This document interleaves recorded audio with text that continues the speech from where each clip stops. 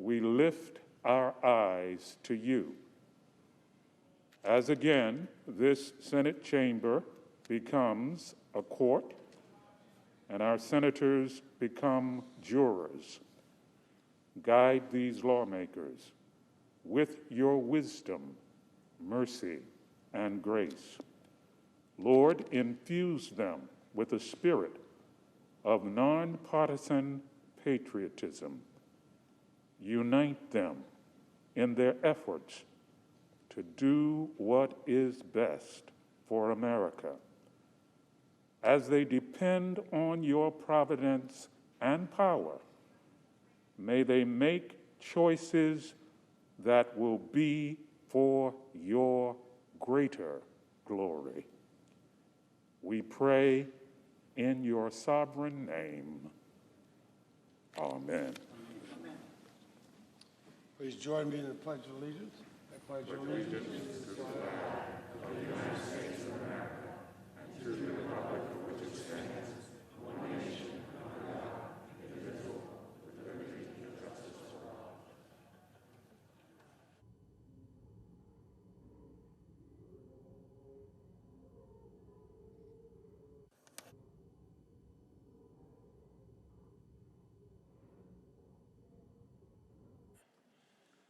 And Senators, will you please be seated? And if there is no objection, the journal of proceedings of the trial are approved to date. I'd ask the Sergeant at Arms to make the proclamation. Hear ye, hear ye, hear ye. All persons are commanded to keep silence on pain of imprisonment while the Senate of the United States is sitting for the trial of the article of impeachment exhibited by the House of Representatives against Donald John Trump, former President of the United States.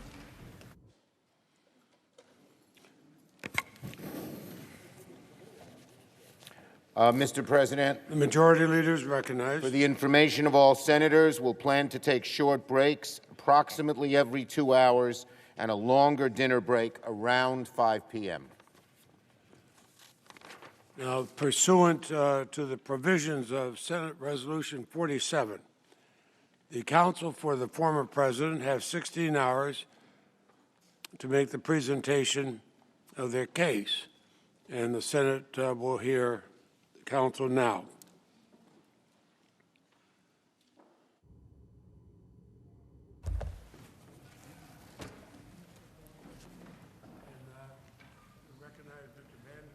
Begin the presentation of the case for the former president.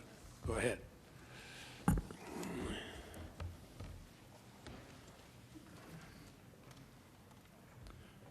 Good afternoon, Senators. Mr. President. The article of impeachment now before the Senate is an unjust and blatantly unconstitutional act of political vengeance. This appalling abuse of the Constitution only further divides our nation when we should be trying to come together around shared priorities. Like every other politically motivated witch hunt the left has engaged in over the past 4 years, this impeachment is completely divorced from the facts, the evidence, and the interests of the American people. The Senate should promptly and decisively vote to reject it. No thinking person could seriously believe that the President's January 6th speech on the ellipse was in any way an incitement to violence or insurrection. The suggestion is patently absurd on its face. Nothing in the text could ever be construed as encouraging, condoning, or enticing unlawful activity of any kind. Far from promoting insurrection against the United States, the President's remarks explicitly encouraged those in attendance to exercise their rights peacefully and patriotically. Peaceful and patriotic protest is the very antithesis of a violent assault on the nation's capital. The House impeachment article slanderously alleges that the president intended for the crowd at the ellipse to, quote, interfere with the joint session's solemn constitutional duty to certify the results of the 2020 presidential election. This is manifestly disproven by the plain text of the remarks. The president devoted nearly his entire speech to an extended discussion of how legislators should vote on the question at hand. Instead of expressing a desire that the joint session be prevented from conducting its business, the entire premise of his remarks was that the democratic process would and should play out according to the letter of the law, including both the Constitution and the Electoral Count Act. In the conclusion of his remarks, he then laid out a series of legislative steps that should be taken to improve democratic accountability going forward, such as passing universal voter ID legislation, banning ballot harvesting, requiring proof of citizenship to vote, and turning out strong in the next primaries. Not only these are not the words of someone inciting a violent insurrection. Not only President Trump's speech on January 6th, but indeed his entire challenge to the election results was squarely focused on how the proper civic process could address any concerns through the established legal and constitutional system. The president brought his case before state and federal courts, the U.S. Supreme Court, the state legislatures, the Electoral College, and ultimately the U.S. Congress. In the past, numerous other candidates for president have used many of the same processes to pursue their own election challenges. As recently as 2016, the Clinton campaign brought multiple post-election court cases, demanded recounts, and ridiculously declared the election stolen by Russia.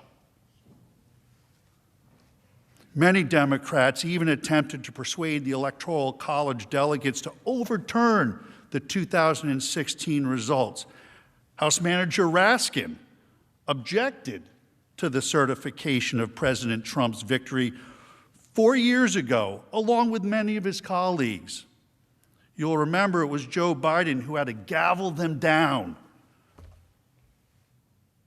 I have an objection because 10 of the 29 electoral votes cast by Florida were cast by electors not lawfully certified. I object to the votes from the state of Wisconsin, which should not be legally certified. Mr. President, I object to the certificate from the state of Georgia on the grounds that the electoral votes were not. There's no debate. And I object to the certificate from the state of North Carolina. I object to the 15 votes from the state of North Carolina. I object. I object to the certificate from the state of Alabama. The electors were not lawfully certified. Is it signed by a senator? Not as of yet, Mr. President. In that case, the objection cannot be entertained. The objection cannot be entertained. Debate is not in order. Even with the There is no debate in order. Is it signed by a senator? There is no debate. There is no debate in the joint session. There is no debate. There is no debate. There is no debate. Please come to order. The objection cannot be received. Section 18, Title 3 of the United States Code prohibits debate in the joint session. I do not wish to debate.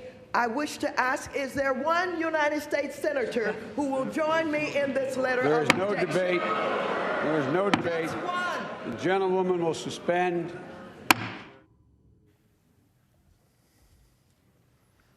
In 2000, the dispute over the outcome was taken all the way to the Supreme Court, which ultimately rendered a decision.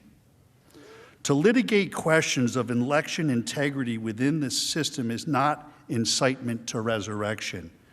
It is the democratic system working as the founders and lawmakers have designed. To claim that the president in any way wished, desired, or encouraged lawless or violent behavior is a preposterous and monstrous lie. In fact, the first two messages the president sent via Twitter once the incursion of the Capitol began were, "Stay peaceful and no violence, because we are the party of law and order." The gathering on January 6th was supposed to be a peaceful event. Make no mistake about that. And the overwhelming majority of those in attendance remained peaceful. As everyone knows, the president had spoken at hundreds of large rallies across the country over the past 5 years. There had never been any mob-like or riotous behaviors, and in fact, a significant portion of each event was devoted to celebrating the rule of law, protecting our Constitution, and honoring the men and women of law enforcement. Contrast the president's repeated condemnations of violence with the rhetoric from his opponents.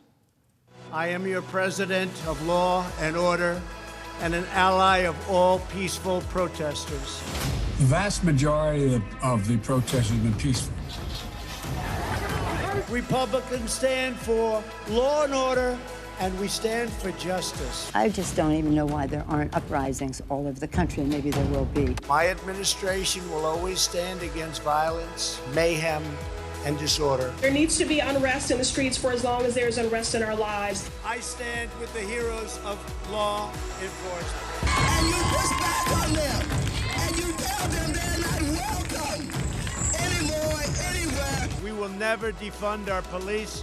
Together, we will ensure that America is a nation of law and order. We were in high school, I'd take him behind the gym and beat the hell out of him. I think you need to go back and punch him in the face. Feel like punching him. We just want law and order. Everybody wants that.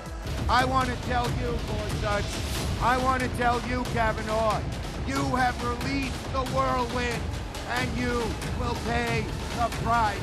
We want law and order. We have to have law and order. Show me where it says that protests are supposed to be polite and peaceful. We believe in safe streets, secure communities, and we believe in law and order.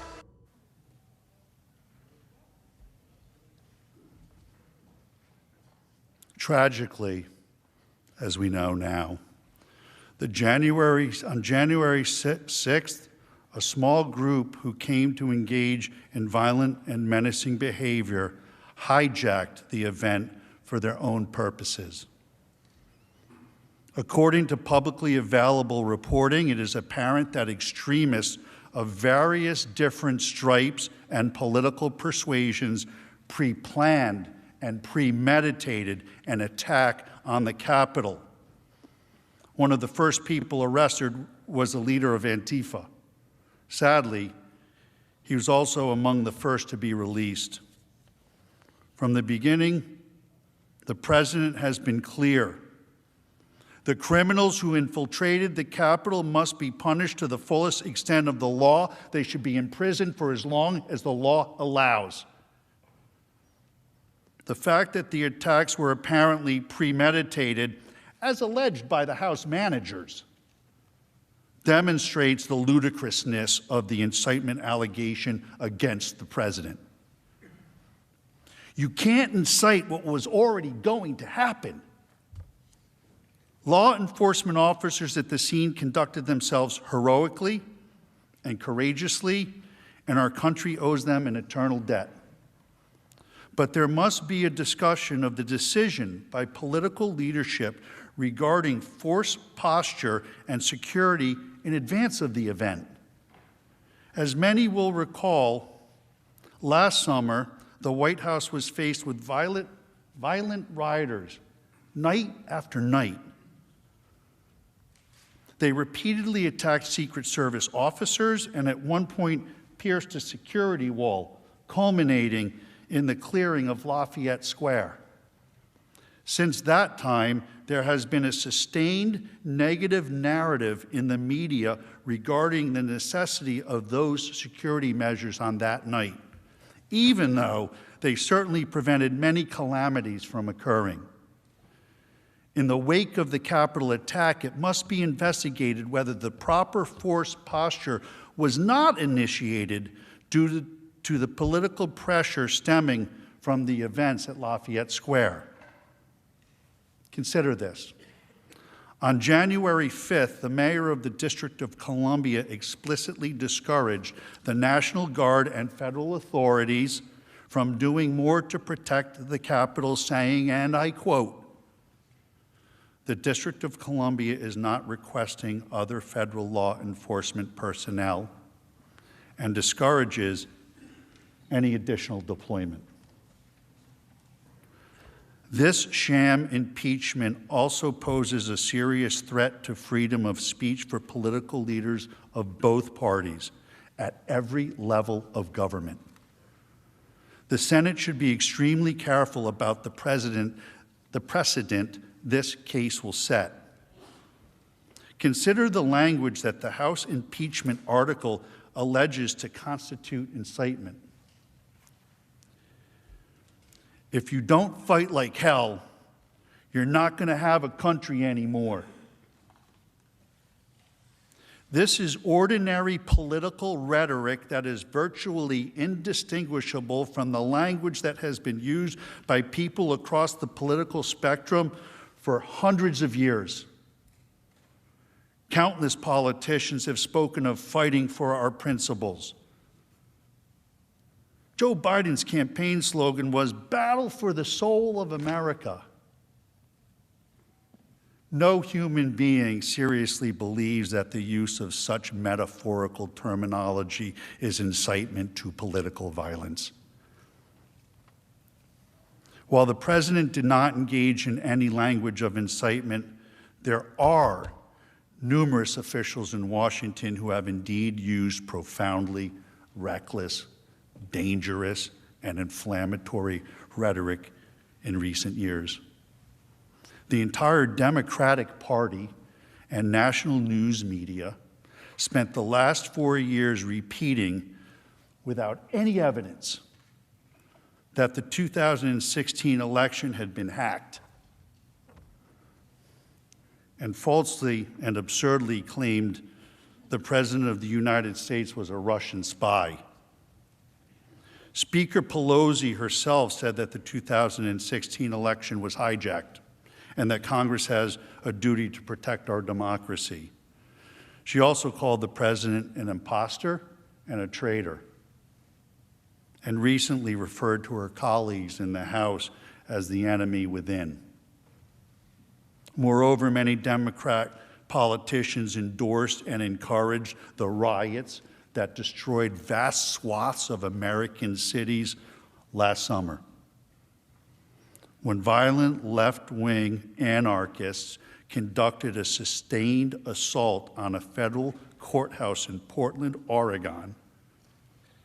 Speaker Pelosi did not call it an insurrection. Instead, she called the federal law enforcement officers protecting the building stormtroopers. When violent mobs destroyed public property, she said, "People will do what they do." The Attorney General of the state of Massachusetts stated, "Yes, America is burning, but that's how forests grow." Representative Anya Presley declared, "There needs to be unrest in the streets for as long as there is unrest in our lives." The current Vice President of the United States, Kamala Harris, urged supporters to donate to a fund that bailed out violent rioters and arsonists out of jail. One of those was released and went out and committed another crime, assault. He beat the bejesus out of somebody. She said of the violent demonstrations, "Everyone beware. They're not going to stop before Election Day in November, and they're not going to stop after Election Day. They're not going to let up, and they should not." Such rhetoric continued even as hundreds of police officers across the nation were subjected to violent assaults at the hands of angry mobs. A man claiming to be inspired by the junior senator from Vermont came down here to Washington, D.C. to watch a softball game and kill as many senators and congressmen as he could. It cannot be forgotten that President Trump did not blame the junior senator. The senior senator from Maine has had her house surrounded by angry mobs of protesters. When that happened and unnerved her, one of the House managers, I forget which one, tweeted, "Cry me a river."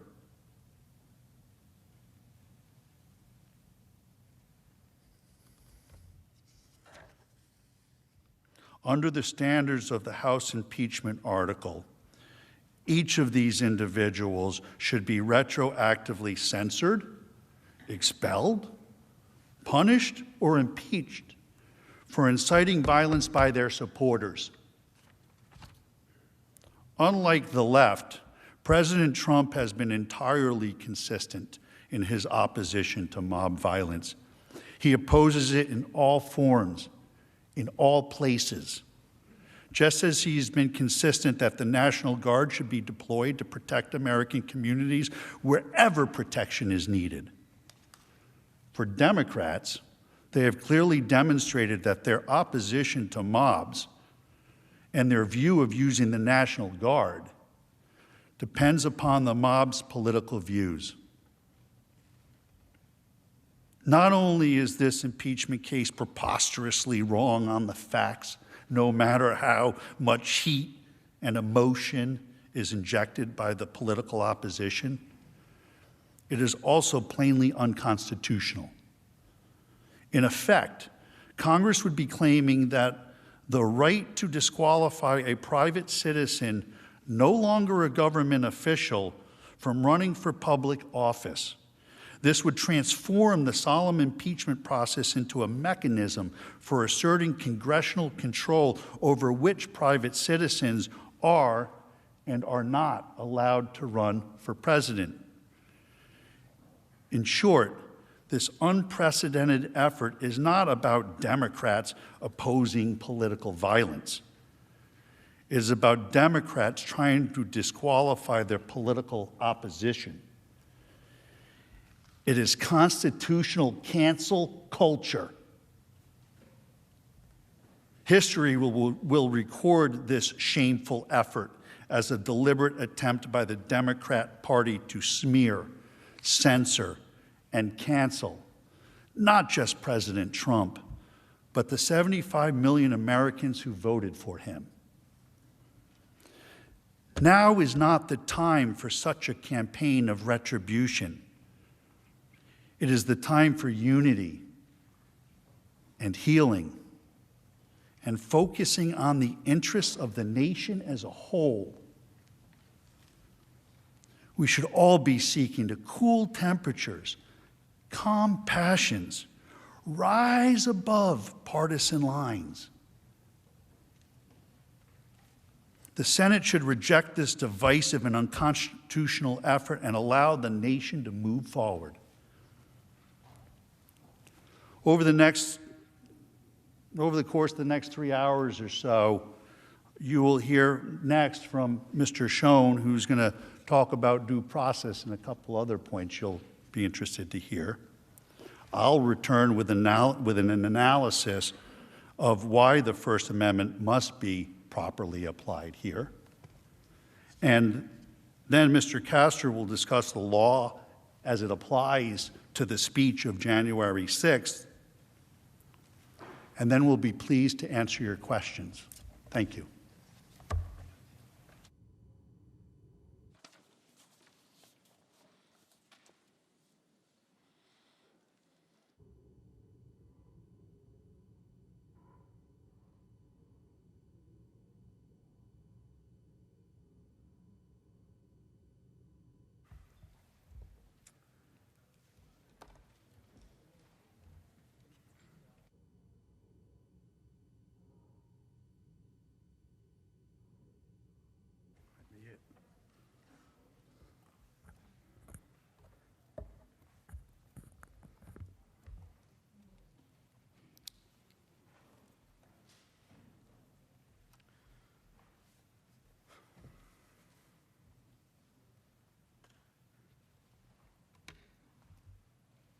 President. Mr. Schoen. Leaders, senators. Throughout the course of today, my colleagues and I will explain in some detail the simple fact that President Trump did not incite the horrific, terrible riots of January 6th. We'll demonstrate that, to the contrary, the violence and looting goes against the law and order message he conveyed to every citizen of the United States throughout his presidency, including on January 6th. First, though, we would like to discuss the hatred, the vitriol, the political opportunism that has brought us here today. The hatred that the House managers and others on the left have for President Trump has driven them to skip the basic elements of due process and fairness and to rush an impeachment through the House claiming, quote, urgency, close quotes. But the House waited to deliver the articles to the Senate for almost 2 weeks, only after Democrats had secured control over the Senate. In fact, contrary to their claim that the only reason they held it was because Senator McConnell wouldn't accept the article, Representative Clyburn made clear that they had considered holding the articles for over 100 days to provide President Biden with a clear pathway to implement his agenda. Our Constitution and any basic sense of fairness require that every legal process with significant consequences for a person's life, including impeachment, requires due process under the law, which includes fact-finding and the establishment of a legitimate evidentiary record with an appropriate foundation. Even last year's impeachment followed committee hearings and months of examination and investigation by the House. Here, President Trump and his counsel were given no opportunity to review evidence or question its propriety. The rush to judgment for a snap impeachment in this case was just one example of the denial of due process. Another, perhaps even more vitally significant example was the denial of any opportunity ever to test the integrity of the evidence offered against Donald J. Trump in a proceeding seeking to bar him from ever holding public office again, and that seeks to disenfranchise some 75 million voters, American voters. On Wednesday this week, countless news outlets repeated the Democrat talking point about the power of never-before-seen footage. Let me ask you this. Why was this footage never seen before? Shouldn't the subject of an impeachment trial, this impeachment trial, President Trump, have the right to see the so-called new evidence against him? More importantly, the riot and the attack on this very building was a major event that shocked and impacted all Americans. Shouldn't the American people have seen this footage as soon as it was available? For what possible reason did the House managers withhold it from the American people and President Trump's lawyers? For political gain? How did they get it? How were they the ones releasing it? It is evidence in hundreds of pending criminal cases against the rioters. Why was it not released through law enforcement or the Department of Justice? Is it the result of a rushed snap impeachment for political gain without due process? House Manager Raskin told us all yesterday that your job as jurors in this case is a fact-intensive job. But of course, as several of the House managers have told you, we still don't have the facts. Speaker Pelosi herself on February 2nd called for a 9/11-style commission to investigate the events of January 6th. Speaker Pelosi says that the commission is needed to determine the causes of the events. She says it herself. If an inquiry of that magnitude is needed to determine the causes of the riot, and it may very well be, then how can these same Democrats have the certainty needed to bring articles of impeachment and blame the riots on President Trump? They don't. The House managers, facing a significant lack of evidence, turned often to press reports and rumors during these proceedings, claims that would never meet the evidentiary standards of any court.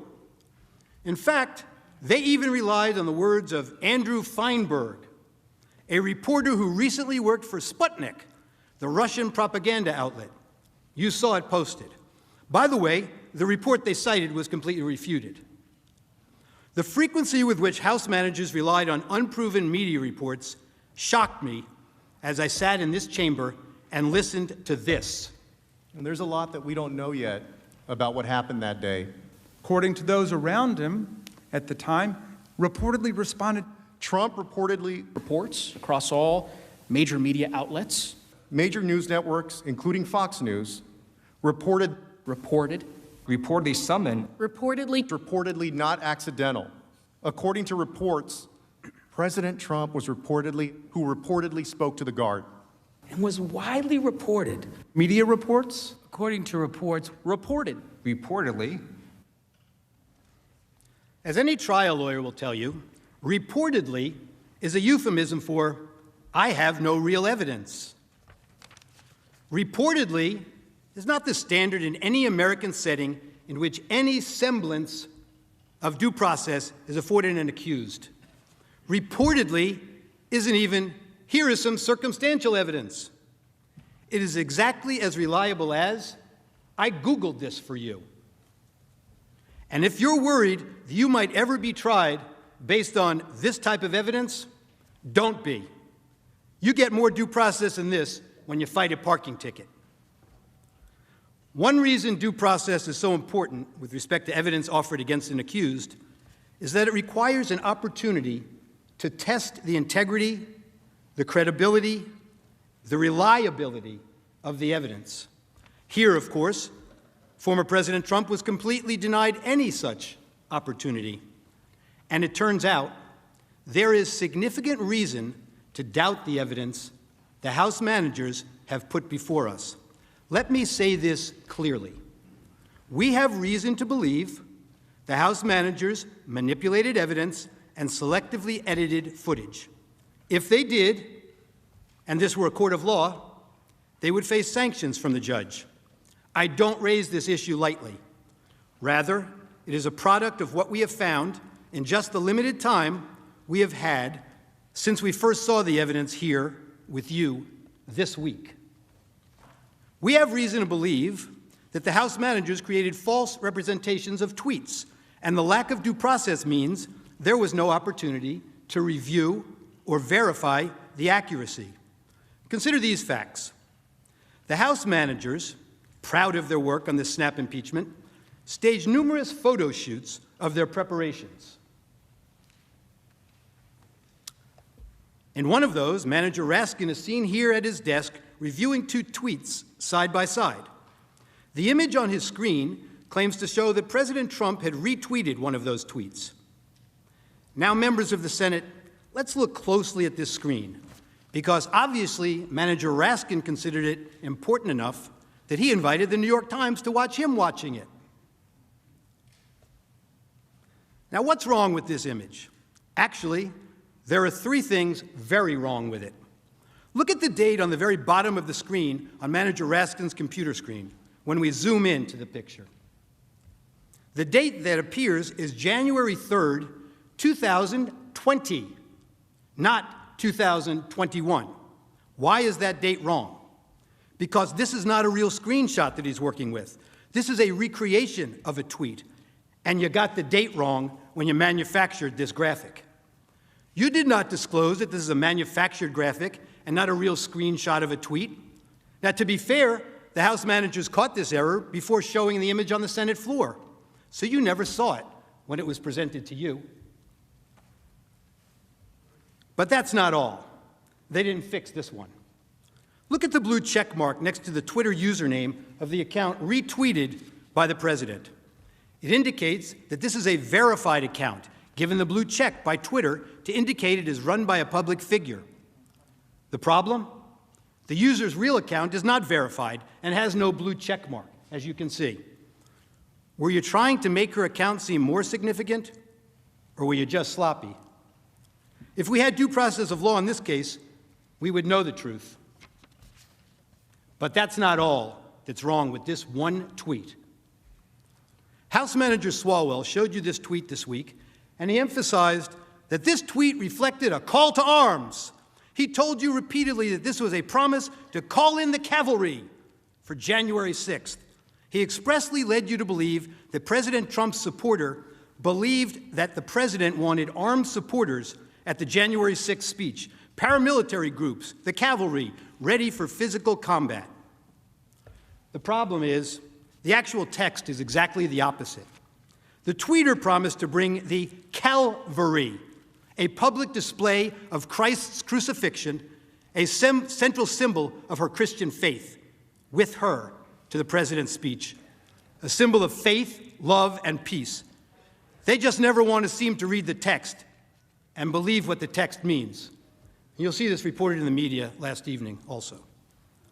Words matter, they told you, but they selectively edited the president's words over and over again. They manipulated video, time-shifting clips, and made it appear the president's words were playing to a crowd when they weren't. Let's take a look. After this, we're going to walk down, and I'll be there with you. We're going to walk down. We're going to walk down to the Capitol. You want, but I think right here, we're going to walk down to the Capitol, and we're going to cheer on our brave senators and congressmen and women, and we're probably not going to be cheering so much for some of them, because you'll never take back our country with weakness. You have to show strength, and you have to be strong. We have come to demand that Congress do the right thing and only count the electors who have been lawfully slated. Lawfully slated. I know that everyone here will soon be marching over to the Capitol building to peacefully and patriotically make your voices heard. And we are going to walk down to the Capitol. They showed you that part. Why are we walking to the Capitol? Well, they cut that off. To cheer on some members of Congress, and not others, peacefully and patriotically. The Supreme Court ruled in Brandenburg that there's a very clear standard for incitement. In short, to paraphrase, whether the speech was intended to provoke imminent lawless action, and was it likely to do so. Go to the Capitol and cheer on some members of Congress, but not others. They know it doesn't meet the standard for incitement, so they edited it down. We heard a lot this week about fight like hell, but they cut off the video before they showed you the president's optimistic, patriotic words that followed immediately after. We fight like hell, and if you don't fight like hell, you're not going to have a country anymore. Our exciting adventures and boldest endeavors have not yet begun. My fellow Americans, for our movement, for our children, and for our beloved country, and I say this despite all that's happened, the best is yet to come. There's that famous quote, like one of the House managers said, "A lie will travel halfway around the world before the truth has a chance to put its shoes on."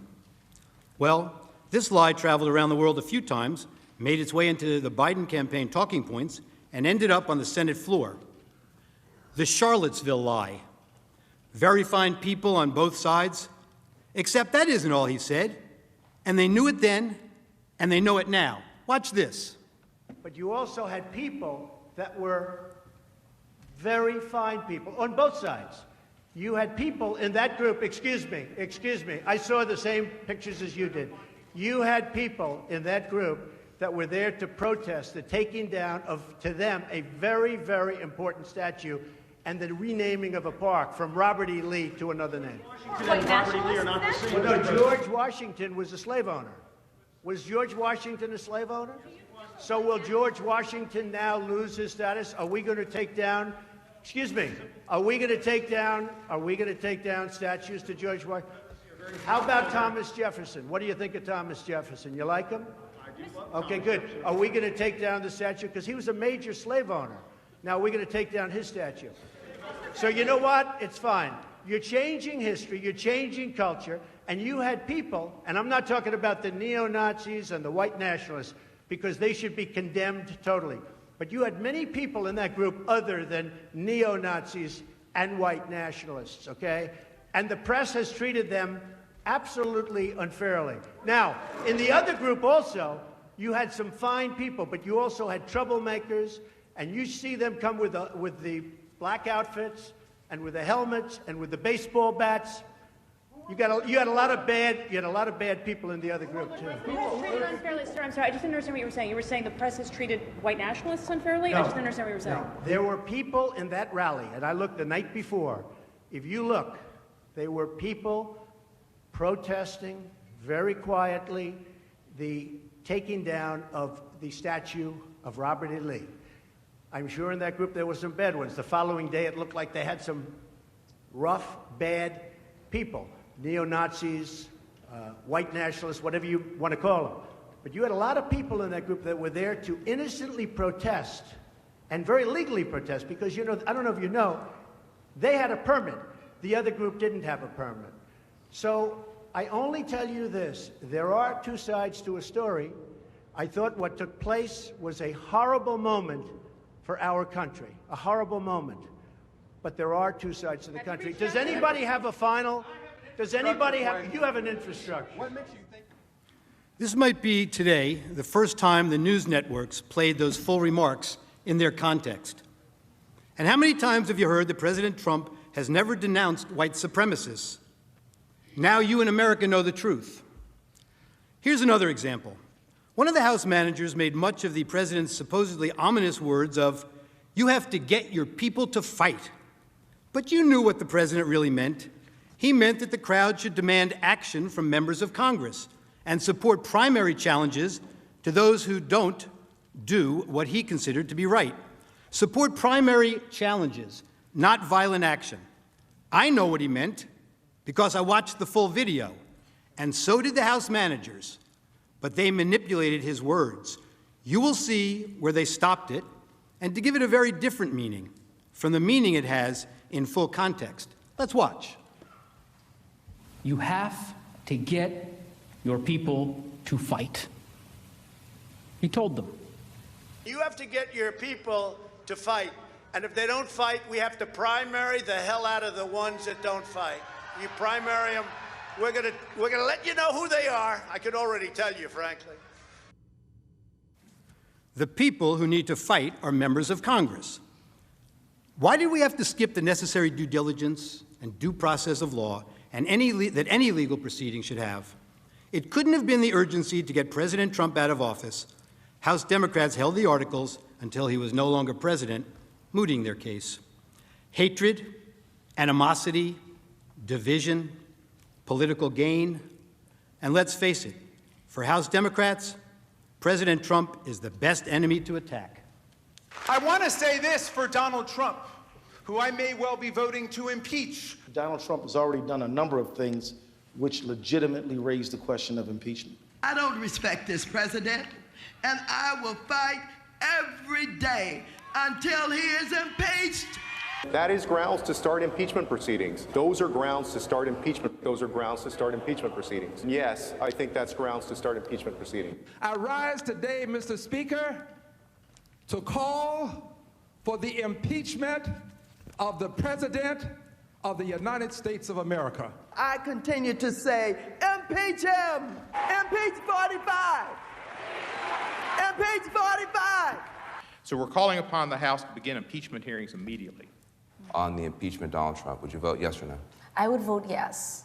I would vote to impeach. Because we're going to go in there, we're going to impeach the motherfucker. But the fact is, I introduced articles of impeachment in July of 2017. If we don't impeach this president, he will get reelected. My oath requires me to be for impeachment, have an impeachment hearing. He needs the scarlet eye on his chest. The representatives should begin impeachment proceedings against this president. It is time to bring impeachment charges against him. Bring impeachment charges. My personal view is that he richly deserves impeachment. I'm here at an impeachment rally, and we are ready to impeach the... Well, we can impeach him every day of the week for anything he does. That same hatred and anger has led House managers to ignore their own words and actions and set a dangerous double standard. The House managers spoke about rhetoric, about a constant drumbeat of heated language. Well, as I'm sure everyone watching expected, we need to show you some of their own words.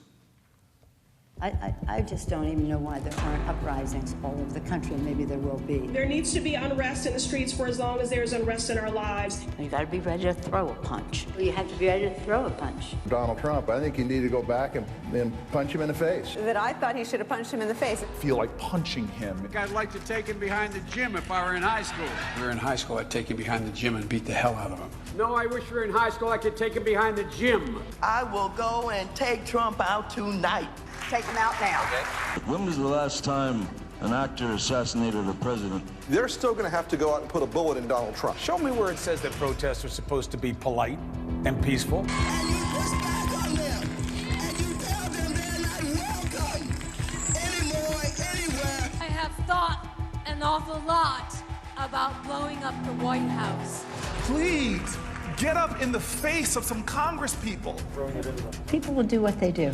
I want to tell you, Gorsuch, I want to tell you, Kavanaugh, you have released the whirlwind, and you will pay the price. We're going to go in there, we're going to impeach the Well, this is just a warning to you Trumpers. Be careful. Walk lightly. And for those of you who are soldiers, make them pay. If you had to be stuck in an elevator with either President Trump, Mike Pence, or Jeff Sessions, who would it be? Does one of us have to come out alive?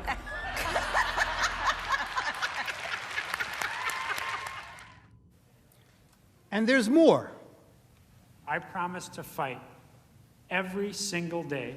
One, I'm a fighter and I'm relentless, but I'm a fighter and I'm relentless. A fighter and I'm relentless. I will fight like hell. But the way I see it now is that we pick ourselves up and we fight back. That's what I think it's all about. We stand up and we fight back. We do not back down. We do not compromise, not today, not tomorrow, not ever. You can either lie down, you can whimper, you can pull up in a ball, you can decide to move to Canada, or you can stand your ground and fight back. And that's what it's about. We do fight back, but we are going to fight back. We are not turning this country over to what Donald Trump has sold. We are just not. Look, people are upset, and they're right to be upset. Now, we can whimper, we can whine, or we can fight back. Me, I'm here to fight back. I'm here to fight back because we will not forget. We do not want to forget. We will use that vision to make sure that we fight harder, we fight tougher, and we fight more passionately than ever. We still have a fight on our hands. Fight hard for the changes Americans are demanding. Get in the fight, to winning the fight, fighting. Please, fighting. We'll use every tool possible to fight for this change. We'll fight to fighting hard. Serious about fighting and fight. We got to get on our front foot and fight back. Problems, we call them out and we fight back. I'm in this fight. I am fighting. Get in this fight. Get in this fight. Get in this fight. And fighting, we all need to be in the fight. We all need to stay in the fight. We stay in this fight. We fought back. We fought back. I am not afraid of a fight. I am in this fight all the way. You don't get what you don't fight for. Our fight. We are in this fight for our lives. This is the fight of our lives. But we are going to make sure that this fight does not end tonight. This is a fight for our lives, the lives of our friends and family members and neighbors. It is a fight, and it is a fight that we're going to work to make sure continues. It's a fight. It is a fight. It is a fight, and that's what this fight is for. Well, I'm wired to fight anyone who isn't doing their job for us. I'm John Tester, and you're damn right. I approve this message. And I'll have lots of fights ahead of us, and I'm ready to stand up and keep fighting. We have to fight. We're going to fight. We're going to fight. We need to fight, and we need to fight. We're going to fight. We got a few more fights. We're going to take the privilege of a few more fights, and we have the biggest fight of all. I will never stop fighting. I will fight like hell to fight back against anyone. We need to say loud and clear that we are ready to fight. It's a bare-knuckles fight. Now they're going to have to actually fight back against people. The fight has to be conducted. It's so important that we need to fight. Fight that fight. We have been fighting. I was fighting very hard. Time is of the essence, both in terms of the fight. I think we should be fighting. Well, I really believe we need to fight. We're simply not going to take this line down. We're going to keep fighting. So I'm telling all my colleagues, this is the fight of our life. Whose side are you on? Who are you fighting for? They're fighting, I'm fighting. We're both fighting. We will fight back. We're not going to just take this line down. I'm just going to keep the fight up. What we have to do right now is fight as hard as we can. We have to rise up and fight back. And so we're going to fight, and we're going to continue to fight. I am going to be fighting like hell. Keep fighting, or we kept fighting and we did. So we're going to keep fighting. We have to be fighting every single day. We have to fight back, and we have no choice but to do that. I think we're doing the right thing to do that. Fighting. And I'm fighting. Well, our job right now is to fight. It's really important. I'm going to keep fighting. I'm asking for the support of people across the country to fight back. And you got to be fierce in fighting. Keep fighting. Brown have been fighting. I've told President Biden I will fight like mad. I'll tell you what, now more than ever, we have to fight like hell. We have these battles on the floor of the Senate. I'm going to go down and battle, and I'm going to be down there on the floor fighting. Right. But we Democrats are fighting as hard as we can. Democrats are fighting as hard as we can. Credit it in any way, but we're fighting back. What we've got to do is fight in Congress, fight in the courts, fight in the streets, fight online, fight at the ballot box. Fighting and pushing around the clock, fighting, continue to be brave and be strong and keep fighting. We're getting people engaged in the fight. We're fighting. We've got to keep fighting and keep focused. Continue to fight. Fight. This is going to be a fight. We'll also fight him and challenge him in every way that we can, in the Congress, in the courts, and in the streets. To continue fighting, we each have an important role to play in fighting. In this fight, like so many before it, it has been a fight. The American people are going to have to fight. And about the importance of fighting, I will always fight. Fighting. But we always must fight. Joe Biden has a deep, deep-seated commitment to fight and to fight. And about the importance of fighting, we always must fight, to fight, to fight, and to fight. As our willingness to fight continued the fight, as Joe Biden says, to fight. It's about fighting of what we're fighting for. We will tell them about what we did to fight. Truly about a fight. But truly, I do believe that we're in a fight. I believe that we are in a fight. I believe we are in a fight. I believe we are in a fight. So there's a fight in front of us, a fight for all of these things. And so we're prepared to fight for that. We know how to fight. Our ongoing fight of fight. We know how to fight. We like a good fight. We were born out of a fight. This is what is our fight right now. There's the fight, there's the fight, there's the fight, and then there's the fight to defend. Back in the fight. Our mission is to fight. That is the guiding purpose of House Democrats, fighting. He has never forgotten who he is fighting for. Marched and fought, and we just have to fight. But this is a fight for our country. Fighting the health crisis of COVID. I led the fight and continue to fight. Never, never, never give up this fight. I'm a citizen fighting for it. It means not only fighting a leader who fought for progressive change, as a lawyer who fought for people his whole life, as well as other fights. And I'm proud that to have Tim in this fight with me. And above all, it's time for America to get back up and once again fight. We will fight when we must fight. What kind of America are we fighting for? We've been fighting, so we need to fight, but we also need to fight for an America. I am going to wake up every day and fight hard. I have been fighting. We're going to fight. We are going to fight. We're going to fight. We're going to fight. And I will fight.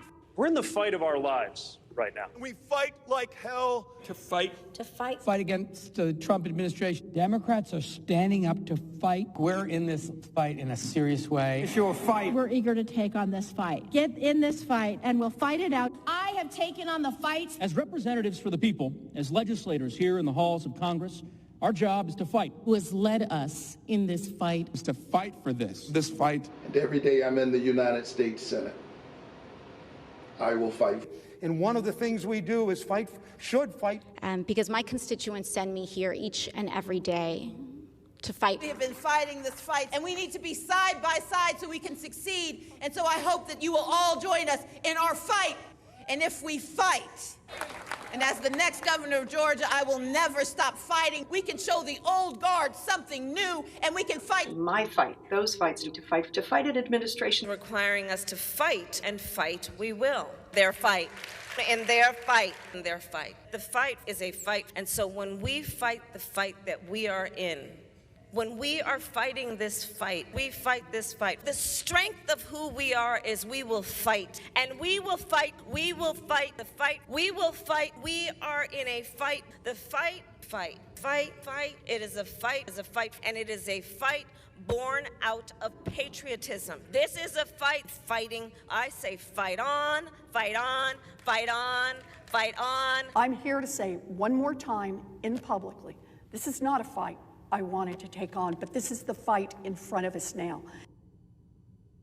Every single one of you and every one of you. That's okay. You didn't do anything wrong. It's a word people use. But please stop the hypocrisy. And did you tone down the rhetoric last summer when all of this was happening? Did you condemn the rioters? Or did you stand with Nancy Pelosi, who said, people are going to do what they're going to do? This is a movement, I'm telling you. They're not going to stop. And everyone beware, because they're not going to stop. They're not going to stop before Election Day in November, and they're not going to stop after. And please, show me where it says that protests are supposed to be polite and peaceful. I just don't even know why there aren't uprisings all over the country. Maybe there will be. It was a violent night in St. Louis. They shot and killed David in cold blood. Destroying property which can be replaced is not violence. This is an apartment complex on fire. And it just collapsed. Their building just collapsed. I have nowhere to go now. These people did this for no reason. This is just a snapshot of some of the damage that people will be waking up to. But police clearly. I'm proud of New York, and I'm proud of the protests. There is damage everywhere you look. Honestly, it looks like a war zone. Heartwarming to see so many people turn out peacefully. They keep doing it day after day after day. In fact, our country is a nation of protests. The Patriots were protesters. St. John's Church is on fire. Do you disavow the violence from Antifa? That's a myth. I hope someone burns down your whole precinct with all y'all inside. It is not, generally speaking, unruly. And you push back on them. And you tell them they're not welcome anymore, anywhere. They're not going to let up, and they should not. You claim that it's wrong to object to the certification of election results. You, along with your allies in the media, attempted to cancel and censor members of this chamber who voiced concerns and objected to certification. Manager Raskin, you'd been in Congress only 3 days when you objected in 2017. It's one of the first things you did when you got here. I have an objection because 10 of the 29 electoral votes cast by Florida were cast by electors not lawfully certified. Is the objection in writing and signed not only by the member of the House of Representatives, but also by a senator? It is in writing, Mr. President. Is it signed by a senator? Not as of yet, Mr. President. In that case, the objection cannot be entertained. Mr. President, I object to the certificate from the state of Georgia on the grounds that the electoral votes were not... There's no debate. I object to the certificate from the state of North Carolina based on violations of the Voting Rights Act. There is no debate in the joint session. I object because people are horrified by the overwhelming evidence. Section 18, Title 3 of the United States Code prohibits debate. I object. Objected to the counting of the electoral votes of the state of Ohio. I object to the certificate from the state of Alabama. The electors were not lawfully certified. I object to the 15 votes from the state of North Carolina because of the massive voter suppression and the closing of polling booths. There is no debate. There is no debate. 16 There is to no 1, debate. and the massive voter suppression that occurs to African Americans. The gentleman will suspend. I have an objection to the electoral votes. The objection is in writing, and I don't care that it is not signed by a member of the Senate. I do not wish to debate. I wish to ask, is there one United States senator who will join me in this letter There of is no debate. The objection is signed by a member of the House, but not yet by a member of the Senate. Well, it is over.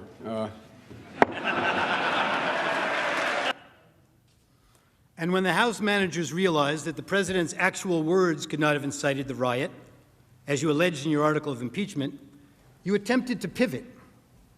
You said that raising the issue of election security and casting doubt on the propriety of our elections was dangerous.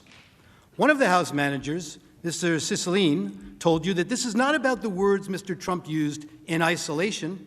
Rather, it is about the big lie, the claim that the election was stolen. The House managers told you that it's the big lie that incited the riot, and that the big lie was President Trump's claim that the election was not a fair election or that the election was stolen. Claiming an election was stolen, you were told, are words that are insightful to a candidate's followers and cause people to respond violently. Claiming an election was stolen or not legitimate is something that a candidate should never do because he or she knows or should know that such a claim and such words can actually incite violent insurrection, you were told. Well, it seems that the House manager's position must be actually a bit narrower than that. The House manager's position really is that when Republican candidates for office claim an election is stolen or that the winner is illegitimate, it constitutes inciting an insurrection, and the candidate should know it. But Democratic Party candidates for public elective office are perfectly entitled to claim the election was stolen or that the winner is illegitimate or to make any other outrageous claim they can. It is their absolute right to do so. And it is their absolute right to do so, irrespective of whether there's any evidence to support the claim. Democratic candidates can claim that an election was stolen because of Russian collusion or without any explanation at all. And that is perfectly okay and is in no way incitement to an insurrection. And somehow, when Democratic candidates publicly decry an election as stolen or illegitimate, it's never a big lie. You've been doing it for years. But can you imagine telling your supporters that the only way you could possibly lose is if an American election was rigged and stolen from you? And ask yourself whether you've ever seen anyone at any level of government make the same claim about their own election. If Stacey Abrams doesn't win in Georgia, they stole it. It's clear. It's clear. And I say that publicly, it's clear. You can run the best campaign. You can even become the nominee. And you can have the election stolen from you. He knows he's an illegitimate president. He knows that there were a bunch of different reasons why the election turned out the way it did. Votes remain to be counted. There are voices that were waiting to be heard. And I will not concede. And I respect where you're coming from, and I respect the issues that you're raising. You're not answering the question. Do you think it was... You're not using the word legitimate. There are still legitimate concerns over the integrity of our elections and of ensuring the principle of one person, one vote. I agree with tens of millions of Americans who are very worried that when they cast the ballot on an electronic voting machine, that there is no paper trail to record that vote. But constantly shifting vote tallies in Ohio and malfunctioning electronic machines which may not have paper receipts have led to additional loss of confidence by the public. This is their only opportunity to have this debate while the country is listening, and it is appropriate to do so. House Manager Castro no longer has to try to imagine it, thanks to the distinguished senator and others. It didn't have to be this way. The Democrats promised unity. They promised to deliver the very COVID relief in the form of $2,000 stimulus checks that President Trump called for. They should have listened to their own words of the past. I leave you with the wise words of Congressman Jerry Nadler. The effect of impeachment is to overturn the popular will of the voters. We must not overturn an election and remove a president from office, except to defend our system of government or our constitutional liberties against a dire threat. And we must not do so without an overwhelming consensus of the American people. There must never be a narrowly voted impeachment or an impeachment supported by one of our major political parties and opposed by the other. Such an impeachment will produce the divisiveness and bitterness in our politics for years to come and will call into question the very legitimacy of our political institutions. The American people have heard the allegations against the president, and they overwhelmingly oppose impeaching him. They elected President Clinton. They still support him. We have no right to overturn the considered judgment of the American people. Mr. Speaker, the case against the president has not been made. There is far from sufficient evidence to support the allegations, and the allegations, even if proven true, do not rise to the level of impeachable offenses. Mr. Speaker, this is clearly a partisan railroad job. The same people who today tell us we must impeach the president for lying under oath, almost to a person voted last year to re-elect the speaker who had just admitted lying to Congress in an official proceeding. The American people are watching, and they will not forget. You may have the votes, you may have the muscle, but you do not have the legitimacy of a national consensus or of a constitutional imperative. This partisan coup d'etat will go down in infamy in the history of this nation. Thank you, Mr. Speaker. I yield back the balance of my time.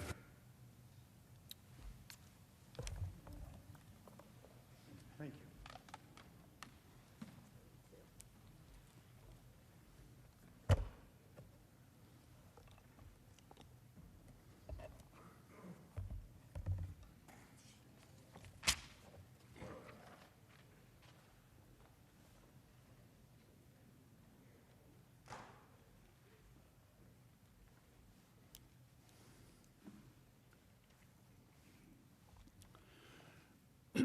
Good afternoon again, Senators. Mr. President. There are two fundamental questions for purposes of this free speech analysis. First, does the First Amendment to the Constitution apply in this chamber to these impeachment proceedings? Second, if it does, do the words spoken by Mr. Trump at the Ellipse on January 6th meet the definition of constitutional incitement so as to void the protections afforded by the First Amendment? I will explain why the answers to both of these questions must be a resounding yes.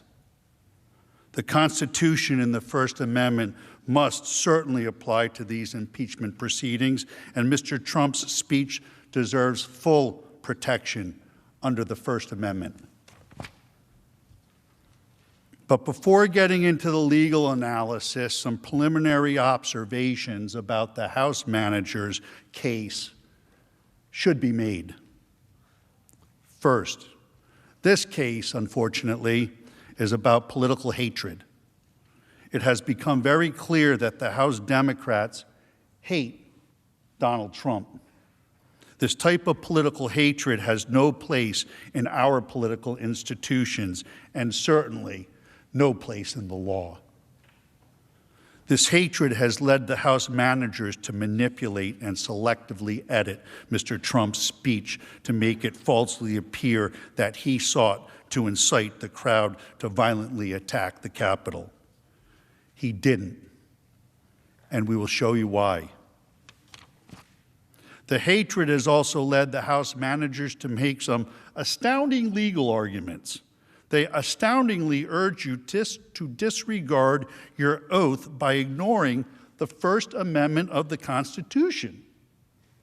They also ignore landmark binding United States Supreme Court cases, precedents, Wood and Bond, both of which unequivocally hold that elected officials have core First Amendment rights to engage in the exact type of political speech which Mr. Trump engaged in. I was shocked the House managers not only spent a mere 3 pages on the First Amendment analysis in their trial memo, but yesterday they spent a mere 10 minutes at the end of their case as a throwaway. What we have read and what we have heard is devoid of any constitutional analysis for less than what I would expect from a first-year law student. They left out landmark cases, total intellectual dishonesty. And finally, hatred is at the heart of the House managers' frivolous attempts to blame Donald Trump for the criminal acts of the rioters based on double hearsay statements of fringe right-wing groups based on no real evidence other than rank speculation. Hatred is a dangerous thing. We all have to work to overcome it. Hatred should have no place in this chamber, in these proceedings. The second observation. The Senate is presented with an extraordinary task sitting in judgment of a former president's words in a speech that he gave at a political event. The House managers accused Mr. Trump of using his words to incite the horrific events at the Capitol on January 6th. But yesterday, they gave you a new and novel standard of incitement with an element of foreseeability, a negligence concept. They cite zero case law. They made it up. This task of applying a completely made-up legal standard of incitement to an impeachment proceeding is truly an unprecedented task for the Senate. And that is something the Senate must seriously consider when deciding the issue. Do you want to create a precedent where the Senate will be tasked with sitting in judgment as to the meaning and implied intent of a president's words or words of any elected official?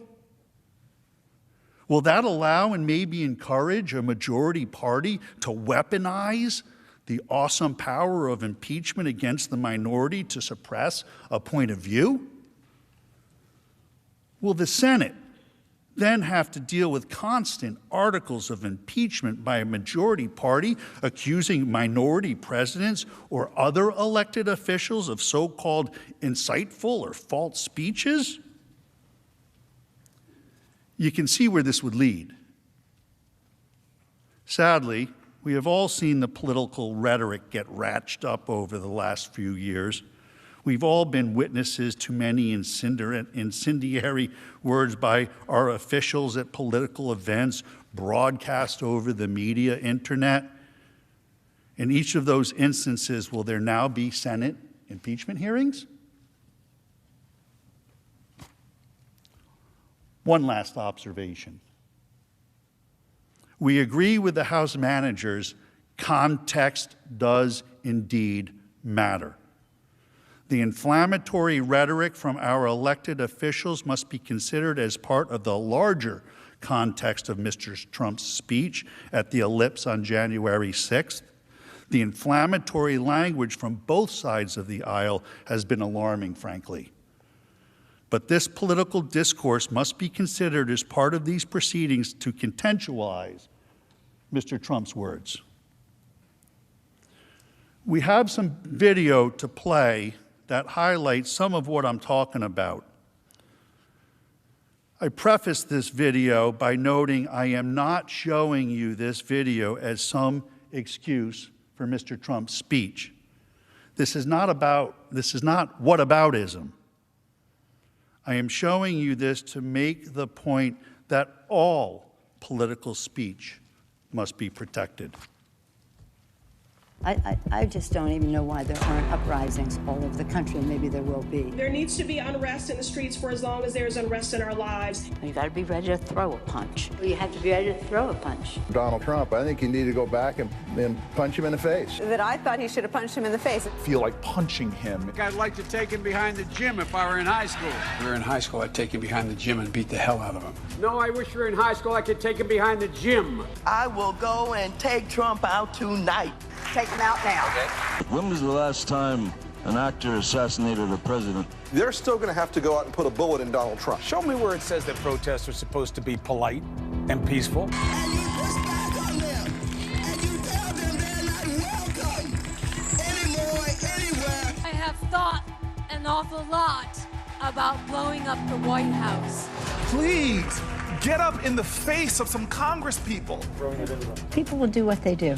I want to tell you, Gorsuch, I want to tell you, Kavanaugh, you have released the whirlwind, and you will pay the price. We're going to go in there, we're going to impeach the Well, this is just a warning to you Trumpers. Be careful.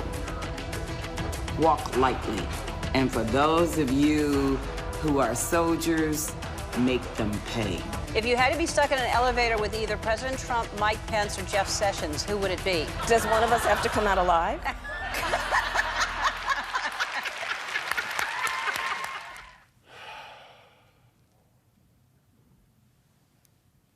Again, I did not show you my client, for I need not. I showed you the video because in this political forum, all robust speech should be protected, and it should be protected evenly for all of us.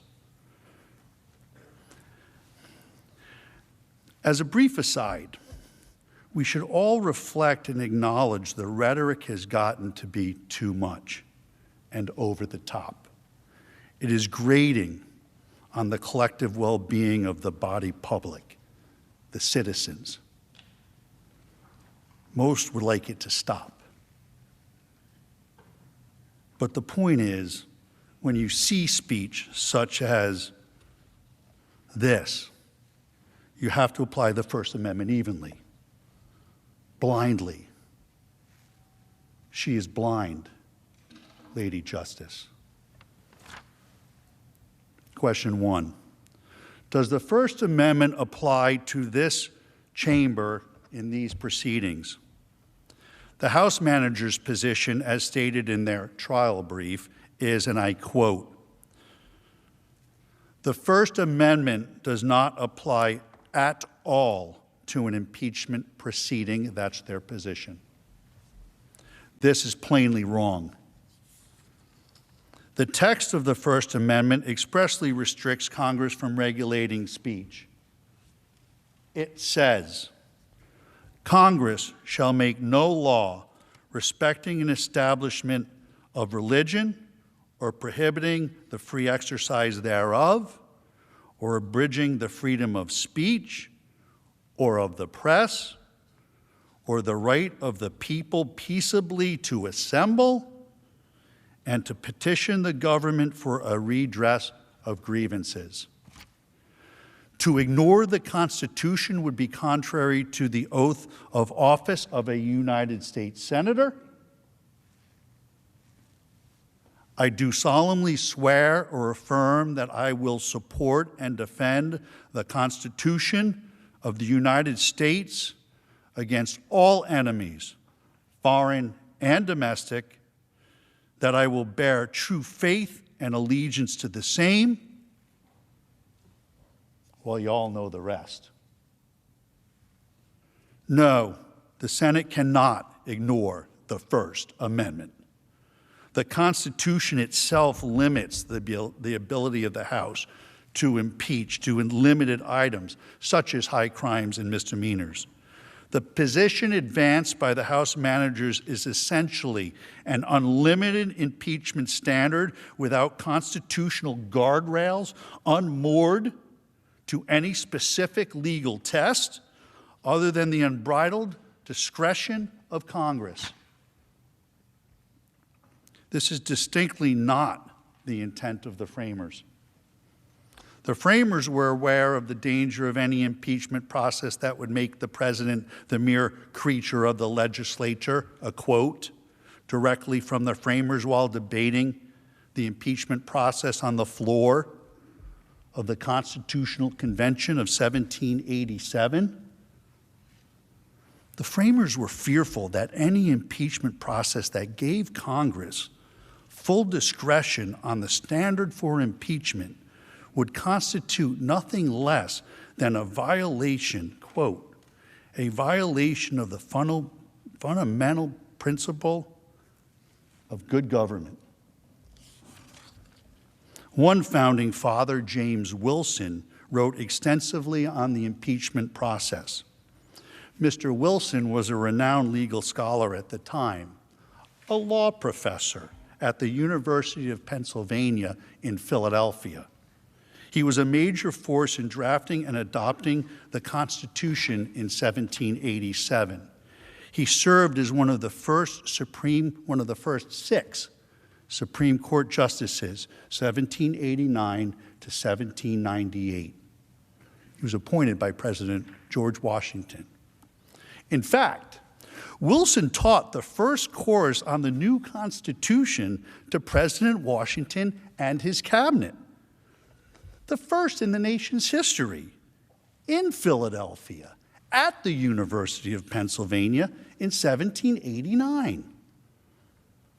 Wilson, in his law lectures, the first of their kind under the Constitution, plainly states that the Senate may not ignore the Constitution in impeachment proceedings.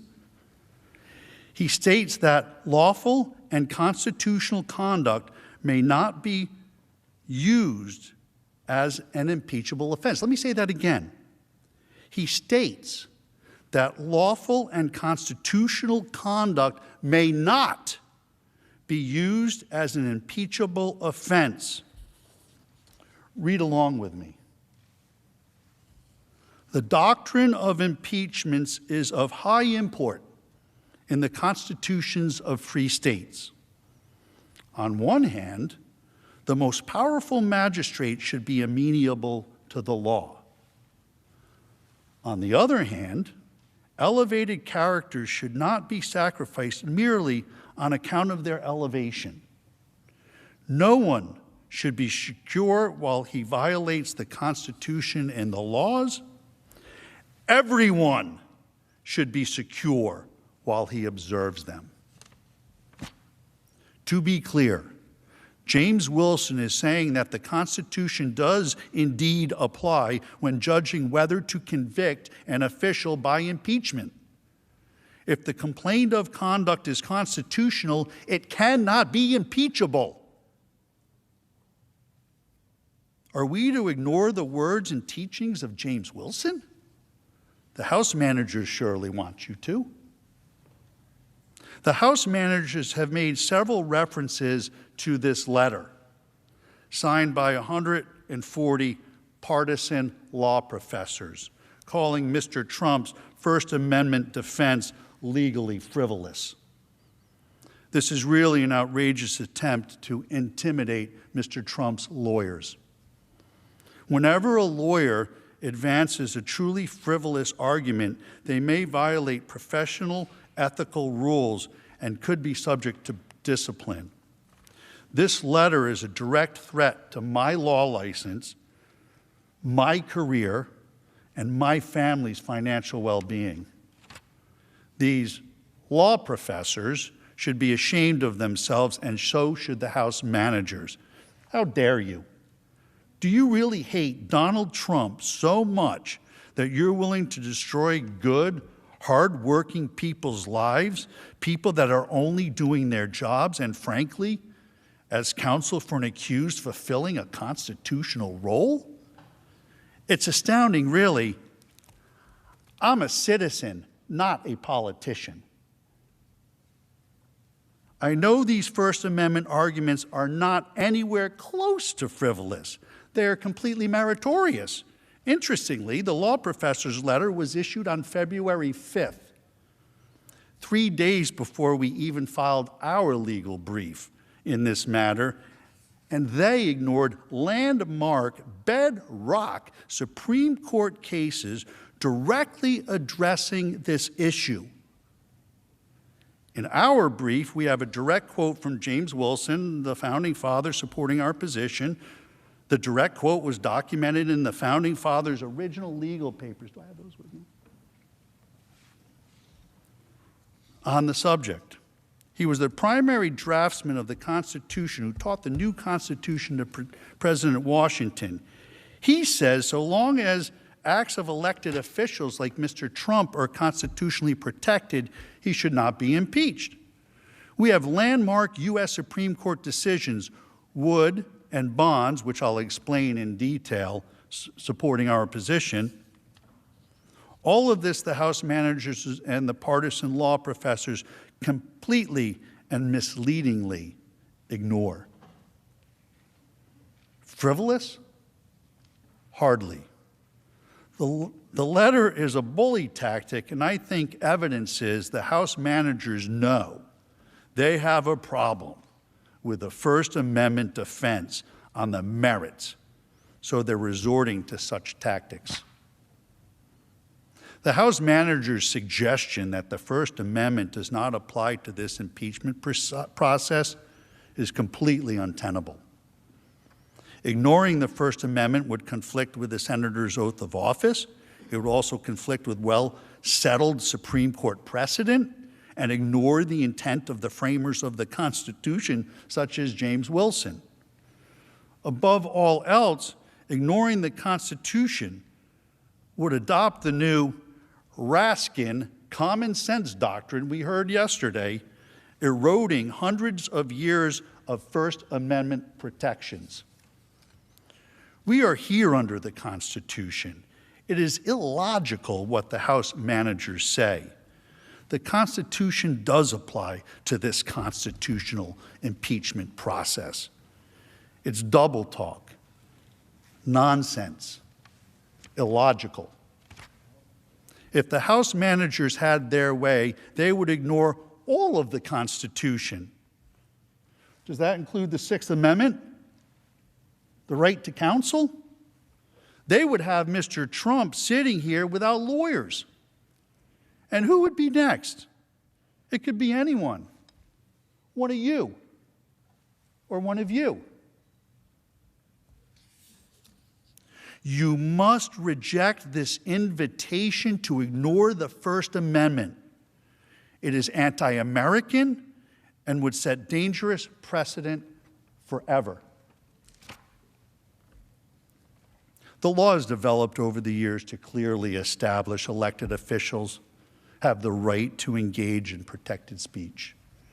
Mr. Trump is not just a guy on the street or a guy at a bar or a fire chief or a police officer. There were a few of them in there. All analogies given by the House managers. These sideways analogies are wrong. Mr. Trump was an elected official, and there is an entire body of law, Supreme Court landmark cases supporting the conclusion that Mr. Trump actually has enhanced free speech rights because he is an elected official. These cases are ignored by the House managers and the law professors. And that, too, is total intellectual dishonesty. The Supreme Court has long held that the First Amendment's right to freedom of speech protects elected officials. Two important on-point decisions from the Supreme Court, Wood versus Georgia and Bond versus Floyd, expressly contradict the House managers' position. The House managers do not even cite those cases in their brief. They barely acknowledge them in their reply, and they were mum on them yesterday. In Wood versus Georgia, the Supreme Court addressed a case involving a sitting sheriff whose re-election was being investigated by a grand jury and paneled by a judge based on allegations of irregular Negro bloc voting. It was in the 60s. The sheriff spoke publicly in multiple press releases calling the grand jury investigations racist, illegitimate, and an attempt to intimidate voters. He even urged the grand jurors on how to decide the issues and not let its high office be a party to any political attempt to intimidate voters. The sheriff viewed the grand jury as challenging the legitimacy of his election. The sheriff even sent a letter to the grand jurors with these allegations, which is an extraordinary step since laws in most states, including Georgia, prohibit attempts to influence or intimidate jurors. The sheriff was charged and convicted of contempt of court and obstruction of the grand jury. But the Supreme Court, in a decision written by Justice Brennan, reversed. The court held that the First Amendment protected an elected public official's speech because the voting controversy directly affected the sheriff's political career. G29. The petitioner was an elected official and had, read with me, please, everybody. The petitioner was an elected official and had the right to enter the field of political controversy, particularly where his political life was at stake. The role that elected officials play in our society makes it all the more imperative that they be allowed freely to express themselves on matters of current public importance. Would, thus, stands for the proposition that a difference of political opinion expressed in the speech on an issue of voting irregularity cannot be punishable where all that was done was to encourage investigation and peaceful political speech. Just like Mr. Trump has done here. The legal scholars call that directly on point. A second case, Bond versus Floyd, involved a state legislature punishing an elected official for protected political speech. Bond is particularly instructive here, too. In Bond, the Supreme Court squarely addressed the question of an elected official's punishment by a legislature for statements alleged to have incited public violation of the law, the burning of draft cards.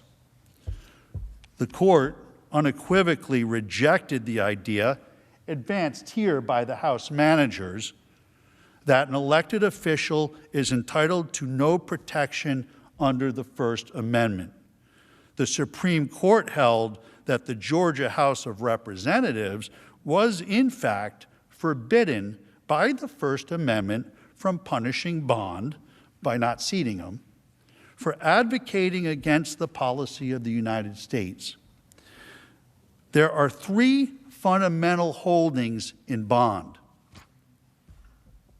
One, the manifest function of the First Amendment in a representative government requires that legislators be given the widest latitude to express their views on issues of policy. Two, just as erroneous statements must be protected to give freedom of expression the breathing space it needs to survive, so statements criticizing public policy and the implementation of it must be similarly protected. Third holding, legislators have an obligation to take positions on controversial political questions so that their constituents can be fully informed by them and be better able to assess their qualifications. Please read along with me. Their qualifications for office. Also, so they may be represented in governmental debates by the person they have elected to represent them. Mr. Trump enjoys this same First Amendment protection from Congress. The First Amendment's protections guarantee free speech addressing the electoral integrity issues essential to his career that Mr. Trump has consistently advocated. The House managers argue that the First Amendment, and I quote, does not shield public officials who occupy sensitive policy-making positions from adverse actions when their speech undermines important governmental interests. That is flat wrong. They are, in essence, attempting to treat Mr. Trump as their employee. This is not the law under Wood and Bond. Mr. Trump was elected by the people. He is an elected official. The Supreme Court says elected officials must have the right to freely engage in public speech. Indeed, the Supreme Court expressly rejected the House manager's argument in Wood versus Georgia, holding that the sheriff was not a civil servant, but an elected official who had core First Amendment rights which could not be restricted. That's Wood v. Georgia, page 395, footnote 21. The House managers do not mention Wood or Bond in the trial brief or anywhere else. Why? Why not? Because it does not fit their narrative or their story. They want to punish Mr. Trump for engaging in constitutionally protected free speech, and they do not want you to consider the issue. But you must. Question 2. Does Mr. Trump's speech deserve protection under the First Amendment? There is no doubt Mr. Trump engaged in constitutionally protected political speech that the House has improperly characterized as incitement of insurrection.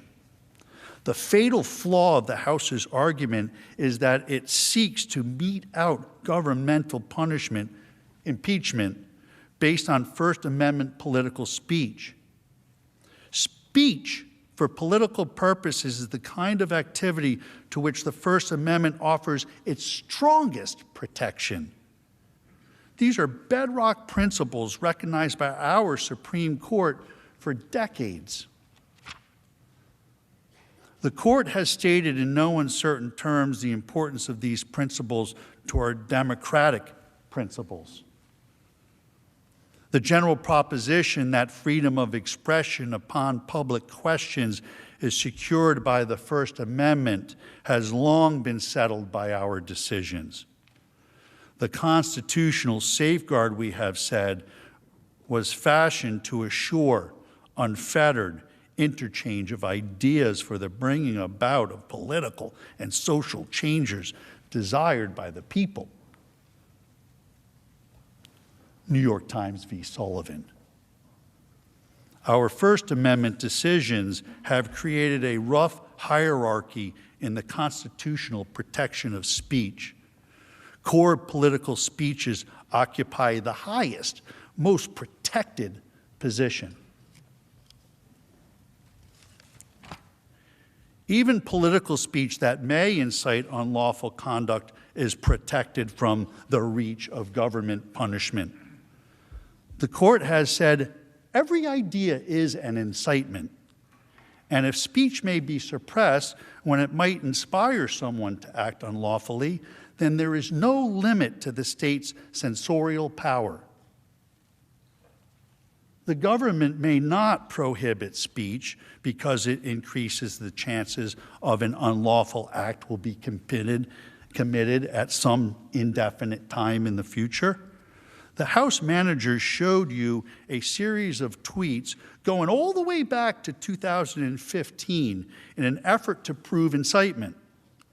All of that evidence is totally irrelevant under the constitutional definition of incitement. Brandenburg versus Ohio is really the landmark case on the issue of incitement speech. Half of the case was mentioned yesterday. In the Brandenburg v. Ohio case, another landmark, the court held the government may only suppress speech for advocating the use of force or a violation of law if such advocacy is directed to inciting or producing imminent lawless action and is likely to incite or produce such action. The Brandenburg holding has been interpreted as having three basic prongs to determine if speech meet the definition of incitement. The Brandenburg test precludes speech from being sanctioned as incitement to a riot unless the speech explicitly or implicitly encouraged use of violence or lawless action.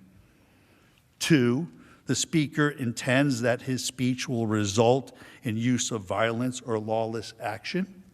And 3, the imminent use of violence or lawless action is the likely result of the speech. The House managers cannot get past the first prong of the Brandenburg test.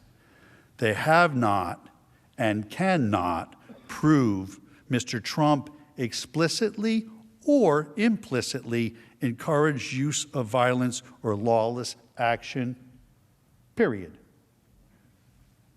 Brandenburg requires a close examination of the words themselves. The words are either important or they're not. The House managers admitted that the incitement issue is not about the words. Why not? Because on the face of it, Mr. Trump's words are no different than the figurative speech used by every one of the senators assembled here today. If it is not about the words, but about the big lie of a stolen election, then why isn't House Manager Raskin guilty since he tried to overturn the 2016 election? The more the House managers speak, the more hypocrisy gets revealed. Hypocrisy. Even though they say it's not about the words, the law under Brandenburg requires a close analysis of the words to determine incitement. So we need to look at those words. Mr. Trump did the opposite of advocating for lawless action. The opposite. He expressly advocated for peaceful action at the Save America rally. He explicitly stated, these are the words, "I know that everyone here will soon be marching over to the Capitol building to peacefully and patriotically make your voices heard." To peacefully and patriotically make your voices heard. That is how this president has spoken for years when he condemns violence, lawlessness, and rioters. The House managers have played manipulated, selectively edited parts of Mr. Trump's speech. They focus heavily on the word fight. The president used the word fight 20 times in his speech. They picked only 2. Why? Why not the other 18? Because they don't tell the story the way they want to tell it. Here are all of them. Listen to the context. And Rudy, you did a great job. He's got guts. You know what? He's got guts, unlike a lot of people in the Republican Party. He's got guts. He fights. He fights. And I'll tell you, thank you very much, John. Fantastic job. I watched. That's a tough act to follow, those two. There's so many weak Republicans, and we have great ones. Jim Jordan and some of these guys, they're out there fighting. The House guys are fighting. But it's incredible. Many of the Republicans, I helped them get in. I helped them get elected. Get rid of, how do you say, I want to get rid of America first? Even if you're going to do it, don't talk about it, right? Unbelievable what we have to go through. What we have to go through, and you have to get your people to fight. And if they don't fight, we have to primary the hell out of the ones that don't fight. You primary them, we're gonna let you know who they are. I could already tell you, frankly. Republicans are constantly fighting like a boxer with his hands tied behind his back. It's like a boxer. And we want to be so nice. We want to be so respectful of everybody, including bad people. And we're going to have to fight much harder. And Mike Pence is going to have to come through for us. And if he doesn't, that will be a sad day for our country. Because you're sworn to uphold our Constitution. And the accountability says, if we see somebody in there that doesn't treat our vets well, or they steal, they rob, they do things badly, we say, Joe, you're fired, get out of here. Before you couldn't do that. You couldn't do that before. So we've taken care of things, we've done things like nobody's ever thought possible. And that's part of the reason that many people don't like us, because we've done too much. But we've done it quickly, and we were going to sit home and watch a big victory, and everybody had us down for a victory. It was going to be great. And now we're out here fighting. I said to somebody I was going to take a few days and relax after our big electoral victory. 10 o'clock, it was over. The American people do not believe the corrupt fake news anymore. They have ruined their reputation. But, you know, it used to be that they'd argue with me. I'd fight. So I'd fight, they'd fight, I'd fight, they'd fight. Boop, boop. You'd believe me, you'd believe them. Somebody comes out, you know. They had their point of view, I had my point of view. But you'd have an argument. Now what they do is they go silent. It's called suppression. And that's what happens in a communist country.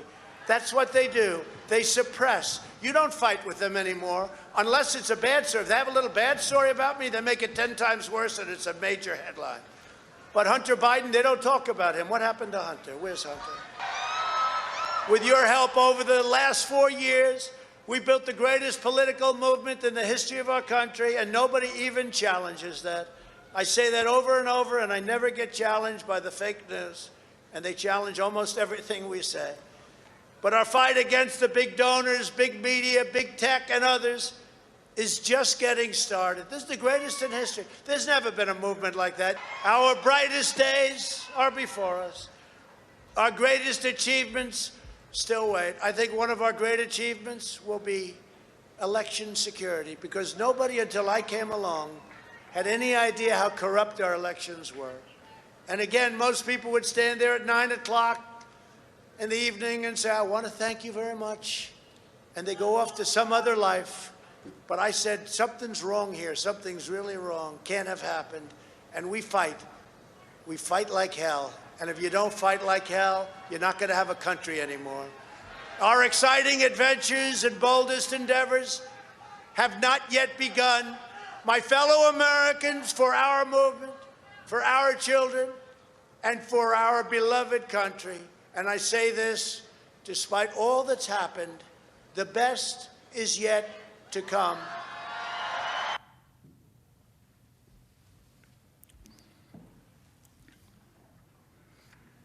A boxer fighting with his hand tied behind his back, members of Congress fighting, Rudy being Rudy. These are the metaphorical, rhetorical uses of the word fight. We all know that, right? Suddenly, the word fight is off limits? Spare us the hypocrisy and false indignation. It's a term used over and over and over again by politicians on both sides of the aisle. And of course, the Democrat House managers know that the word fight has been used figuratively in political speech forever. But don't take it from me. It's best to listen to them. Our mission is to fight. Our job is to fight.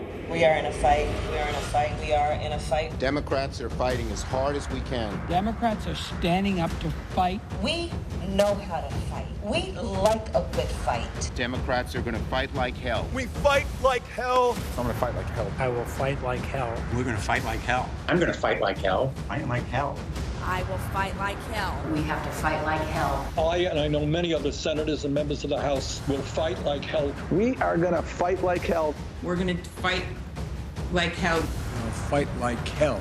And we just have to fight. We're gonna fight. We are gonna fight. We're gonna fight. We're gonna fight. Because you'll fight. To fight. Political revolution. That means that millions have got to stand up and fight.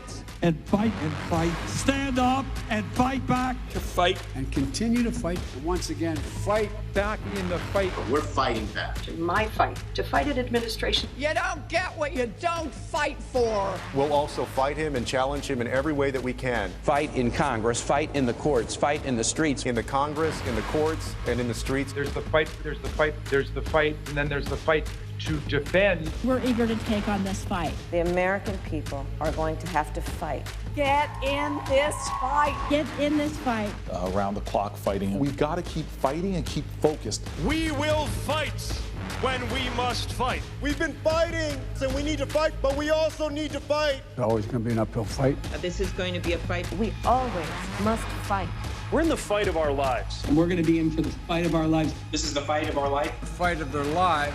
We are in this fight for our lives. We cannot ever give up fighting.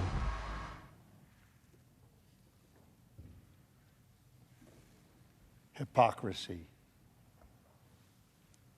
The reality is Mr. Trump was not in any way, shape, or form instructing these people to fight or to use physical violence.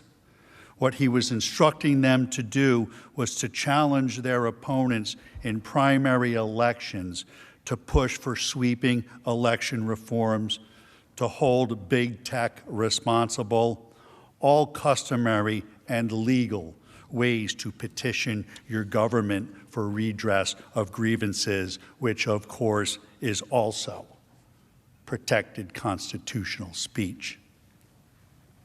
But the House managers don't want you to focus on those things because, again, it does not fit their story.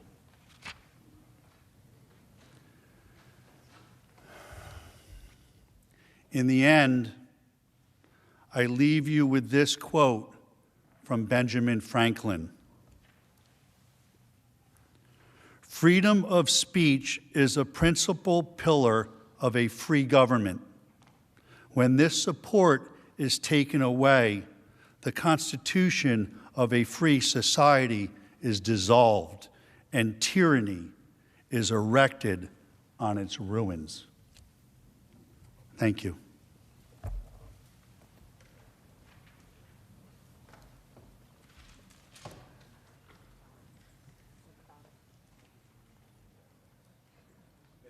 Mr. President, The majority leader. I ask unanimous consent the Senate recess for a 15-minute break.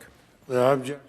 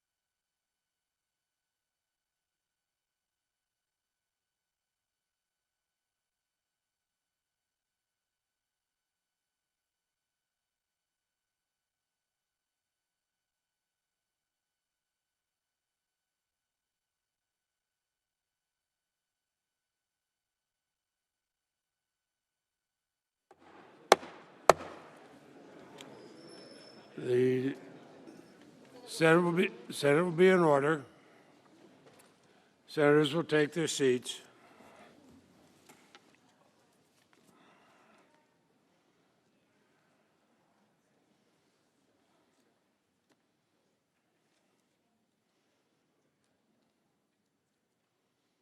Who seeks recognition? Mr. Castro is recognized.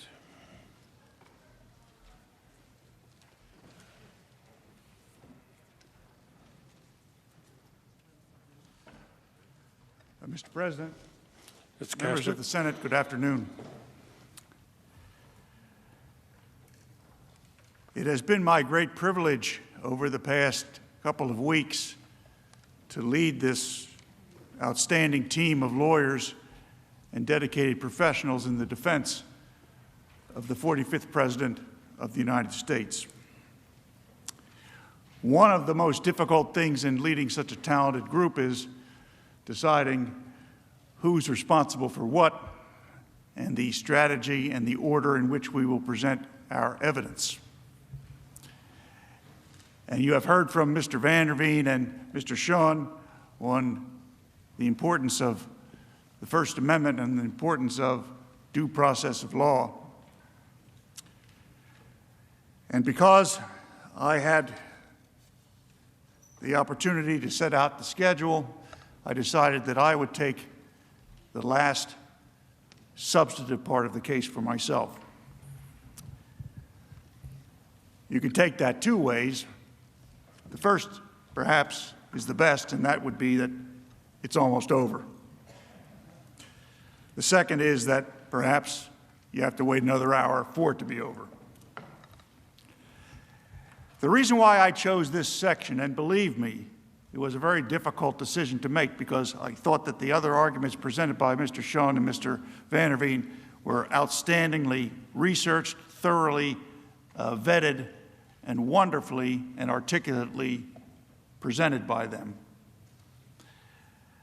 But the critical issue in this case is the very narrow issue that is charged against the 45th President. And that issue is, did the 45th President engage in incitement of, they continue to say, insurrection? Clearly, there was no insurrection. Insurrection is a term of art defined in the law. It involves taking over a country, a shadow government, taking the TV stations over, and having some plan on what you're going to do when you finally take power. Clearly, this is not that. What our colleagues here across the aisle meant is incitement to violence, to riot. So the word incitement is the critical case and the critical issue in the case. Now, the first time that you heard from us, I told you that you would never hear from our side that what happened on January 6th was anything other than horrific, and that the 45th President of the United States and his lawyers and his entire team adamantly denounce that violence by those criminals that occurred in this very chamber, this very building. There was a reason why we started our presentation back on Tuesday in that way. Because I did not want the senators to consider that there was any challenge to that particular fact. And yet, the House managers, knowing it was not contested at all, chose to spend 14+ hours showing you pictures of how horrific the attack on the United States Capitol was. They spent no time at all in connecting legally the attack on the Capitol to the 45th President of the United States, which is the only question that needs to be answered, is was Donald Trump responsible for inciting the violence that came to this building on January 6th?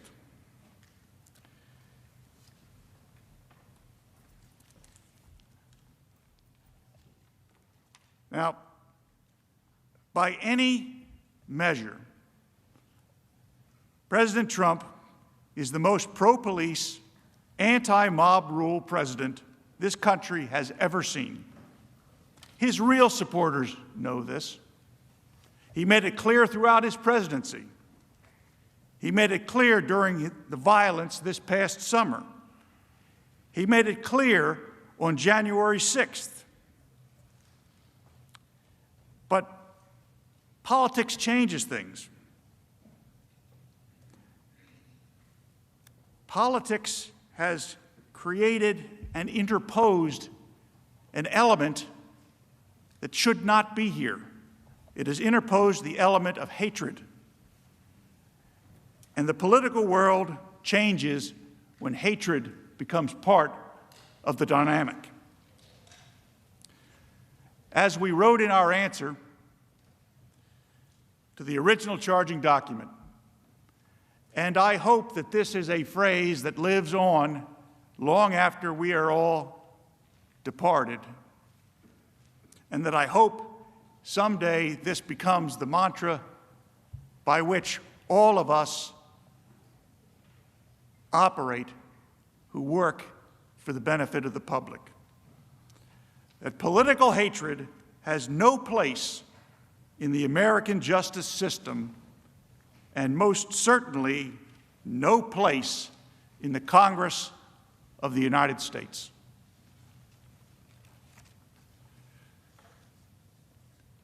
To illustrate the contrast that I am speaking of, we have a video. I am your president of law and order and an ally of all peaceful protesters. The vast majority of the protesters have been peaceful. Republicans stand for law and order, and we stand for justice. I just don't even know why there aren't uprisings all over the country, and maybe there will be. My administration will always stand against violence, mayhem, and disorder. There needs to be unrest in the streets for as long as there is unrest in our lives. I stand with the heroes of law enforcement. And you push back on them, and you tell them they're not welcome anymore, anywhere. We will never defund our police. Together we will ensure that America is a nation of law and order. We were in high school, I'd take him behind the gym and beat the hell out of him. I think you need to go back and punch him in the face. Feel like punching him. We just want law and order. Everybody wants that. I want to tell you, Gorsuch, I want to tell you, Kavanaugh, you have released the whirlwind, and you will pay the price. We want law and order. We have to have law and order. Show me where it says that protests are supposed to be polite and peaceful. We believe in safe streets, secure communities, and we believe in law and order. Is there truly anyone in this chamber who disagrees with the words as spoken by President Trump on that video? Surely not. Surely not. This contrast, and in this context, I ask you to keep that in mind. My colleagues here, actually my colleague here, Mr. Raskin, hopes that you don't. They have used selective editing and manipulated visuals to paint a picture far different from this truth. Make no mistake, and I will repeat it now and any time I'm ever asked, January 6th was a terrible day for our country. The attack on this building shocked us all. President Trump did not incite or cause the horrific violence that occurred on January 6th, 2021. They know that. We know the president did not incite the riot because of his plain words that day, as Mr. Van der Veen elucidated on a few moments ago. We know the president could not have incited the riots because of the timeline of the events of that day. We heard a great deal from the House manager about their prosecutorial bona fides and their ability to analyze evidence, apply it to statutes, use timelines, and figure out what happened based on circumstantial evidence and direct evidence and testimony and forensic analysis. I can't recall any of the House managers who got up that didn't make some reference to prosecutorial bona fides. Well, I spent more than 3 decades locking up killers, and I do know a little bit about applying the facts to the law. We know that the president would never have wanted such a riot to occur because his long-standing hatred for violent protesters and his love for law and order is on display, worn on his sleeve, every single day that he served in the White House. But if we're going to apply the facts to the statute, it has to be done systematically. It has to be done with precision, the way a court would expect us to do that. Let's look at the letter of the law. Again, Mr. Van der Veen gave you an overview of the Brandenburg case and some of the related cases. You notice that when Mr. Van der Veen listed the elements that he took verbatim or close to verbatim right out of Vandenberg, they bore no reference whatsoever to the elements that were flashed up by the Democrat managers the other day repeatedly. He actually used the Supreme Court's case. He didn't make it up. Let's look at the letter of the law. The Supreme Court of the United States, over 50 years ago, laid out a clear test to determine whether speech is incitement.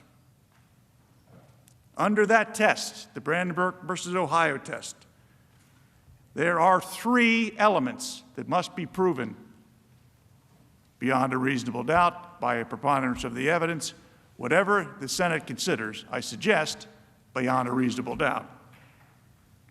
First, the speech in question must explicitly or implicitly encourage the use of violence or lawless action. But here, the president's speech called for peaceful protest. Second, the speaker must intend that his speech will result in the use of violence or lawless action.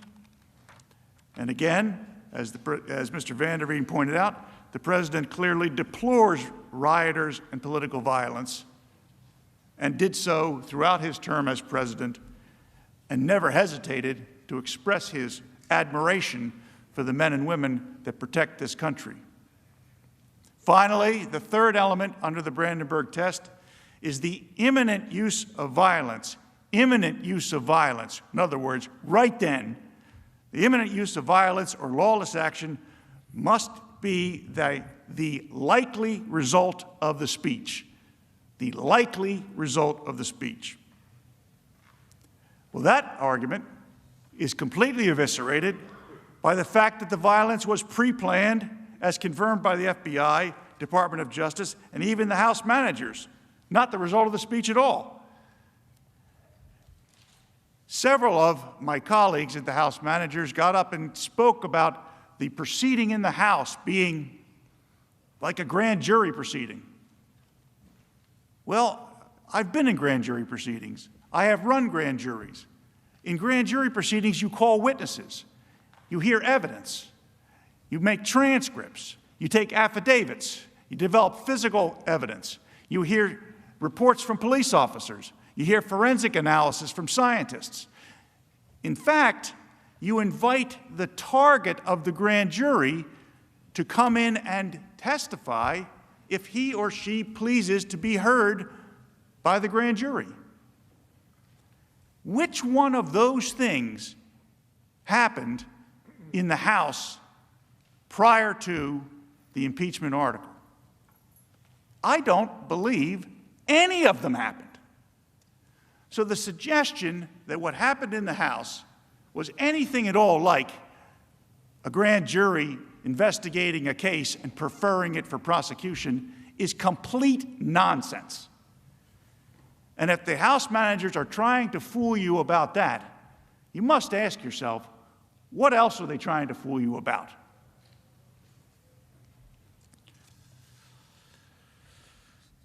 Let's look more closely at the president's speech.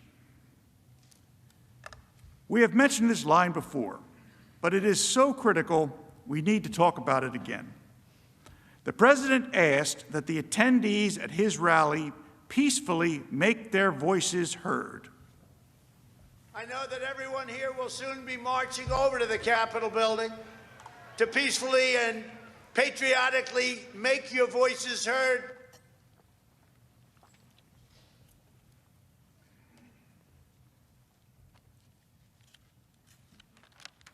The managers would have you believe that the president's supporters usually follow his every word, but in this case, imputed some imaginary meaning to them while ignoring his most clear instructions. President Trump said, peacefully and patriotically make your voices heard, and the House managers took from that, go down to the Capitol and riot. So you are supposed to put yourselves in the heads of the people who hear peacefully and patriotically make your voices heard and conclude that those words do not mean what the president said. More than that, the president criticized the destruction wrought by left-wing anarchists and rioters. He told his supporters that they build, they don't destroy. If this happened to the Democrats, there'd be hell all over the country going on. There'd be hell all over the country. But just remember this, you're stronger, you're smarter, you've got more going than anybody, and they try and demean everybody having to do with us, and you're the real people. You're the people that built this nation. You're not the people that tore down our nation. Is it possible, listening to those words in the proper cadence without them being edited or the sound changed so that they're indistinguishable or sounds as though the crowd is right there, but listening to it as you have here, unedited by us, is it possible that President Trump's disdain for political violence could be any clearer to the persons listening as he was speaking? Is it possible that his words could have been misunderstood?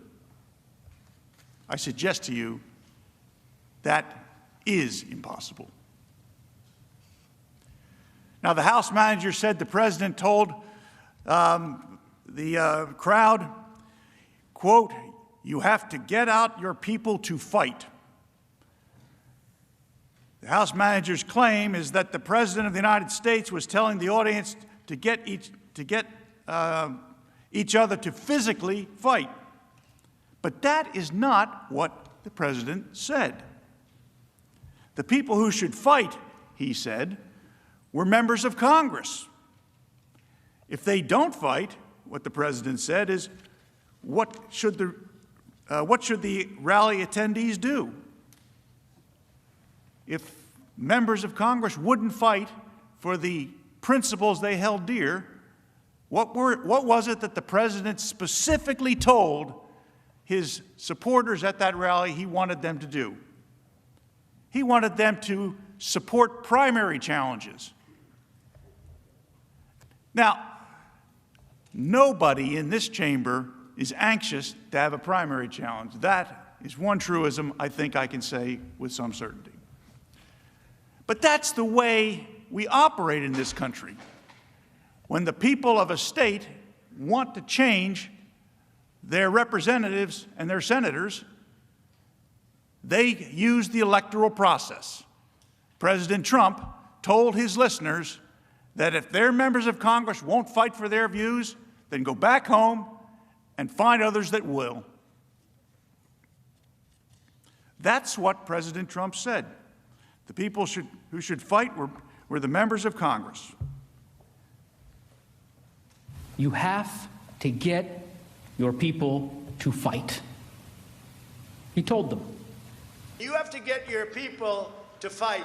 And if they don't fight, we have to primary the hell out of the ones that don't fight. You primary them, we're gonna let you know who they are. I can already tell you, frankly. It is pretty stark contrast when you watch that video, isn't it? When you see the House manager tell you, and I don't know if we're under oath here, but when I walked into this room, I sure as heck felt I was under oath and that I was speaking not only to senators of the United States, but before the entire world and with God watching. And a House manager got up here and told you that the President of the United States on January the 6th, 2021, told the crowd that they had to go and fight. And the implication that they wanted you to draw was that he was sending them down to Capitol Hill to go and breach the building and trash the very sacred halls of Congress. But we now know that is not at all anything near what the President said. What the President said was, if you can't get your members of Congress to do as you would like them to do, you primary them. That's the American way. The first way that the House managers presented and wanted you to conclude, that's the criminal way. But what the President said was the American way. Again, House managers manipulated President Trump's words. I can't stand here and pretend to tell you that I know every time from all those videos that the House managers manipulated what the President said, put up evidence that was not with the foundation of correctness and admissibility we expect. I can't tell you that I picked up every one. I don't think Mr. Van der Veen or Mr. Schoen or any of the others that worked with us can tell you that. But what I can tell you is that there were an awful lot of times, and I know at least some of you were judges in previous lives, and if one of the lawyers was able to create the impression that one side intentionally presented false or misleading evidence, that judge would give an instruction called falsus in uno, falsus in omnibus. False in one thing, false in everything. In other words, if they're trying to fool you about one thing, not only might they be trying to fool you in something else, but under that maxim of the law, you may conclude they're trying to fool you in everything else.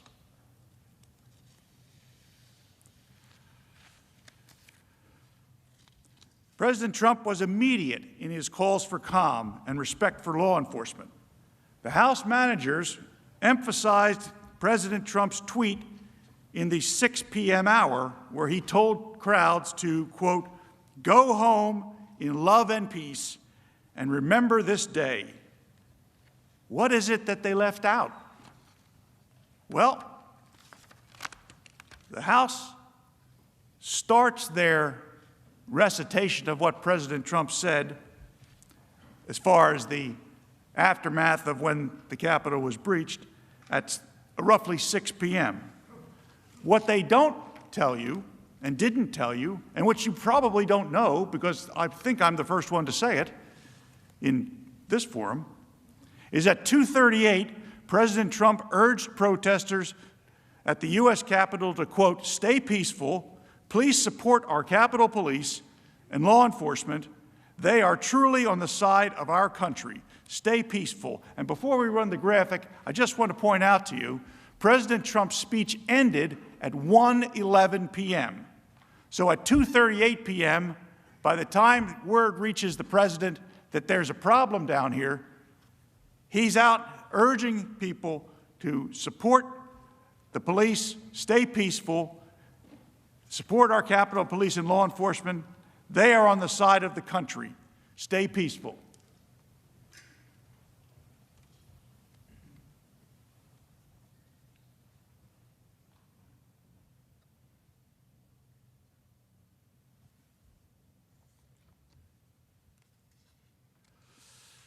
At 3:13 p.m., President Trump urged protesters at the U.S. Capitol to remain peaceful. No violence. Remember, we are the party of law and order. Respect the law and our great men and women in blue. 3:13 p.m. President Trump's words couldn't have incited the riot at the Capitol. The day's events make this clear. Let's walk through the actual timeline. At 11:15 a.m., police security camera videos show crowds forming at First Street near the Capitol reflecting pool. This is a full 45 minutes before President Trump even took the stage on January 6th. Let me repeat that. Violent criminals were assembling at the Capitol over a mile away, almost an hour before the president uttered a single word on the ellipse. You did not hear that fact during the hours and hours of the House manager's presentation, did you? When the president spoke, what did he call for? He called for rally attendees to peacefully and patriotically make their voices heard, for them to walk down Pennsylvania Avenue to cheer on members of Congress. President Trump went on for more than an hour, ending at 1:11. Now, why is this important? Because of all of the events that I am about to describe, they all occurred before President Trump's remarks concluded. At 12:49 p.m., the first barriers at the U.S. Capitol grounds were pushed over and the crowd entered the restricted area. At 11:05 p.m., Acting Defense Secretary Christopher Miller received open source reports of demonstrator movements to the U.S. Capitol. At 1:09 p.m., U.S. Capitol Police Chief Stephen Sun called the House and Senate sergeants at arms, telling them he wanted an emergency declared, and he wanted the National Guard called. The point? Given the timeline of events, the criminals at the Capitol weren't there at the ellipse to even hear the president's words. They were more than a mile away, engaged in their pre-planned assault on this very building. This was a pre-planned assault, make no mistake, and that is a critical fact. Watch this. Does anyone in this chamber honestly believe that but for the conduct of President Trump, that a charge in the article of impeachment, that attack at the Capitol would have occurred? Does anybody believe that?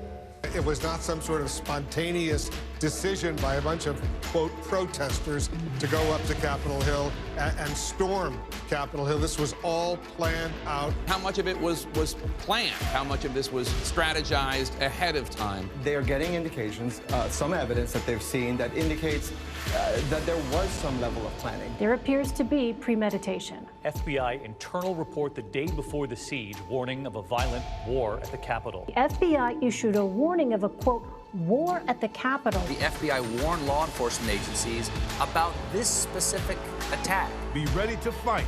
Congress needs to hear glass breaking, doors being kicked in. We developed some intelligence that a number of individuals were planning to travel to the D.C. area with intentions to cause violence. We immediately shared that information. And they pushed out that information through this JTTF structure. It was immediately disseminated through a written product and briefed through our command post operations to all levels of law enforcement. The FBI says 2 pipe bombs discovered near the Capitol on January 6th were placed there the night before. New video appears to show a person suspected of planting pipe bombs near the U.S. Capitol the night before. The FBI now says the bombs were planted the night before the Capitol siege between 7:30 and 8:30 p.m. They were planted the day before. All goes to the idea of premeditation and coordination among individuals. This was a planned assault as if going after a castle. So to answer the question of the House manager, does anybody believe that this would have occurred but for the speech from Donald Trump? I do.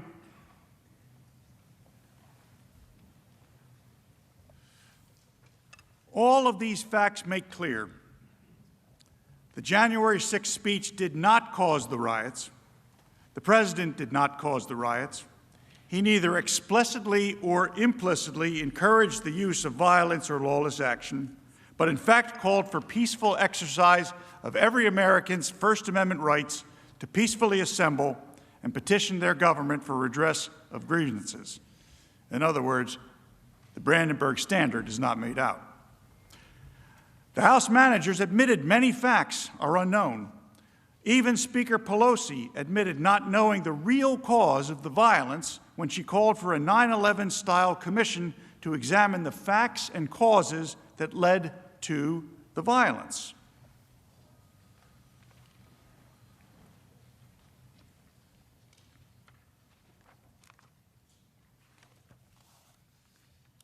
On the screen is Speaker Pelosi's call for the 9/11 commission.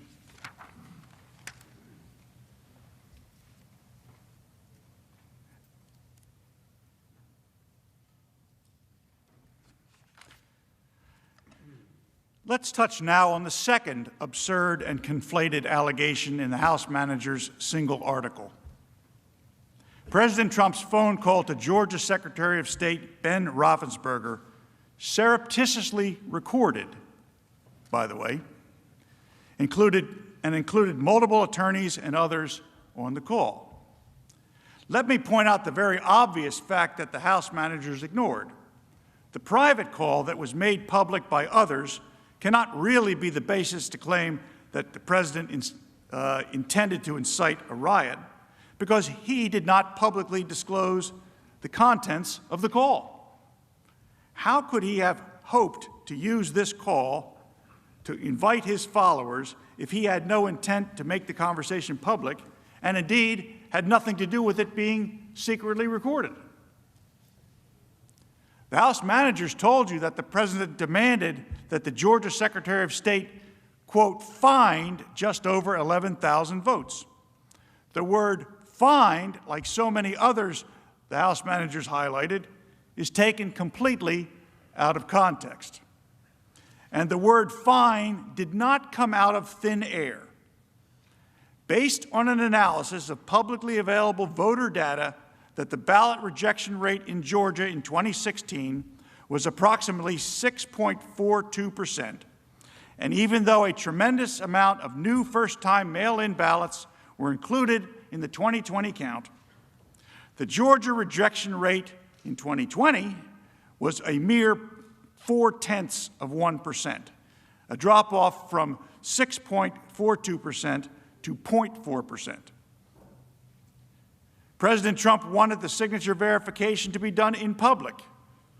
How can a request for signature verifications to be done in public be a basis for a charge for inciting a riot? With that background, it is clear that President Trump's comments and the use of the word find were solely related to his concerns with the inexplicable dramatic drop in Georgia's ballot rejection rates. Let's examine how the word find was used throughout that conversation. Mr. Trump's first use of the word find was as follows, quote, we think that if you check the signatures, a real check of the signatures going back in Fulton County, you'll find at least a couple 100,000 of forged signatures of people who have been forged. And we are quite sure that's going to happen.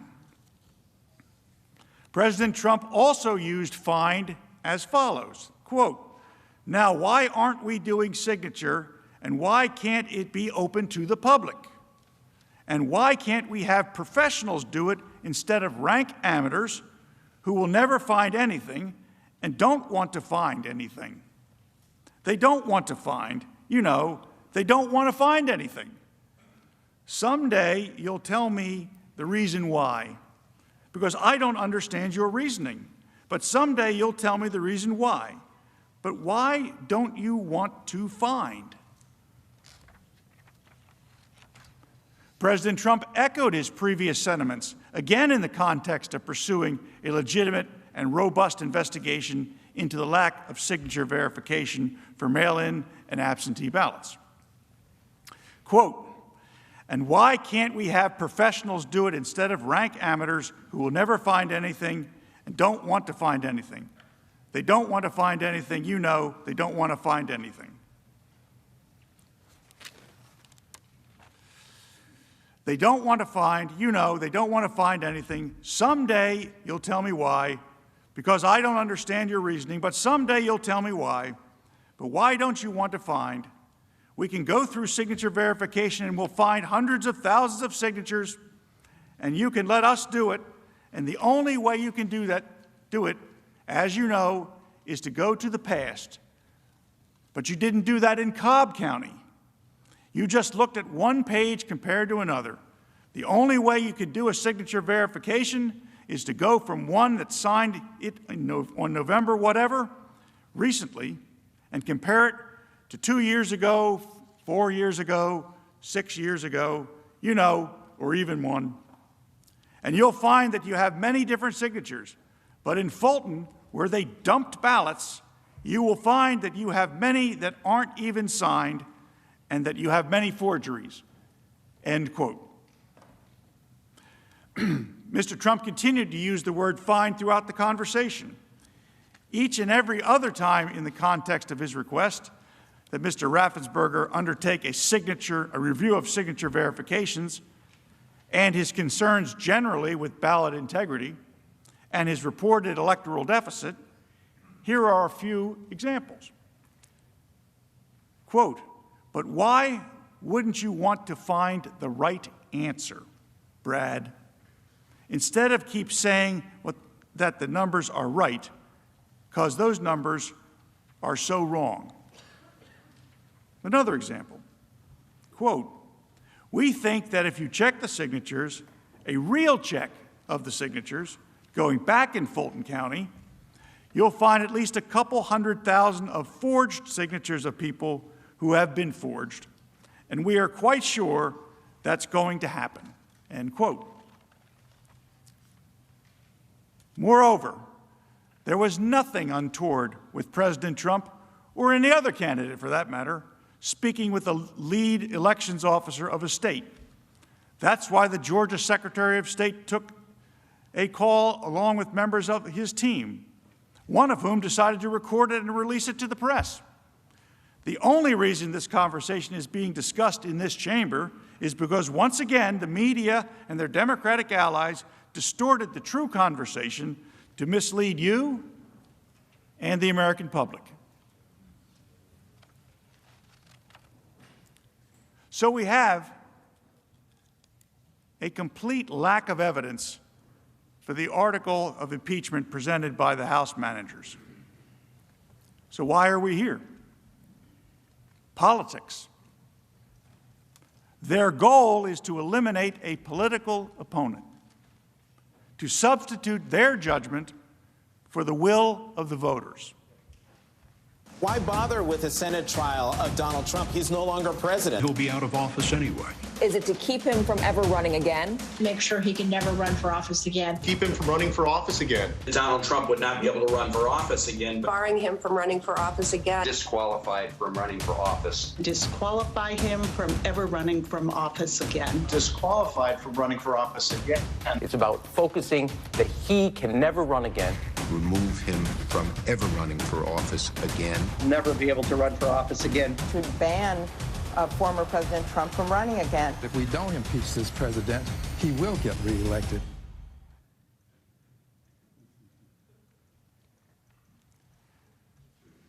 The goal is to eliminate a political opponent, to substitute their judgment for the will of the voters. Members of the Senate, our country needs to get back to work. I know that you know that. But instead, we are here. The majority party promised to unify and deliver more COVID relief. But instead, they did this.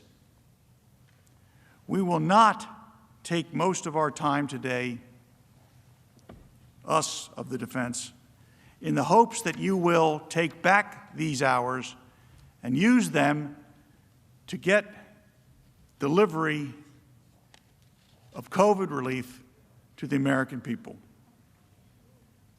Let us be clear. This trial is about far more than President Trump. It is about silencing and banning the speech the majority does not agree with. It is about canceling 75 million Trump voters and criminalizing political viewpoints.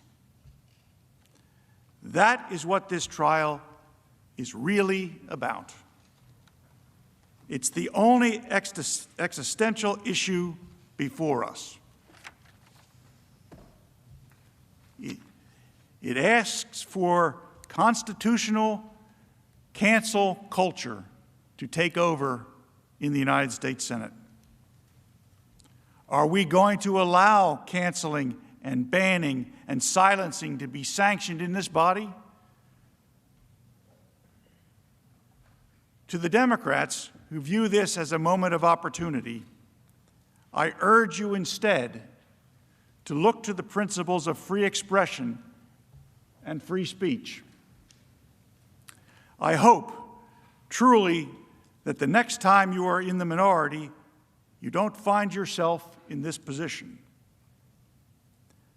To the Republicans in this chamber, I ask, when you are next in the majority, please resist what will be an overwhelming temptation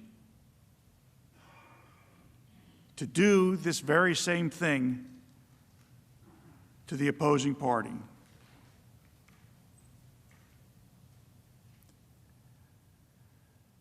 Members of the Senate, this concludes the formal defense of the 45th President of the United States to the impeachment article filed by the House of Representatives. I understand that there is a procedure in place for questions, and we await them. Thereafter, we will close on behalf of President Trump. Mr. President, we yield the balance. And I ask unanimous consent. We take a 15-minute recess. Without objection, the Senate will stand in recess.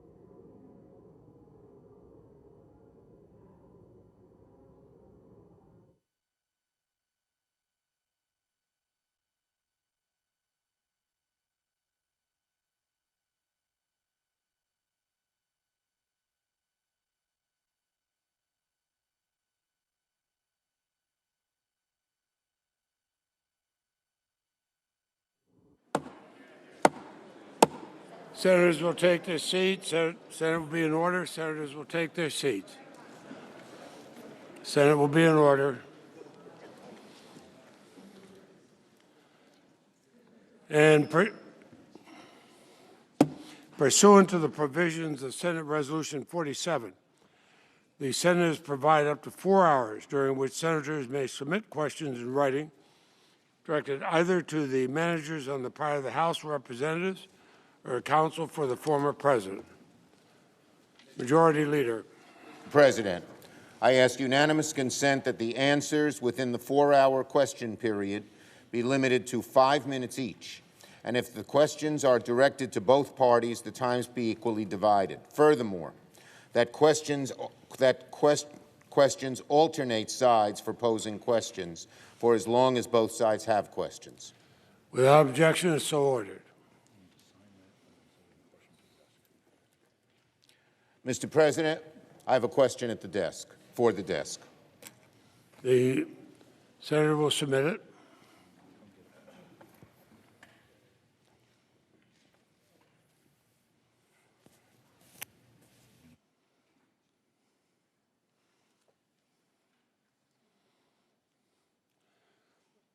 The question from Senator Schumer and Senator Feinstein is directed to the House managers. The clerk will read it.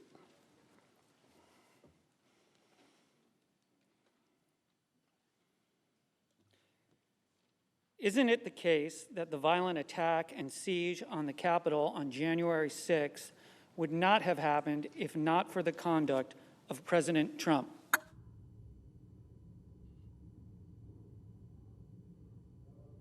Up to 5 minutes.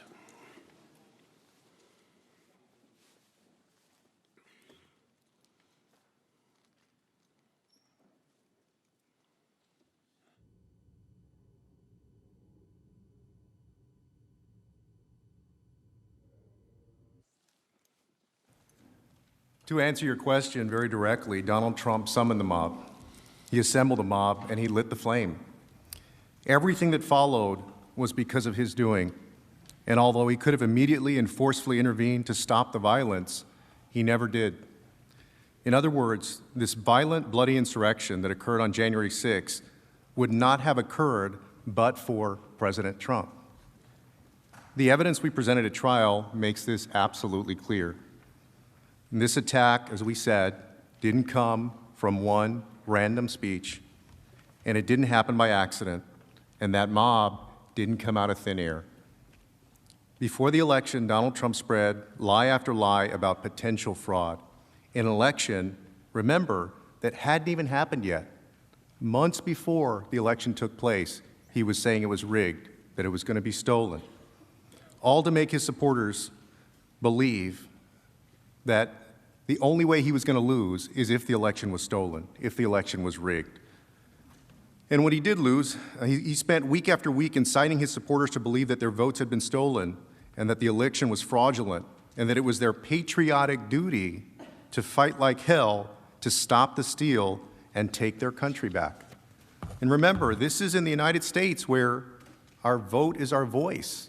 You tell somebody that an election victory is being stolen from them, that's a combustible situation.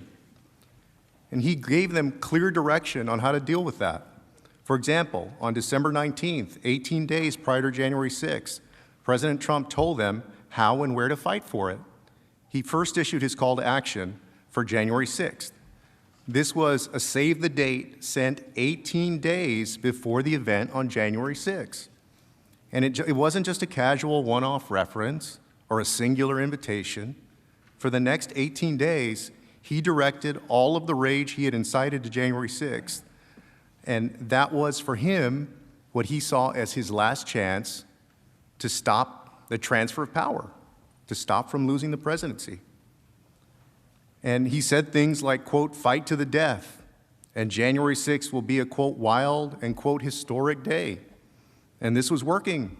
They got the message.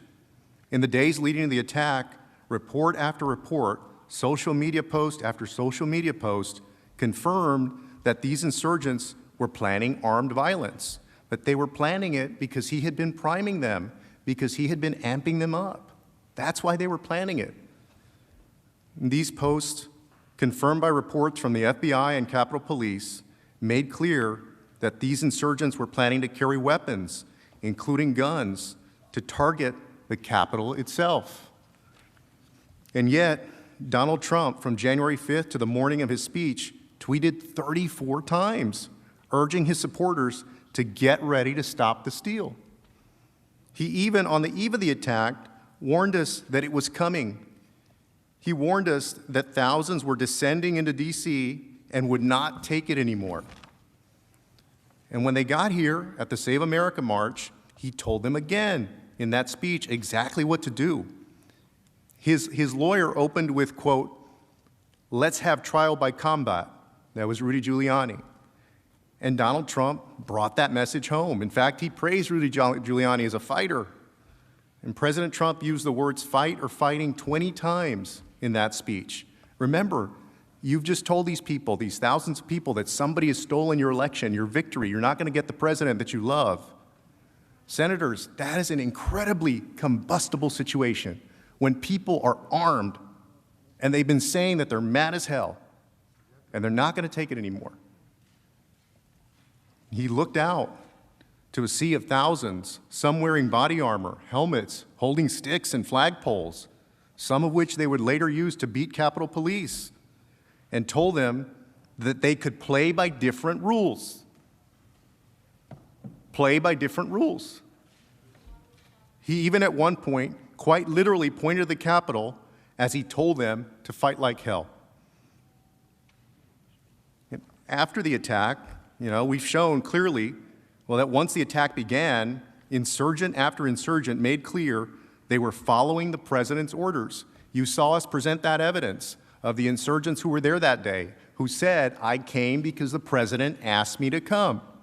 I was here at his invitation." You saw that of the folks that were in the Capitol that day. The time has expired. Are there further questions? Mr. President.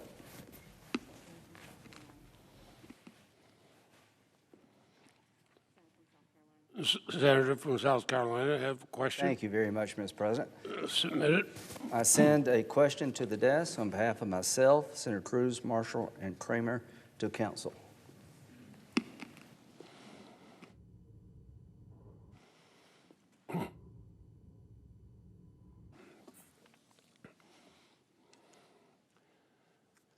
Senator Graham for himself, Senator Cruz, Senator Marshall, and Senator Kramer submits a question for the counsel for Donald Trump. Clerk will read it.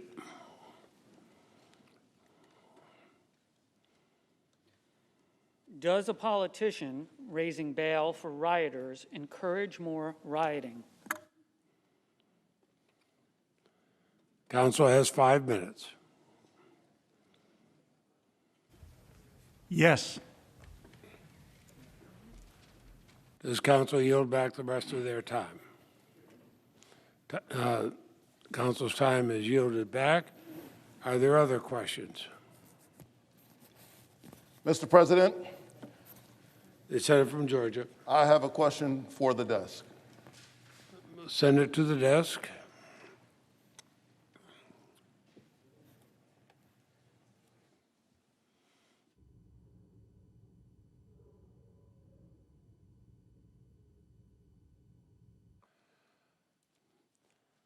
The senator from Georgia, Senator Warnock, has a question for the House managers. Clerk will read the question.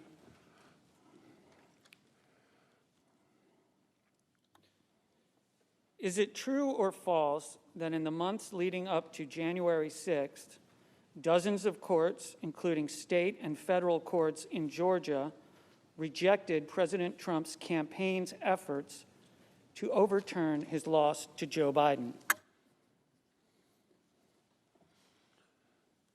House managers recognized for 5 minutes. Mr. President, Senators, that is true. That's true. I want to be clear, though, that we have absolutely no problem with President Trump having pursued his belief that the election was being stolen or that there was fraud or corruption or unconstitutionality. We have no problem at all with him going to court to do it. And he did, and he lost in 61 straight cases, in federal court and state court, in the lowest courts in the land, in the U.S. Supreme Court. He lost it. He lost in courts in Pennsylvania, Arizona, Georgia, Michigan, Minnesota, Nevada, and Wisconsin. All of them said the same thing. They couldn't find any corruption. They couldn't find any fraud, certainly nothing rising to a material level that would alter the outcome of any of the elections, and there was no unconstitutionality. That's the American system.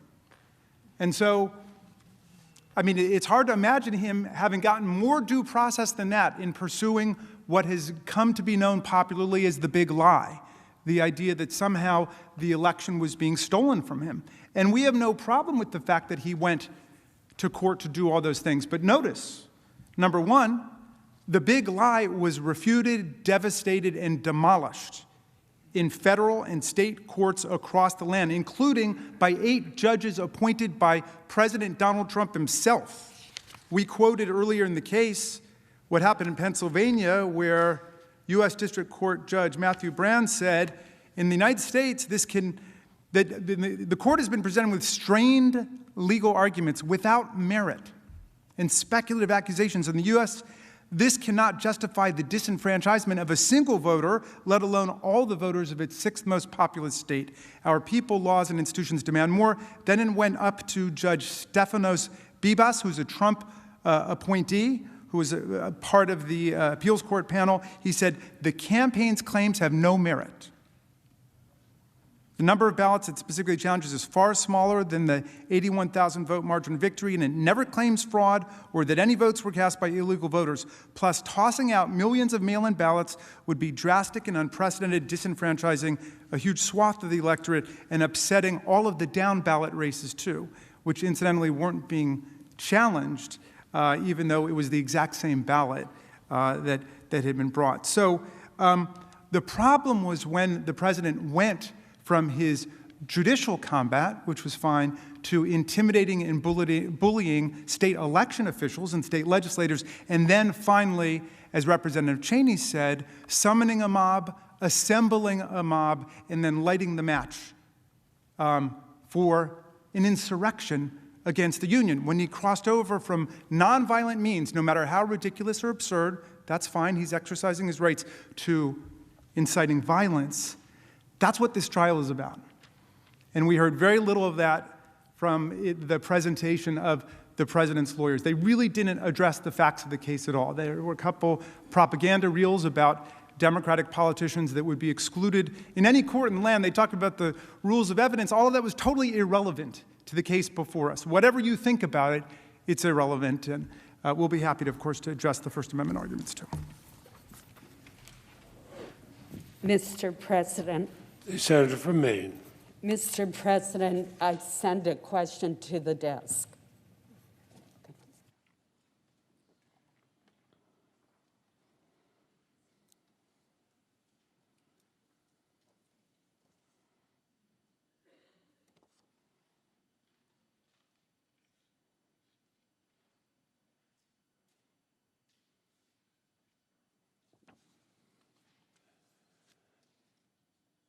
The question is from Senator Collins and Senator Murkowski. It is for the counsel for the former president. Clerk will read.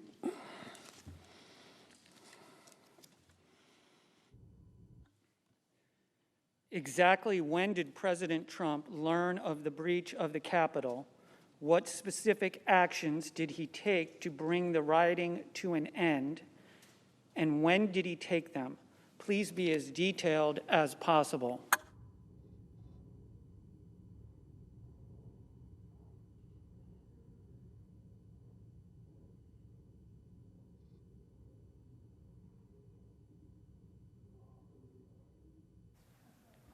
Clerk, read that question again. We're getting it back.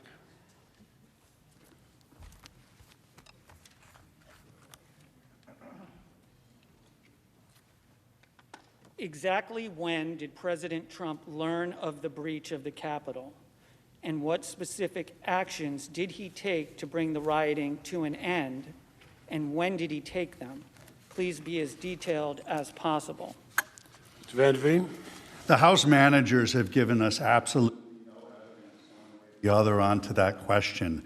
We're able to piece together a timeline, and it goes all the way back to December 31st, January 2nd. There is a lot of interaction between the authorities and getting folks to have security beforehand. On the day, we have a tweet at 2:38, so it was certainly sometime before then. With the rush to bring this impeachment, there's been absolutely no investigation into that. And that's the problem with this entire proceeding. The House managers did zero investigation, and the American people deserve a lot better than coming in here with no evidence, hearsay on top of hearsay on top of reports that are of hearsay. Due process is required here, and that was denied.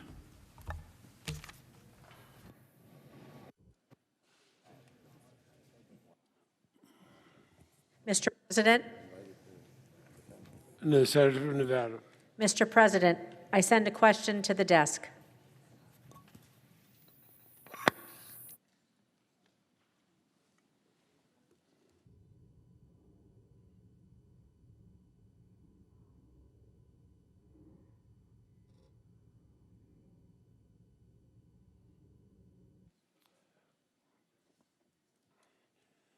The Senator from Nevada, Senator Rosen, submits a question for the House managers.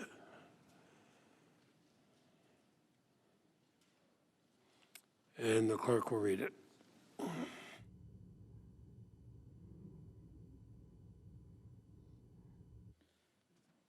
On January 6th, the anti-Semitic Proud Boys group that President Trump had told to stand by laid siege to the Capitol alongside other rioters, including one wearing a Camp Auschwitz shirt.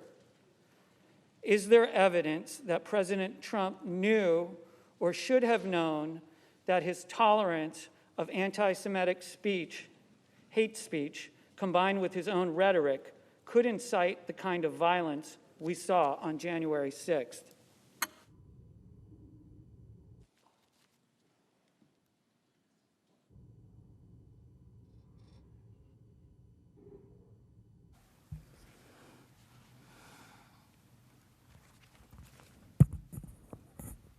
Mr. President, Senators, Donald Trump has a long history of praising and encouraging violence, as you saw. He has espoused hateful rhetoric himself. He has not just tolerated it, but he's encouraged hateful speech by others. He has refused, as you saw in the September debate, that interview, to condemn extremist and white supremacist groups like the Proud Boys. And he has, at every opportunity, encouraged and cultivated actual violence by these groups. Yes, he has encouraged actual violence, not just the word fight. He told groups like the Proud Boys, who had beaten people with baseball bats, to stand by. When his supporters in the 50-car caravan tried to drive a bus of Biden campaign workers off the road, he tweeted a video of that incident with fight music attached to it and wrote, "I love Texas." When his supporters sent death threats to the Republican Secretary of State Raffensperger in Georgia, he responded by calling Mr. Raffensperger an enemy of the state after he knew of those death threats.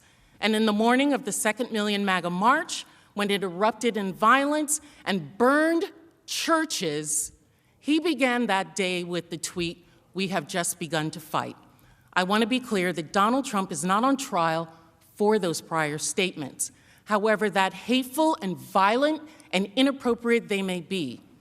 But his statements, the president's statements, make absolutely clear three important points for our case. First, President Trump had a pattern and practice of praising and encouraging violence, never condemning it.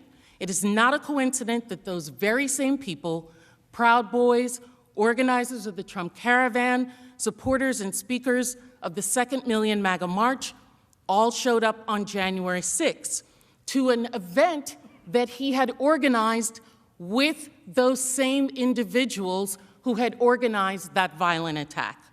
Second, his behavior is different. It's not just that it was a comment by an official to fight for a cause. This is months of cultivating a base of people who were violent, not potentially violent, but were violent. And that prior conduct both helped him cultivate the very group of people that attacked us.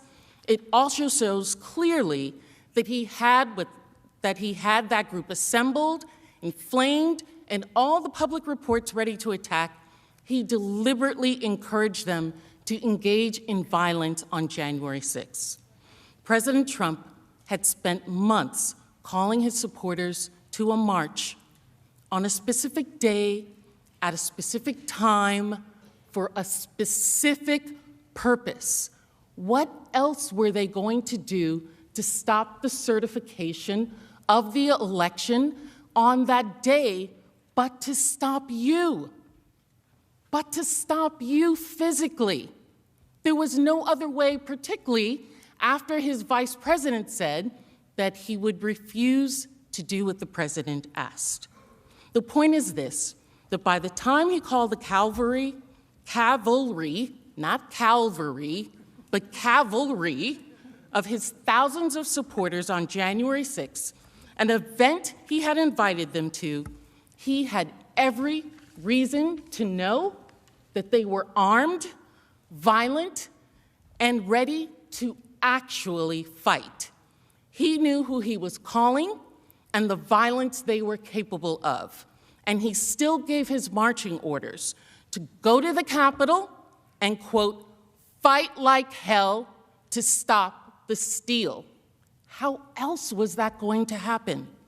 If they had stayed at the ellipse, maybe it would have just been to violently fight in protest with their words. But to come to the Capitol? That is why this is different, and that is why he must be convicted and acquitted. And disqualified.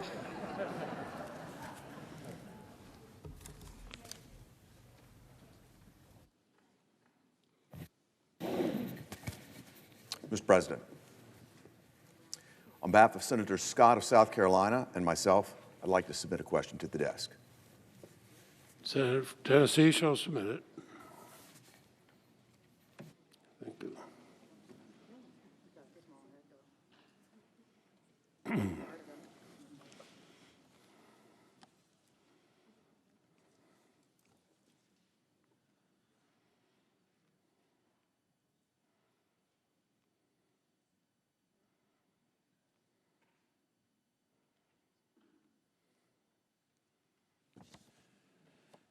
The question is for counsel for the former president from Senators Hagerty and Scott of South Carolina.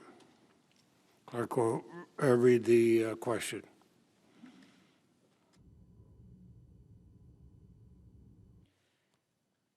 Given that more than 200 people have been charged for their conduct at the Capitol on January 6th, that our justice system is working to hold the appropriate persons accountable, and that President Trump is no longer in office, isn't this simply a political show trial that is designed to discredit President Trump and his policies and shame the 74 million Americans who voted for him?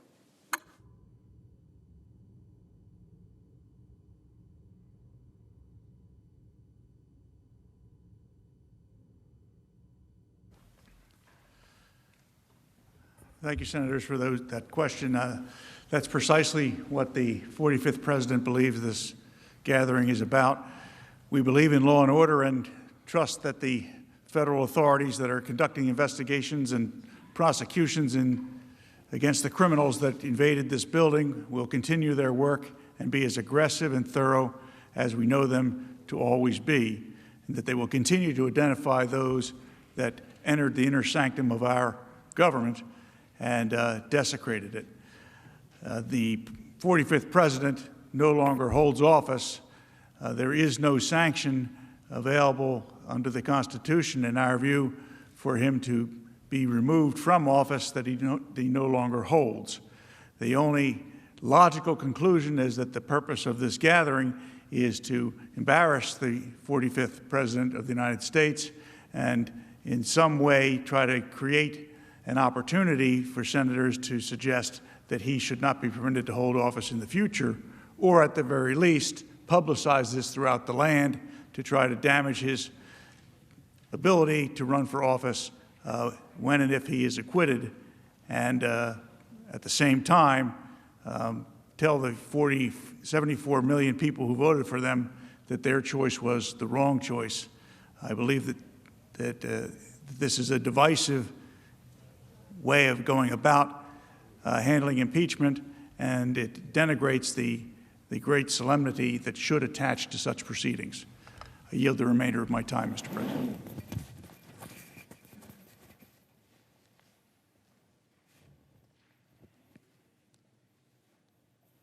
Mr. President. Senator from Massachusetts. Mr. President, I send a question to the House managers to the desk because the President's lawyers did not answer the question when it was posed to them. The Senator will send the question. Debate's not allowed.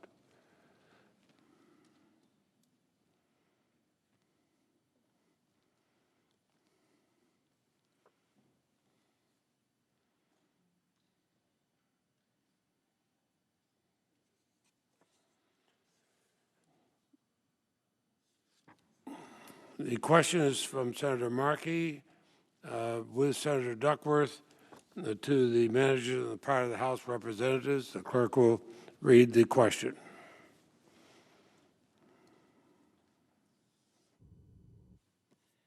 Exactly when did the President learn of the breach at the Capitol, and what steps did he take to address the violence? Please be as detailed as possible.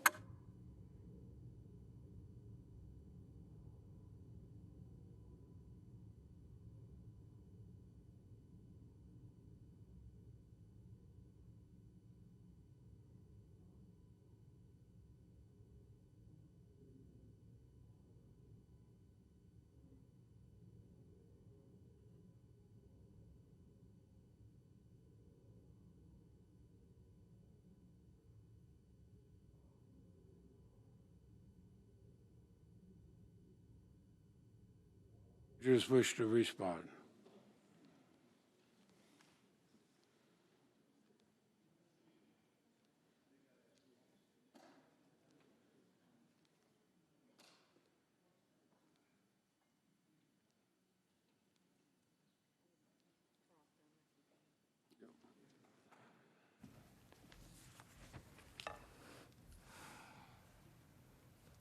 Mr. President, Senators, this attack was on live TV, on all major networks in real time. The President, as President, has access to intelligence information, including reports from inside the Capitol. He knew the violence that was underway, he knew the severity of the threats, and most importantly, he knew the Capitol Police were overwhelmingly outnumbered and in a fight for their lives against thousands of insurgents with weapons. We know he knew that. We know that he did not send any individuals. We did not hear any tweets. We did not hear him tell those individuals, stop. This is wrong. You must go back. We did not hear that. So what else did the President do? We are unclear. But we believe it was a dereliction of his duty. And that was because he was the one who had caused them to come to the Capitol, and they were doing what he asked them to do.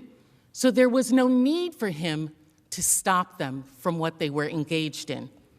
But one of the things I would like to ask is we still have not heard and posed to you all the questions that were raised by Mr. Raskin, Manager Raskin, in his closing argument.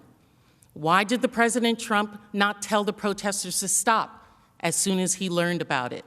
Why did President Trump do nothing to stop the attack for 2 hours after the attack began? Why did President Trump do nothing to help protect the Capitol and law enforcement battling the insurgents? You saw the body cam of a Capitol police officer at 4:29, still fighting. 4:29 after, since what time? 1, 2 o'clock in the afternoon. Why did he not condemn the violent insurrection on January 6th? Those are the questions that we have as well. And the reason this question keeps coming up is because the answer is nothing.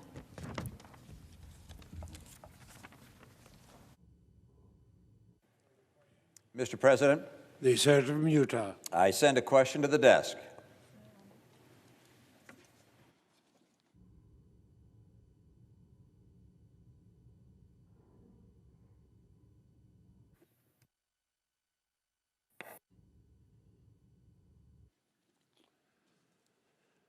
The Senator from Utah, Mr. Romney, on behalf of himself and Senator Collins.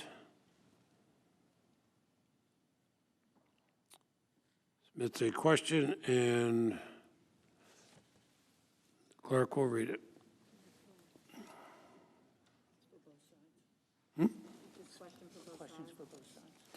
Oh, and I apologize. The question is for both sides, so the time will be evenly divided.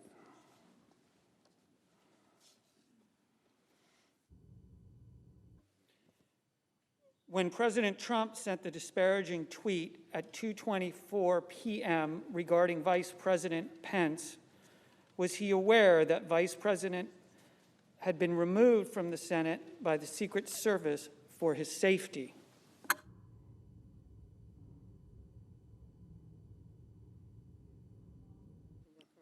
The House Manager.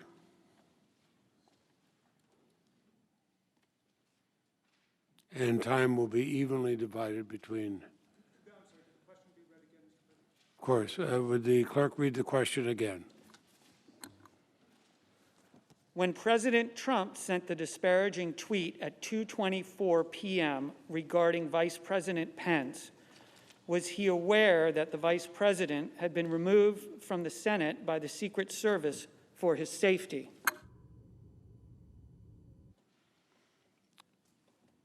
The House of Representatives managers are recognized 2.5 minutes. Thank you. Well, let me tell you what he said at 2:24 p.m. He said Mike Pence didn't have the courage to do what should have been done to protect our country and our Constitution. The USA demands the truth. And you know by now what was all over the media. You couldn't turn on the television, couldn't turn on the radio, couldn't consume any media, or probably take any phone calls or anything else without hearing about this, and also hearing about the Vice President. And here's what Donald Trump had to know at that time, because the whole world knew it. All of us knew it. Live television had, by this point, shown that the insurgents were already inside the building and that they had weapons and that the police were outnumbered. And here are the facts that are not in dispute. Donald Trump had not taken any measures to send help to the overwhelmed Capitol Police. As president, at that point, when you see all this going on and the people around you are imploring you to do something, and your vice president is there, why wouldn't you do it? Donald Trump had not publicly condemned the attack, the attackers, or told them to stand down, despite multiple pleas to do so. And Donald Trump hadn't even acknowledged the attack. And after Wednesday's trial portion concluded, Senator Tuberville spoke to reporters and confirmed the call that he had with the president and did not dispute Manager Cicilline's description in any way that there was a call between he and the president around the time that Mike Pence was being ushered out of the chamber, and that was shortly after 2 p.m. And Senator Tuberville specifically said that he told the president, Mr. President, they just took the vice president out. I've got to go. And that was shortly after 2 p.m. There were still hours of chaos and carnage and mayhem. The vice president and his family were still in danger at that point. Our commander-in-chief did nothing. Counsel for the former president.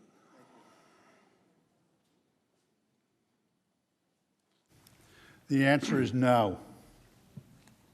At no point was the president informed the vice president was in any danger, because the House rushed through this impeachment in 7 days with no evidence. There is nothing at all in the record on this point, because the House failed to do even a minimum amount of due diligence. What the president did know is that there was a violent riot happening at the Capitol. That's why he repeatedly called via tweet and via video for the riots to stop, to be peaceful, to respect Capitol Police and law enforcement, and to commit no violence, and to go home. But to be clear, this is an article of impeachment for incitement. This is not an article of impeachment for anything else. It's a one count. They could have charged anything they wanted. They chose to charge incitement. So that the question, although answered directly no, it's not really relevant to the charges for the impeachment in this case. And I just wanted to clear up one more thing. Mr. Castro, in his first answer, may have spoke, but what he said was Mr. Trump had said, fight to the death. That's false. I'm hoping he misspoke. Thank you. Mr. President. The senator from Minnesota. Mr. President, on behalf of myself and Senators Casey and Brown, I send a question to the desk.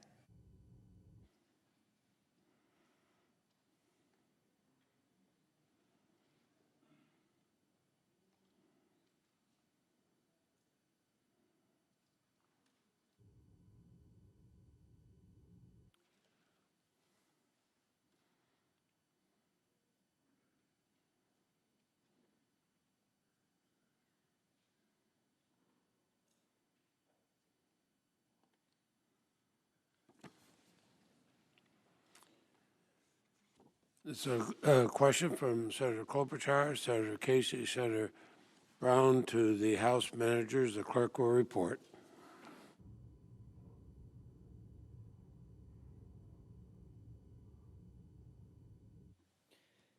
In presenting your case, you relied on past precedents from impeachment trials, such as William Belknap's impeachment. After what you have presented in the course of this trial, if we do not convict former President Trump, what message will we be sending to future presidents and Congresses?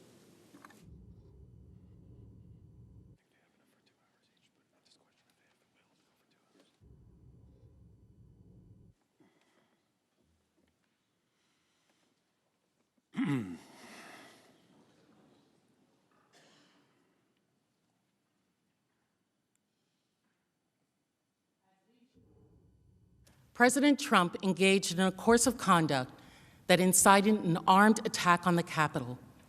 He did so while seeking to overturn the results of the election and thwart the transfer of power. And when the attack began, he further incited violence aimed to his own vice president, even as demonstrated his state of mind by failing to defend us and the law enforcement officials who protect us. The consequences of his conduct were devastating on every level. Police officers were left overwhelmed, unprotected. Congress had to be evacuated. Our staff barricaded in this building, calling their families to say goodbye. Some of us, like Mr. Raskin, had children here. And these people in this building, some of whom were on the FBI's watch list, took photos, stole laptops, destroyed precious statues, including one of John Lewis, desecrated the statue of a recently deceased member of Congress who stood for nonviolence. This was devastating, and the world watched us, and the world is still watching us to see what we will do this day, and we'll know what we did this day 100 years from now. Those are the immediate consequences, and our actions will reverberate as to what are the future consequences. The extremists who attacked the Capitol at the president's provocation will be emboldened. All our intelligence agencies have confirmed this. It is not House managers saying that. There are quite literally standing by and standing ready. Donald Trump told them this is only the beginning. They are waiting and watching to see if Donald Trump is right that everyone said this was totally appropriate. Let me also bring something else up. I'll briefly say that defense counsels put a lot of videos out in their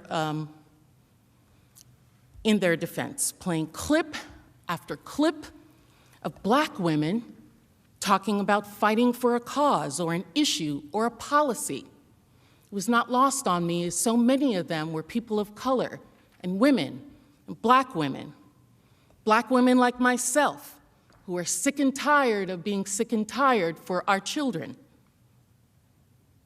your children, our children. This summer, things happened that were violent, but there were also things that gave some of us Black women great comfort. Seeing Amish people from Pennsylvania standing up with us, members of Congress fighting up with us. And so I thought we were past that. I think maybe we're not. There are long-standing consequences, decisions like this that will define who we are as a people, who America is. We have in this room made monumental decisions. You all have made monumental decisions. We've declared wars, passed civil rights acts, ensured that no one in this country is a slave. Every American has the right to vote, unless you live in a territory. At this time, some of these decisions are even controversial, but history has shown that they define us as a country and as a people. Today is one of those moments, and history will wait for our decision.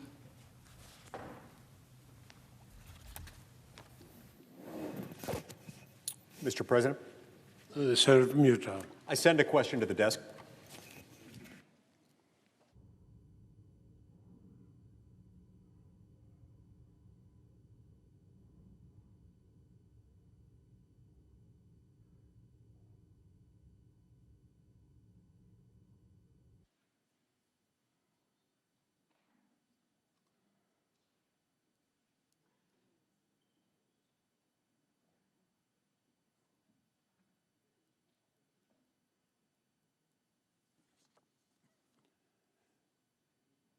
The senator from Utah, Mr. Lee, sends a question on behalf of himself, Senator Hawley, Senator Crapo, Senator Blackburn, Senator Portman, and the question is for the counsel for the former president. Clerk will read.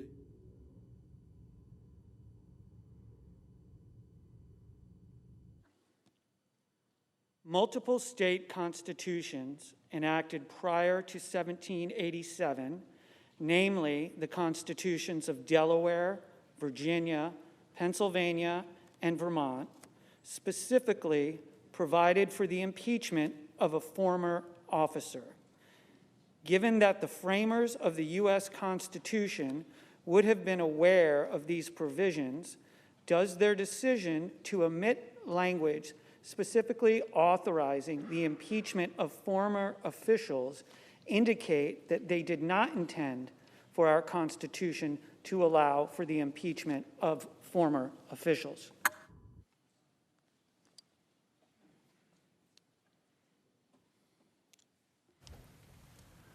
Good question. And the answer is yes, of course they left it out. The framers were very smart men, and they went over draft after draft after draft on that document. And they reviewed all the other drafts of all of the state constitutions, all of them. And they picked and chose what they wanted, and they discarded what they did not. And what they discarded was the option for all of you to impeach a former elected official. I hope that's answering your question. Thank you. Mr. President. The Senator from California. Mr. President, I send a question to the desk.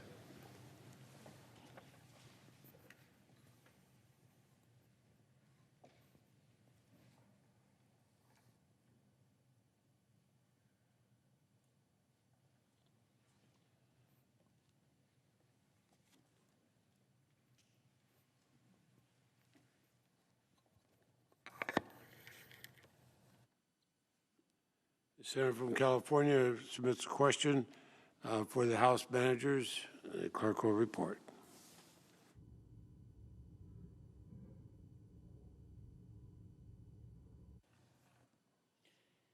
Having been on the front lines of combating the big lie over the past 4 years as California's chief elections officer, it is clear that President Trump's plot to undermine the 2020 election was built on lies and conspiracy theories. How did this plot to unconstitutionally keep President Trump in power lead to the radicalization of so many of President Trump's followers and the resulting attack on the Capitol?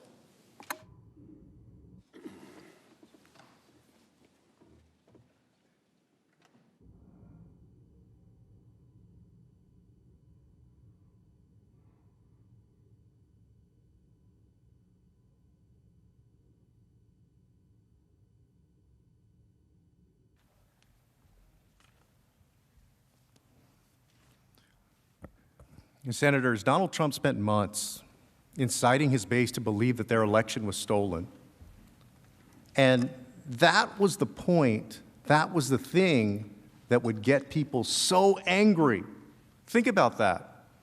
What it would take to get a large group of thousands of Americans so angry to storm the Capitol.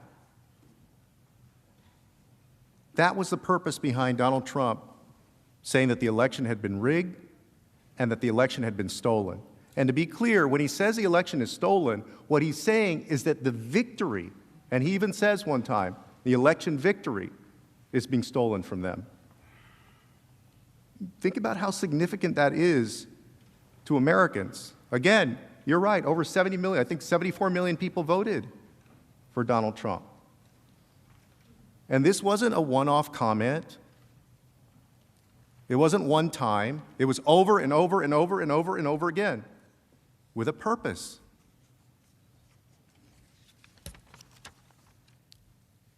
And we're not having this impeachment trial here because Donald Trump contested the election. As I said during the presentation, nobody here wants to lose an election. We all run our races to win our elections. But what President Trump did was different. What our commander-in-chief did was the polar opposite of what we're supposed to do. We let the people decide the elections, except President Trump. He directed all of that rage that he had incited to January 6th, the last chance. This again, to him, this was his last chance. This was certifying the election results. He needed to whip up that mob, amp them up enough to get out there and try to stop the election results, the certification of the election. And y'all, they took over the Senate chamber to do that. They almost took over the House chamber. There were 50 or so or more House members who were literally scared for their lives up in the gallery. A woman who bought into that big lie died because she believed the president's big lie. This resulted in a loss of one of his supporters' lives. A Capitol police officer died that day. Other of President Trump's supporters. 2 Capitol police officers ended up taking their own lives. Defense counsel, their defense is basically everything President Trump did is okay, and he could do it again. Is that what we believe? That there is no problem with that? That it's perfectly fine if he does the same thing all over again? This is dangerous. He's inciting his base. He was using the claim of a rigged election. We have never seen somebody do that over and over and over again, tell a lie, say 6 months ahead of time that it's a rigged election. There is a dangerous consequence to that. When you've got millions of followers on Twitter and millions of followers on Facebook, and you've got that huge bully pulpit from the White House, and you're the President of the United States, there is a cost to doing that. People are listening to you in a way that, quite honestly, they're not listening to me, and they're not listening to all of us in this room. You know, I just want to clear up, the defense counsel made a point about something that I read earlier. The defense counsel suggested I misspoke. And I just want to clarify for the record that the tweet I referenced, let me read you the tweet directly. If a Democrat presidential candidate had an election rigged and stolen with proof of such acts at a level never seen before, the Democrat senators would consider it an act of war and fight to the death. Mitch and the Republicans do nothing, just want to let it pass. No fight. So Donald Trump was equating what Democrats would do if their election was stolen. He said they'd fight to the death. Why do you think he sends that tweet? Because he's trying to say, hey, the other side would fight to the death, so you should fight to the death. I mean, do we read that any other way?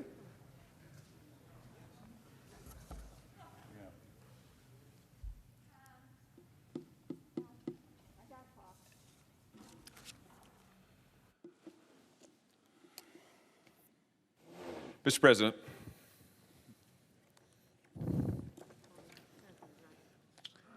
The senator from Missouri. Mr. President, on my behalf and on behalf of Senator Kramer, I send a question to the desk.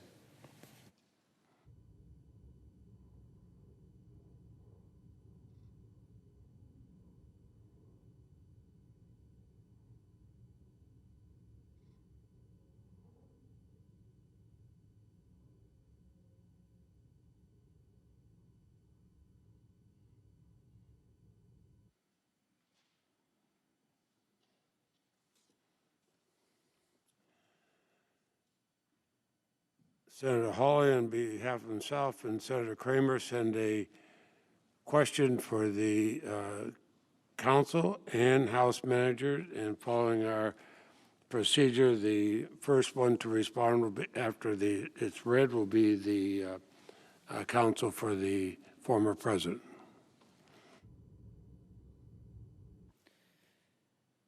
If the Senate's power to disqualify is not derivative of the power to remove a convicted president from office, could the Senate disqualify a sitting president but not remove him or her?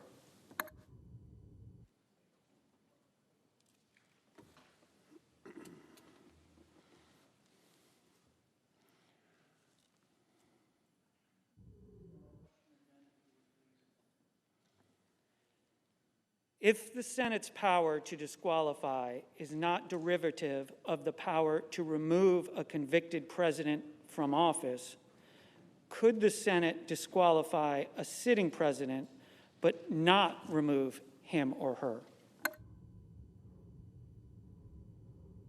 President, has 2.5 minutes.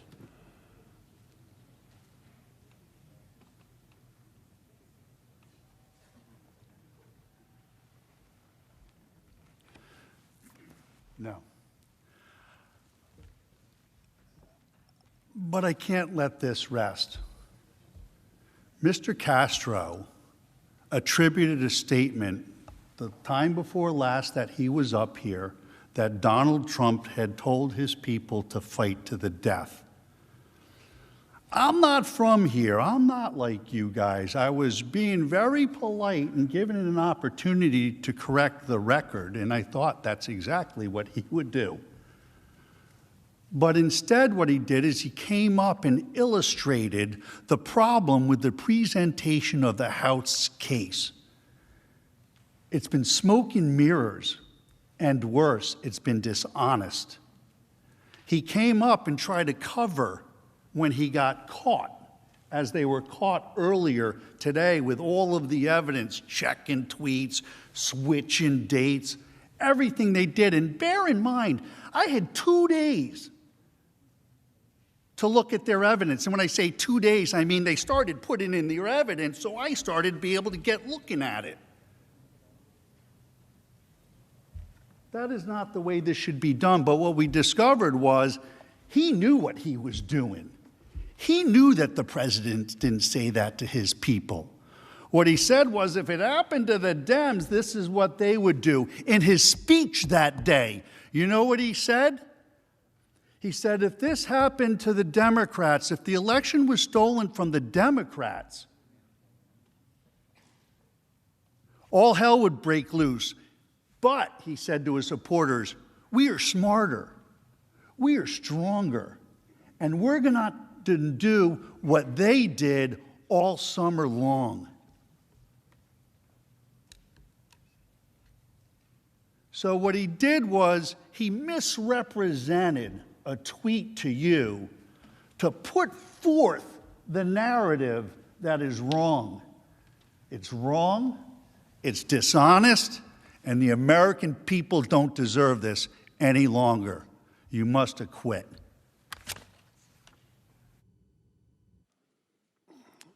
Managers on the part of the House of Representatives have 2.5 minutes.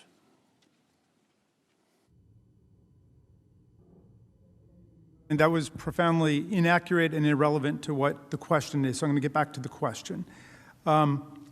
So under Article 2, Section 4, a president who is in office must be convicted before removal, and then must be removed before disqualification. Okay. But if the president is already out of office, then he can be separately disqualified, as this president is. But these powers have always been treated as separate, which is why I think there have been 8 people who've been convicted and removed, and just 3 of them disqualified. And as you know, there's a totally separate process within the Senate for doing this. The Constitution requires 2/3 vote for conviction, but for disqualification, it's a majority vote. It's a separate thing. So people could vote to convict and then vote not to disqualify.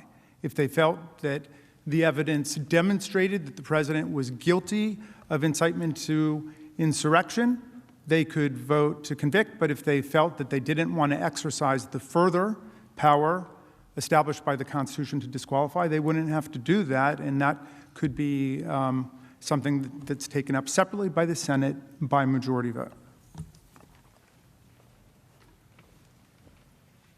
Mr. President,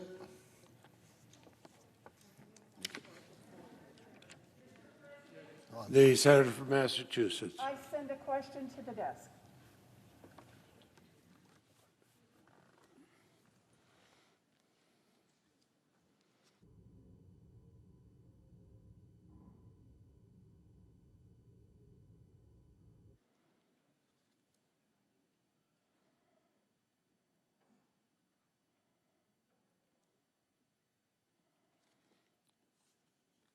The senator from Massachusetts has a question for the House managers. The clerk will read the question.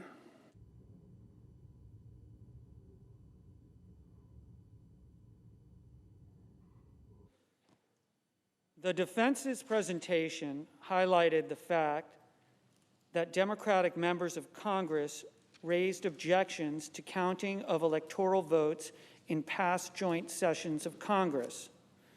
To your knowledge, were any of those Democratic objections raised after insurrectionists stormed the Capitol in order to prevent the counting of electoral votes, and after the president's personal lawyer asked senators to make these objections specifically to delay the certification?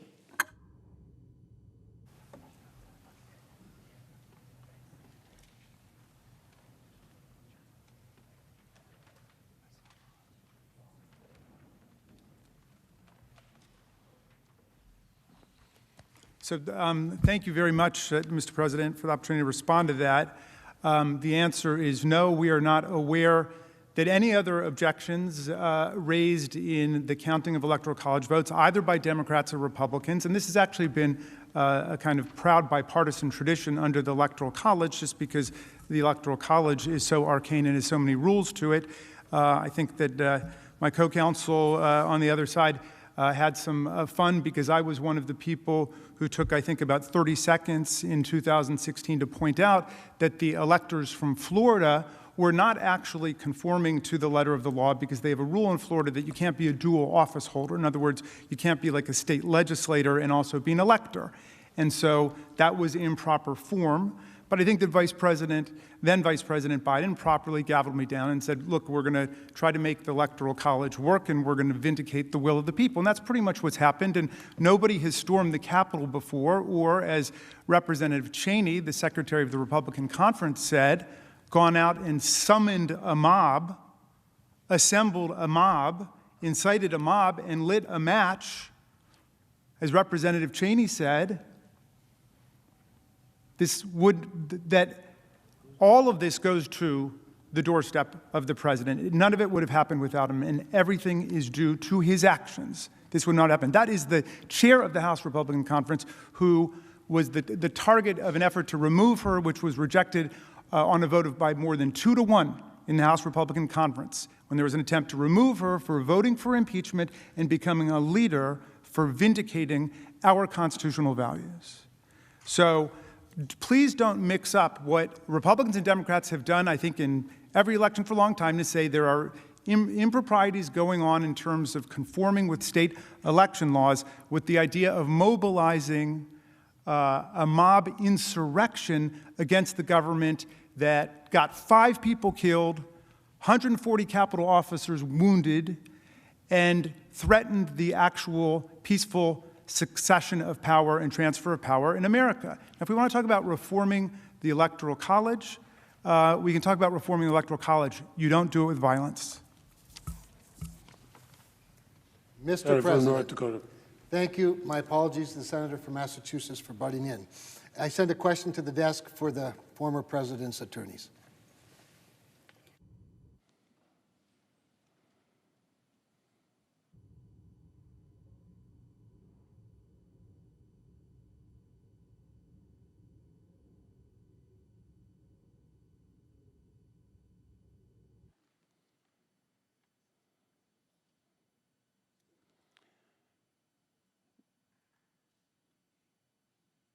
The question from Senator Kramer is for the counsel for the former president. The clerk will read the question.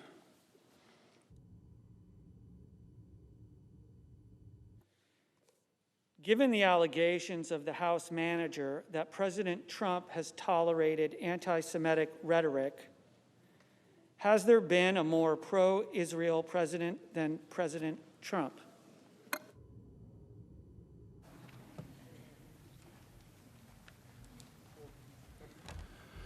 No, but it's apparent that nobody listened to what I said earlier today, because the victorial speech needs to stop. You need to stop. There was nothing fun here, Mr. Raskin. We aren't having fun here. This is about the most miserable experience I've had down here in Washington, D.C. There's nothing fun about it. And in Philadelphia, where I come from, when you get caught doctoring the evidence, your case is over. And that's what happened. They got caught doctoring the evidence, and this case should be over.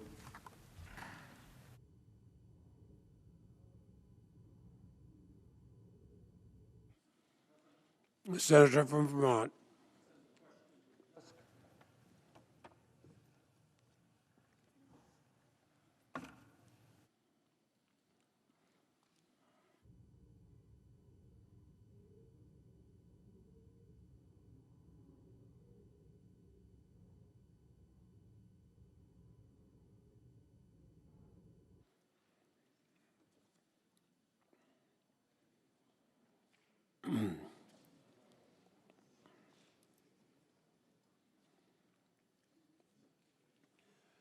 The senator from Vermont, Senator Sanders, has a question for both the counsel for the former president and the House manager. The clerk will read it, and following our procedure, the House managers will go first.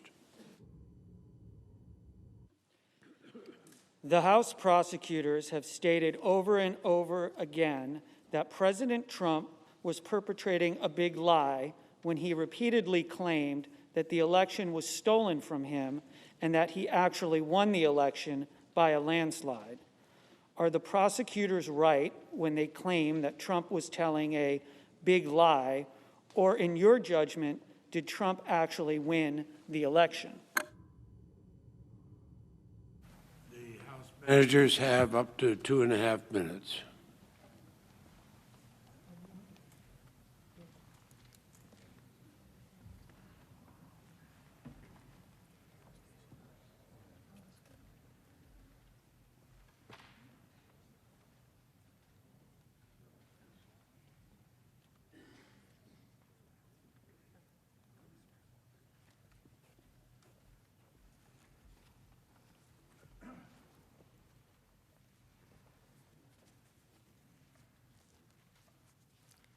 As we all know, President Trump did lose the election by 7 million votes, 306 electoral votes. By the time of the January 6th attack, the courts, the Justice Department, all 50 states across the country had done, agreed that the votes were counted, the people had spoken, and it was time for the peaceful transfer of power, as our Constitution and the rule of law demands. 61 courts the president went to. That's fine, appropriate. He lost. He lost. He lost the election. He lost the court case. As Leader McConnell recognized the day after the electors certified the votes, on December 14th, he said, quote, "Many millions of us had hoped that the presidential election would yield a different result. But our system of government has processes to determine who will be sworn in on January 20th. The Electoral College has spoken." Patriotism. Sometimes there is a reason to dispute an election. Sometimes the count is close. Sometimes we ask for a recount, go to courts. All of that's appropriate. I lost my first election. I stayed in bed for 3 days. We do what we need to do, and we move on. This was not that. Because when all of these people confirmed that Donald Trump had lost, when the courts, his Department of Justice, state officials, Congress, his vice president, were ready to commit to the peaceful transfer of power,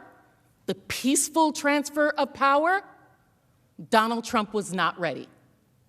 And so we are all here because he was not ready. Day after day, he told his supporters false, outlandish claims of why this election was rigged. Now, let's be clear. President Trump had absolutely no support of these claims. But that wasn't the point of what he was doing. He did it to make his supporters frustrated, to make them angry. Time has expired. And counsel for the former president recognized for 2.5 minutes. May I have the question read again and not have it count to my Of course, the clerk will read the question again.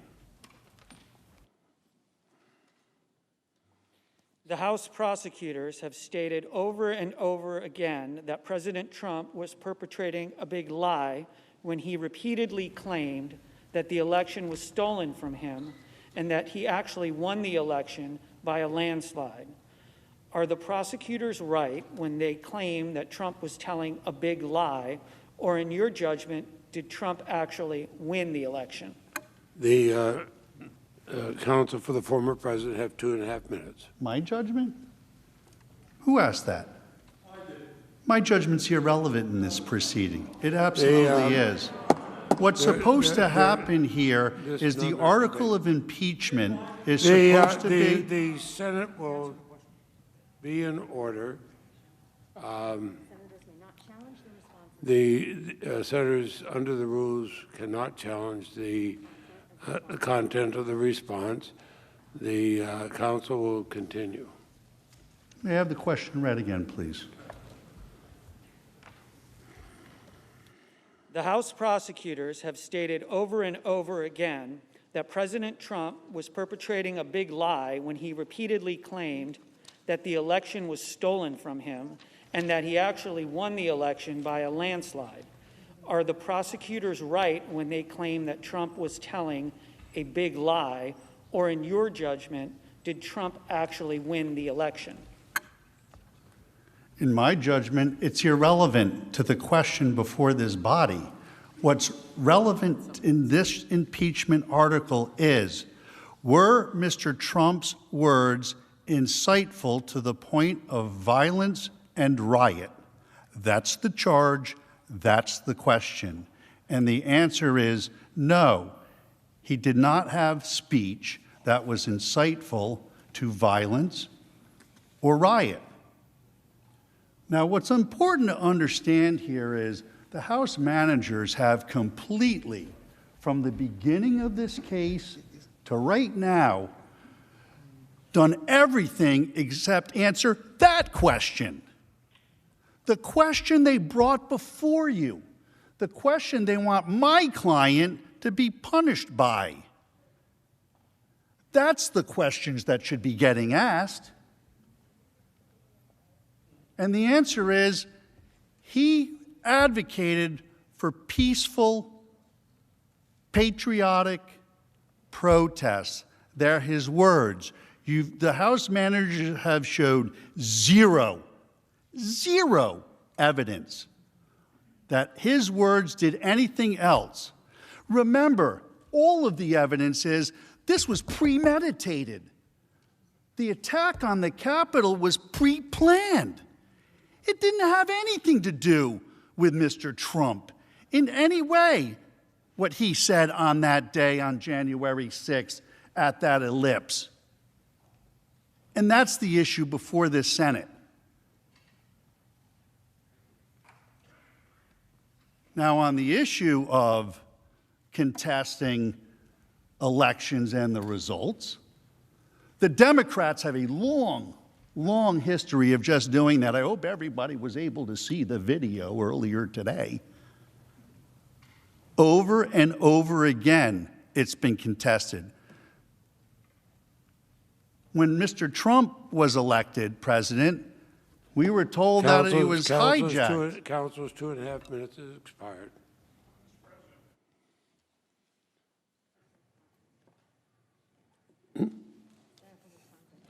Oh, okay. The senator from Wisconsin. I'm sorry, I couldn't see who was. Understand. I send a question to the desk for both parties. So we'll go.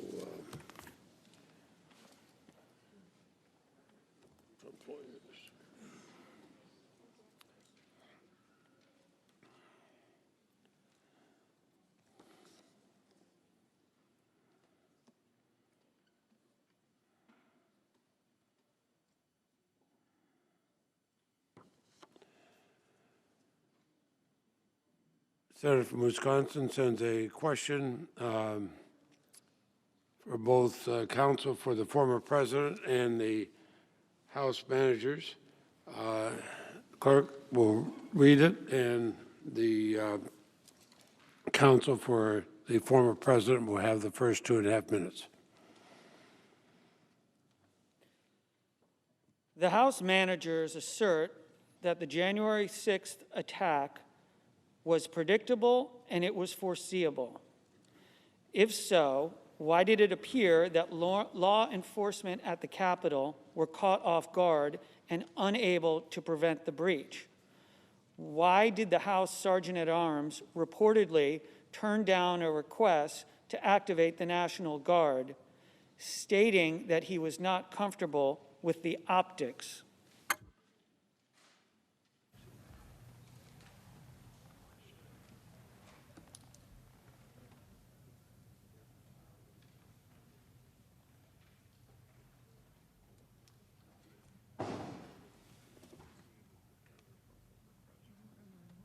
Counsel, former president is recognized.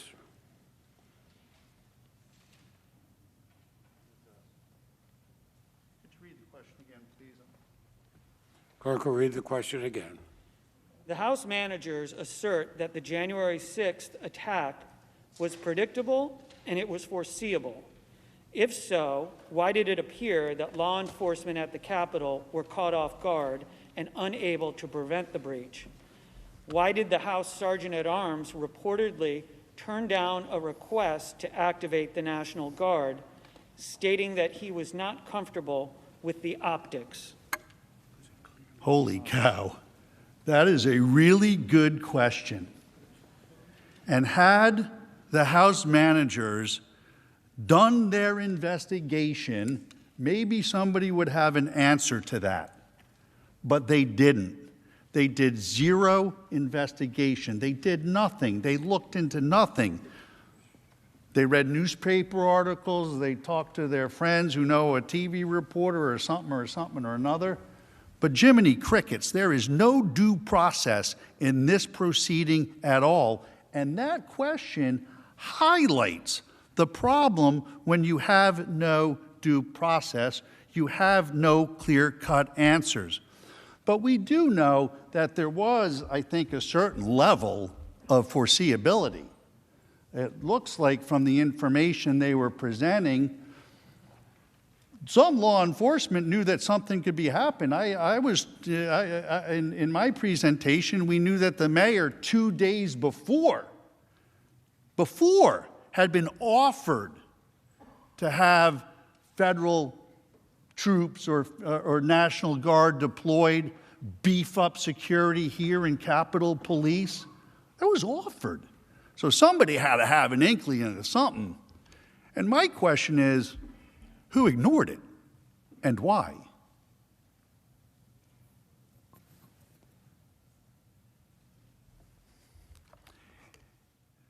If an investigation were done, we would know the answer to that too.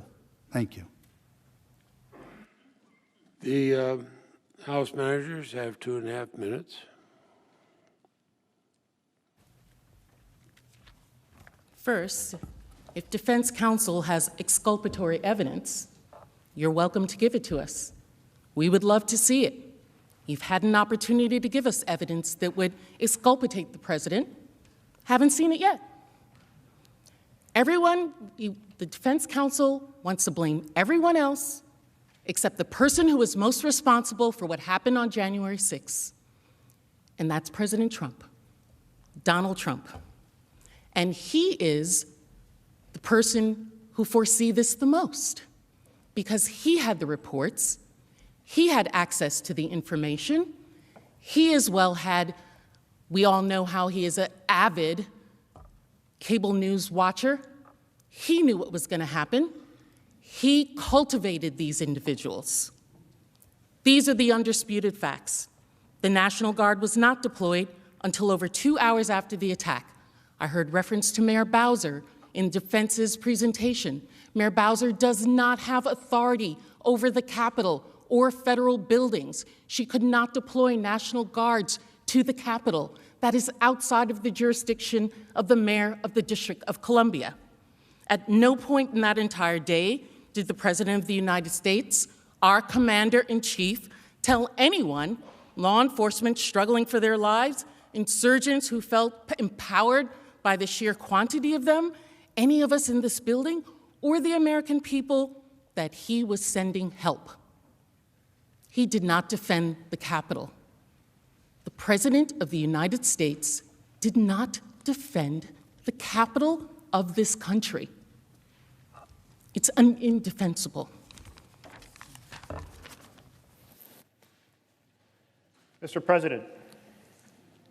The Senator from Oregon. Mr. President, I send a question to the desk.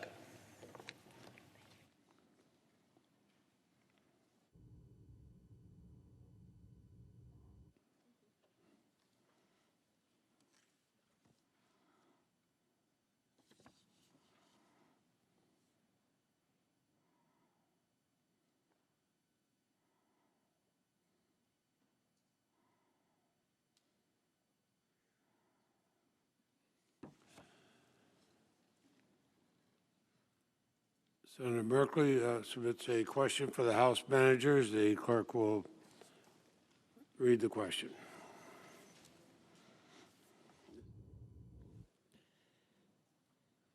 If a president spins a big lie to anger Americans and stokes the fury by repeating the lie at event after event, and invites violent groups to D.C. on the day and hour necessary to interrupt the Electoral College count, and does nothing to stop those groups from advancing on the Capitol, and fails to summon the National Guard to protect the Capitol, and then expresses pleasure and delight that the Capitol was under attack, is the President innocent of inciting an insurrection because in a speech he says, "Be peaceful"?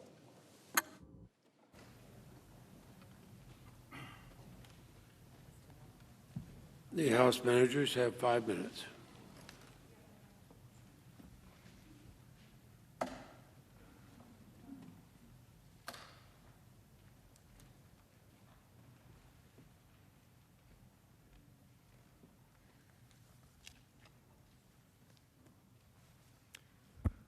You all ask a very important question, which is, given everything that the President did leading up to the election, after the election, and leading up to January 6th, all of the incitement of his supporters, whom he convinced with a big lie over and over that the election had been stolen from them and from him. And then once the mob had stormed the Capitol, the Vice President was in danger, the Speaker was in danger, the members of the House and the Senate, and all the staff here, the janitorial staff, the cafeteria workers, everybody. And all of the hot rhetoric that he spoke with, and then simply a few times said, "Stay peaceful." Remember, he said, "Stay peaceful," when they'd already gotten violent, when they'd already brought weapons, when they'd already hurt people. What he never said was, "Stop the attack, leave the Capitol, leave immediately."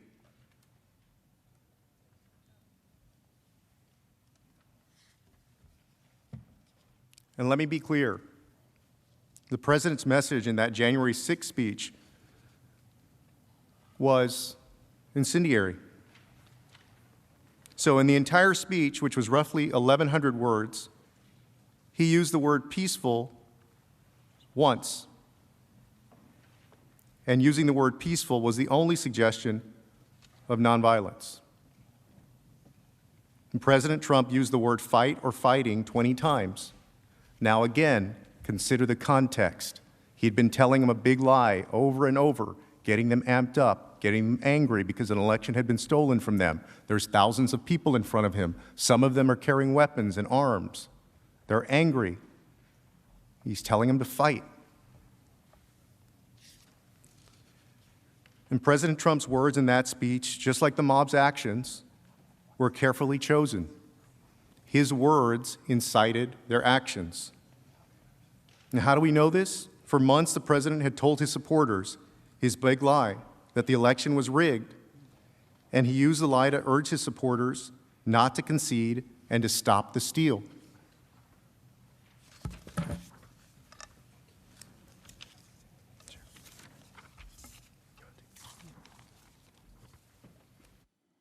If you rob a bank and on the way out the door you yell, "Respect private property," that's not a defense to robbing the bank. Mr. President. The senator from Texas. Mr. President, I send a question to the desk directed at both sides.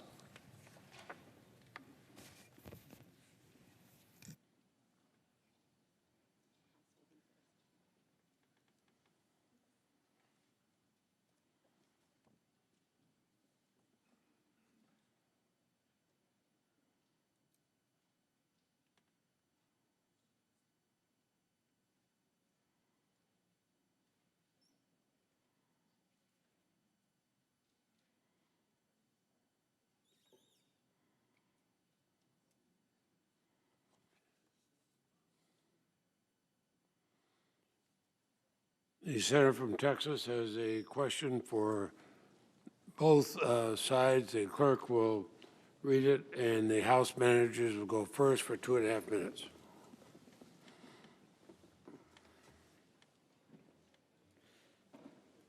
Out of their 16 hours, the House managers devoted all of 15 minutes to articulating a newly created legal standard for incitement. 1, was violence foreseeable? 2, did he encourage violence? 3, did he do so willfully? Is this new standard derived from the criminal code or any Supreme Court case? While violent riots were raging, Kamala Harris said on national TV, "They're not going to let up, and they should not." And she also raised money to bail out violent rioters. Using the manager's proposed standard, is there any coherent way for Donald Trump's words to be incitement and Kamala Harris's words not to be incitement?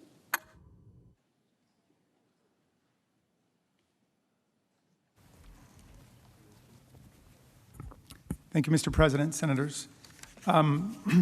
I'm not familiar with the statement that is being referred to with respect to the Vice President, but I find it absolutely unimaginable that Vice President Harris would ever incite violence or encourage or promote violence. Obviously, it's completely irrelevant to the proceeding at hand, and I will allow her to defend herself. The president's lawyers are pointing out that we've never had any situation like this before in the history of the United States, and it's true. There's never been a president who has encouraged a violent insurrection against our own government. So we really have nothing to compare it to. So what we do in this trial will establish a standard going forward for all time. Now, there are 2 theories that have been put before you, and I think we've got to get past all of the picayune little critiques that have been offered today about this or that. Let's focus on what's really at stake here. The president's lawyers say, echoing the president, his conduct was totally appropriate. In other words, he would do it again. Exactly what he did is the new standard for what's allowable for him or any other president who gets into office. Our point is that his incitement so overwhelms any possible legal standard we have that we've got the opportunity now to declare that presidential incitement to violent insurrection against the Capitol and the Congress is completely forbidden to the President of the United States under the impeachment clauses. So we set forth for you the elements of encouragement of violence, and we saw it overwhelmingly. We know that he picked the date of that rally. In fact, there was another group that was going to have a rally on another date, and he got it moved to January 1st. He synchronized it exactly with the time that we would be in joint session. And as Representative Cheney said, he summoned that mob, he assembled that mob, he incited that mob, he lit the match. Come on, get real. We know that this is what happened. And the second thing is the foreseeability of it. Was it foreseeable? Remember Lansing, Michigan, and everything we showed you. They didn't mention that, of course. Remember the MAGA 2 march, the MAGA 2 rally. They didn't mention that. Violence all over the rallies. The president cheering it on, delighting in it, reveling in it, exulting in it. Come on, how gullible do you think we are? We saw this happen. We just spent 11 or 12 hours looking at all the evidence. And intent to encourage. Time Thank is you. expired. Counsel for the former president has 2.5 minutes.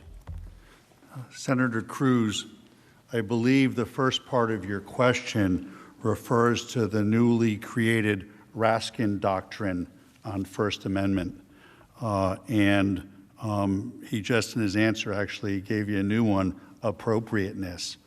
The standard that this body needs to follow for law is Brandenburg v. Ohio, and the test really, the three-part test really comes out of Bible believers versus Wayne County, to be specific.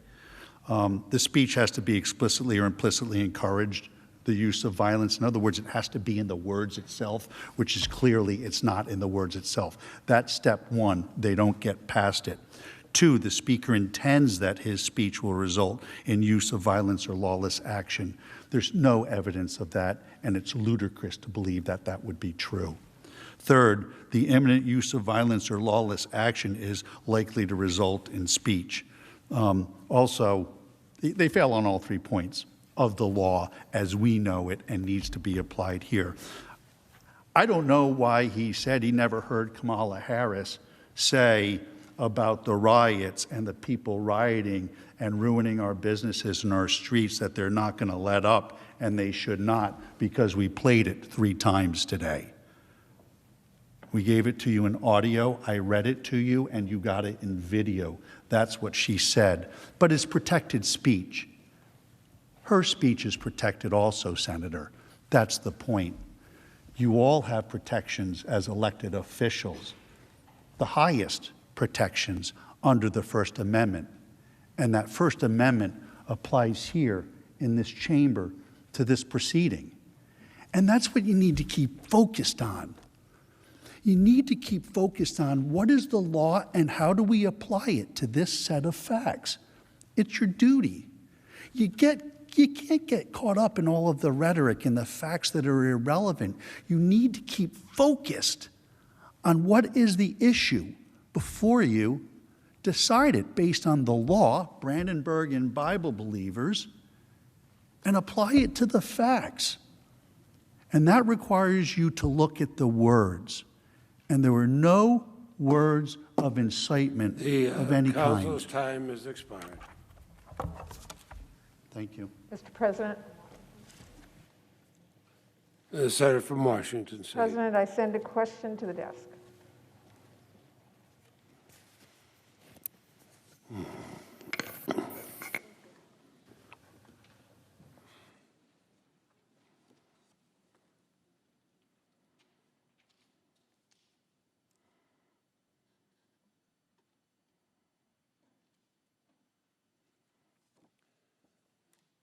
The Senator from Washington, Senator Murray, has a question for the House managers. The clerk will read the question.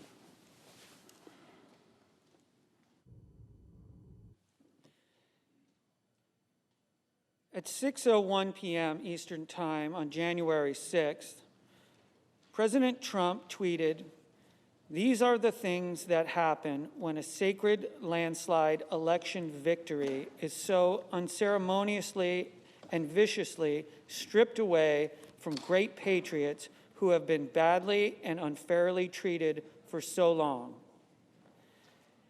Adding, "for rioters to go home with love and in peace." What is the relevance of this tweet to President Trump's guilt?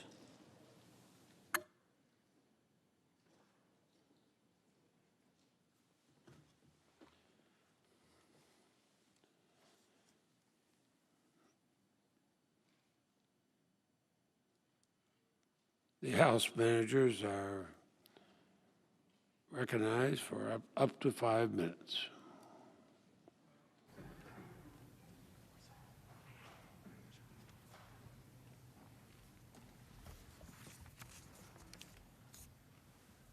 Senators, this was a key quote and a key statement by the President that day, that horrific day.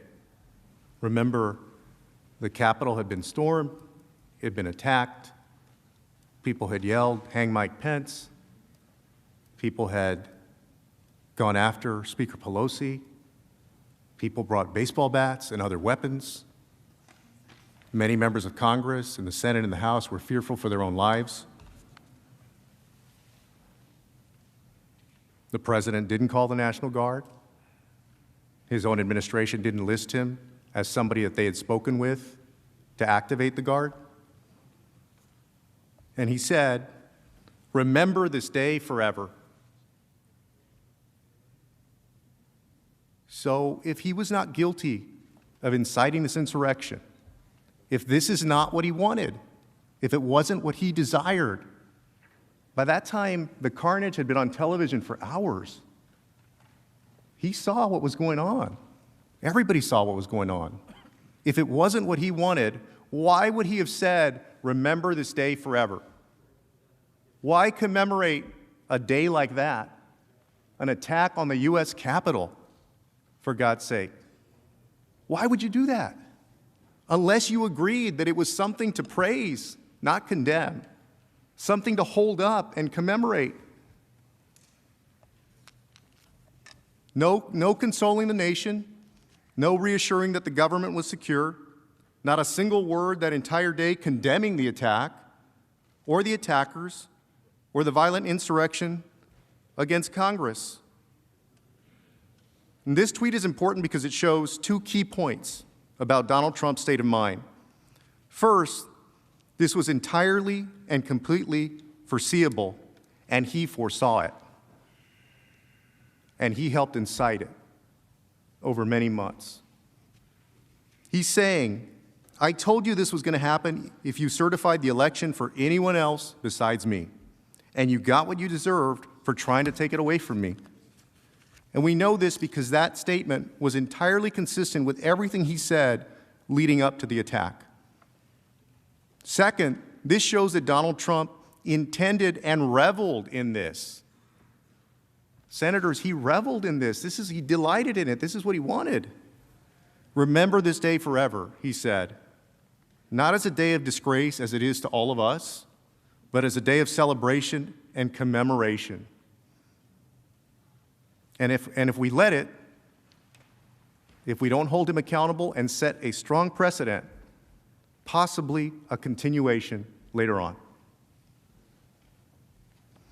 We will, of course, all of us remember this day, but not in the same way that Donald Trump suggested. We'll remember the bravery of our Capitol and Metro police forces. We'll remember the officer who lost his life, and sadly the others who did as well, and the devastation that was done to this country because of Donald Trump.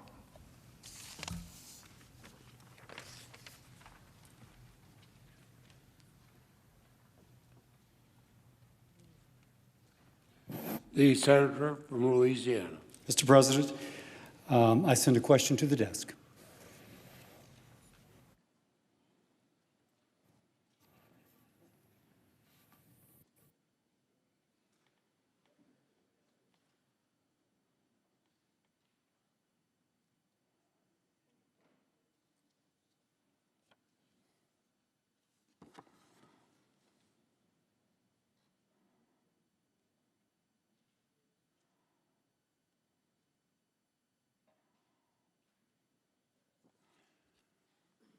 The senator from Louisiana, Mr. Cassidy, has a question for both counsel for the former president and counsel for the House.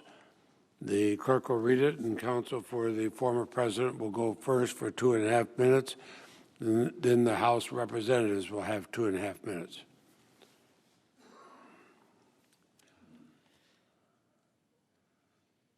Senator Tuberville reports that he spoke to President Trump at 2:15 p.m. He told the president that the vice president had just evacuated. I presume it was understood at this time that rioters had entered the Capitol and threatened the safety of senators and the Vice President.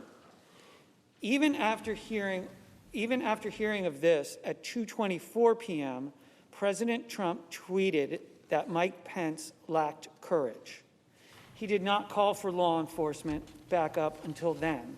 The tweet and lack of response suggests President Trump did not care that Vice President Pence was endangered or that law enforcement was overwhelmed.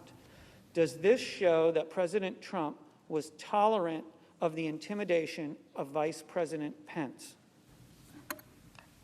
Counsel has 2.5 minutes. Directly, no. But I dispute the premise of your facts. I dispute the facts that are laid out in that question. And unfortunately, we're not going to know the answer to the facts in this proceeding because the House did nothing to investigate what went on. We're trying to get hearsay from Mr. Tuberville. There was hearsay from Mr. Lee, I think it was 2 nights ago when we ended, where Mr. Lee was accused of making a statement that he never made. But it was a report from a reporter, from a friend of somebody who had some hearsay that they heard the night before at a bar somewhere. I mean, that's really the kind of evidence that the House has brought before us. And so I have a problem with the facts in the question because I have no idea. And nobody from the House has given us any opportunity to have any idea. But Mr. Trump and Mr. Pence have had a very good relationship for a long time, and I'm sure Mr. Trump very much is concerned and was concerned for the safety and well-being of Mr. Pence and everybody else that was over here. Thank you. Managers and part of the House of Representatives have 2.5 minutes. Thank you, Mr. President. You know, my counsel said before, this has been my worst experience in Washington, and for that, I guess we're sorry, but man, you should have been here on January 6th. So the counsel for the president keep blaming the House for not having the evidence that's within the sole possession of their client, who we invited to come and testify last week. We sent a letter on February 4th. I sent it directly to President Trump, inviting him to come and to explain and fill in the gaps of what we know about what happened there. And they sent back a contemptuous response just a few hours later. I think they maybe even responded more quickly to my letter than President Trump did as a commander-in-chief to the invasion and the storming of the Capitol of the United States. But in that letter, I said, you know, if you decline this invitation, we reserve all rights, including the right to establish a trial, that your refusal to testify supports a strong adverse inference. What's that? Well, Justice Scalia was the great champion of it. If you don't testify in a criminal case, it can't be used against you. Everybody knows that. That's the Fifth Amendment privilege against self-incrimination. But if it's a civil case and you plead the Fifth or you don't show up, then according to Justice Scalia and the rest of the Supreme Court, you can interpret every disputed fact against the defendant. That is totally available to us. So, for example, if we say the president was missing in action for several hours and he was derelict in his duty and he deserted his duty as commander-in-chief, and we say that as inciter-in-chief he didn't call off dogs, and they say, oh no, he was really doing whatever he can. If you're puzzled about that, you can resolve that dispute, factual dispute, against the defendant who refuses to come to a civil proceeding. He will not spend 1 day in jail if you convict him. This is not a criminal proceeding. This is about preserving the republic, dear Senate. That's what this is about, setting standards of conduct for the President of the United States so this never happens to us again. So rather than yelling at us and screaming about how we didn't have time to get all of the facts about what your client did, bring your client up here and have him testify under oath about why he was sending out tweets denouncing the Vice President of the United States while the Vice President was being hunted down by a mob that wanted to hang him and was chanting in this building, hang Mike Pence, traitor, traitor, traitor. Time of the managers are up. Next question. The senator from West Virginia. Mr. President, I send the question to the desk, directed to the House managers.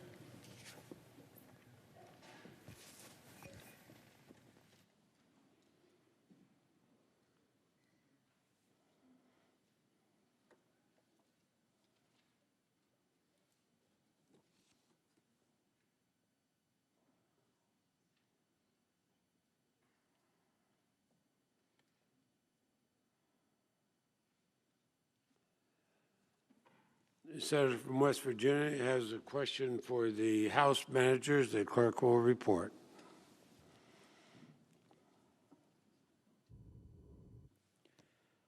Would the president be made aware of the FBI and intelligence information of a possible attack? And would the president be responsible for not preparing to protect the Capitol and all elected officials of government with National Guard and law enforcement, as he did when he appeared in front of the St. John's Episcopal Church?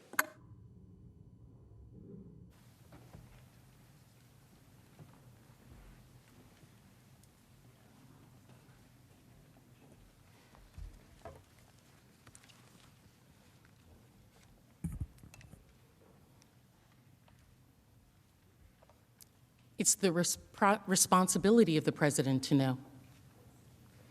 President of the United States, our commander-in-chief, gets daily briefings on what is happening in the country that he has a duty to protect. Additionally, the president would have known, just like the rest of us know, all of the reports that were out there and publicly available. How many of you received calls saying to be careful on January 6th, to be careful that day? I'm seeing reports. It doesn't seem safe. How much more the President of the United States? Donald Trump, as our commander-in-chief, absolutely had a duty and a sworn oath to preserve, protect, and defend us, and to do the same for the officers under his command. And he was not just our commander-in-chief. He incited the attack. The insurgents were following his commands, as we saw when we read aloud his tweet attacking the vice president. And with regard to the vice president, I'm sure they did have a good relationship, but we all know what can happen to one who has a good relationship with the president when you decide to do something that he doesn't like. I'm sure some of you have experienced that when he turns against you after you don't follow his command. You heard from my colleagues that when planning this attack, the insurgents predicted that Donald Trump would command the National Guard to help them. Well, he didn't do much better. He may not have commanded the Guard to help them, but it took way, way too long for him to command the Guard to help us. This is all connected.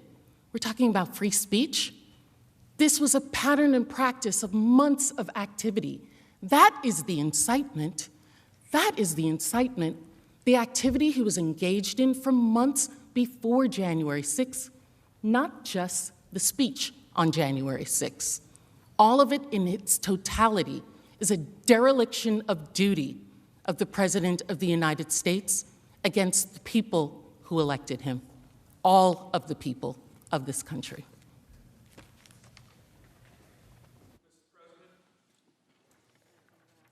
The senator from Alaska. Mr. President, I send a question to the desk for the former President's Counsel.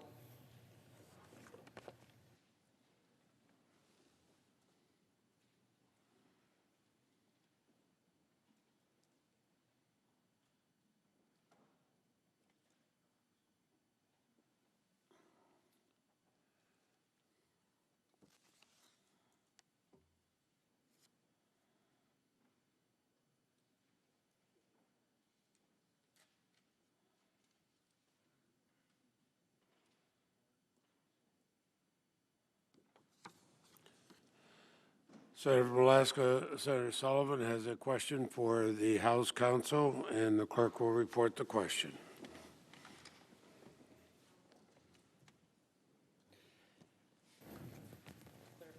Mr. President.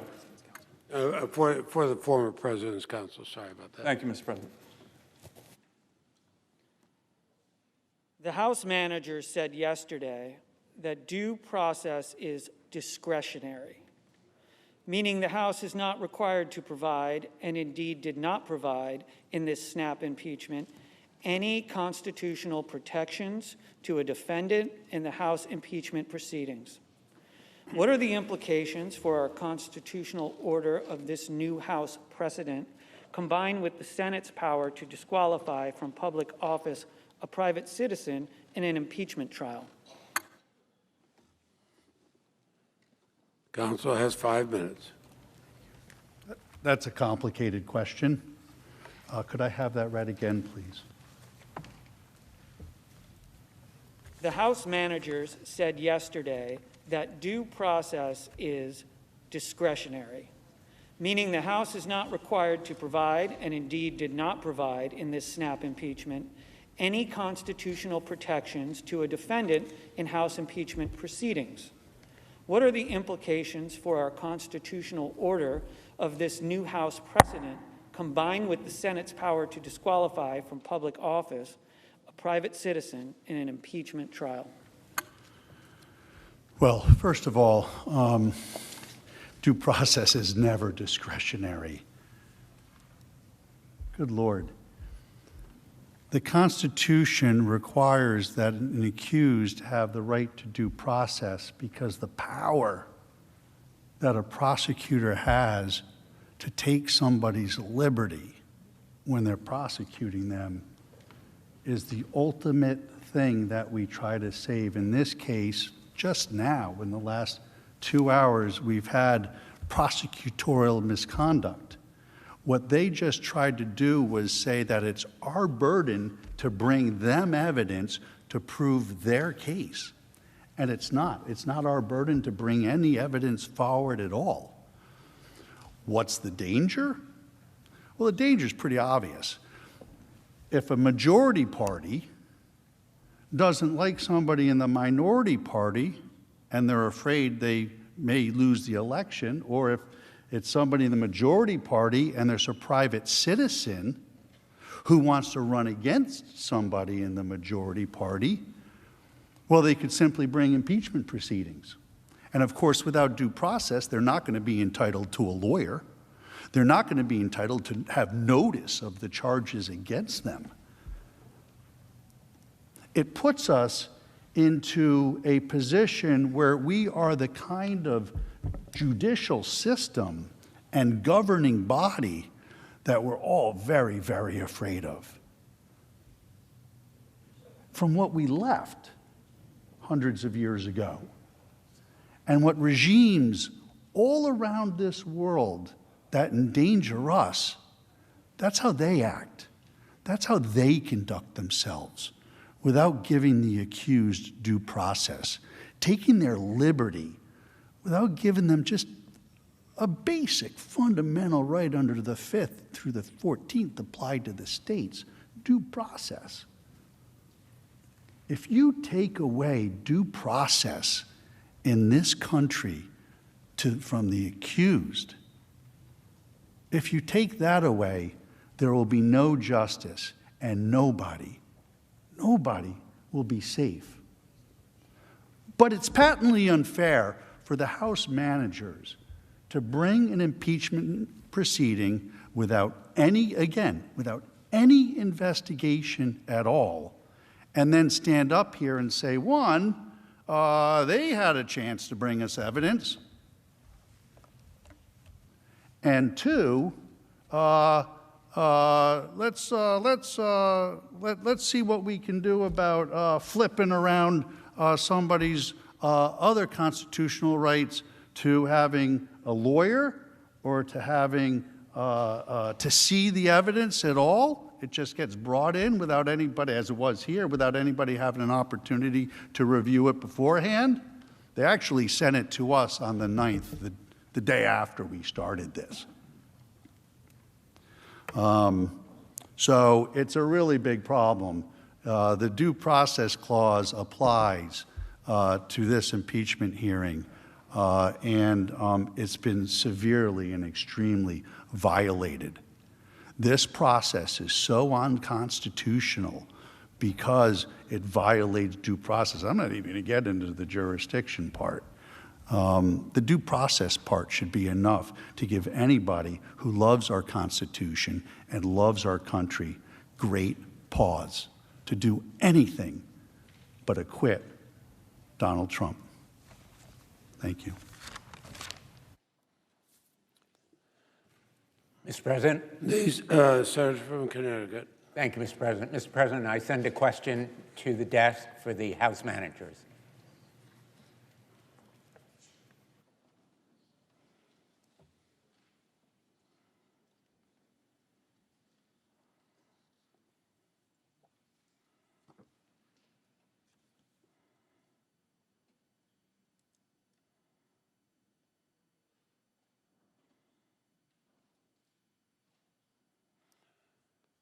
The Senator from Connecticut, Senator Blumenthal, has a question for the House managers, and the clerk will report the question.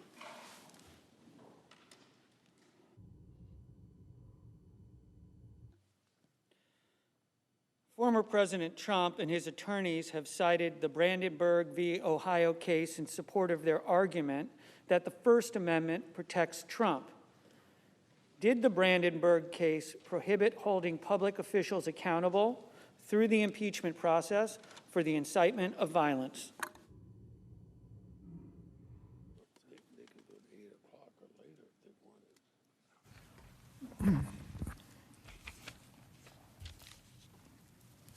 Thank you, Mr. President, Senators. So let's start with the letter of more than 140 constitutional law professors, which I think they described as partisan in nature. That's a slur on the law professors, and I hope that they would withdraw that. There are very conservative luminaries on that list, including the co-founder of the Federalist Society, Ronald Reagan's former Solicitor General, Charles Fried, as well as prominent law professors across the intellectual, ideological, and jurisprudential spectrum. And they all called their First Amendment arguments frivolous, which they are.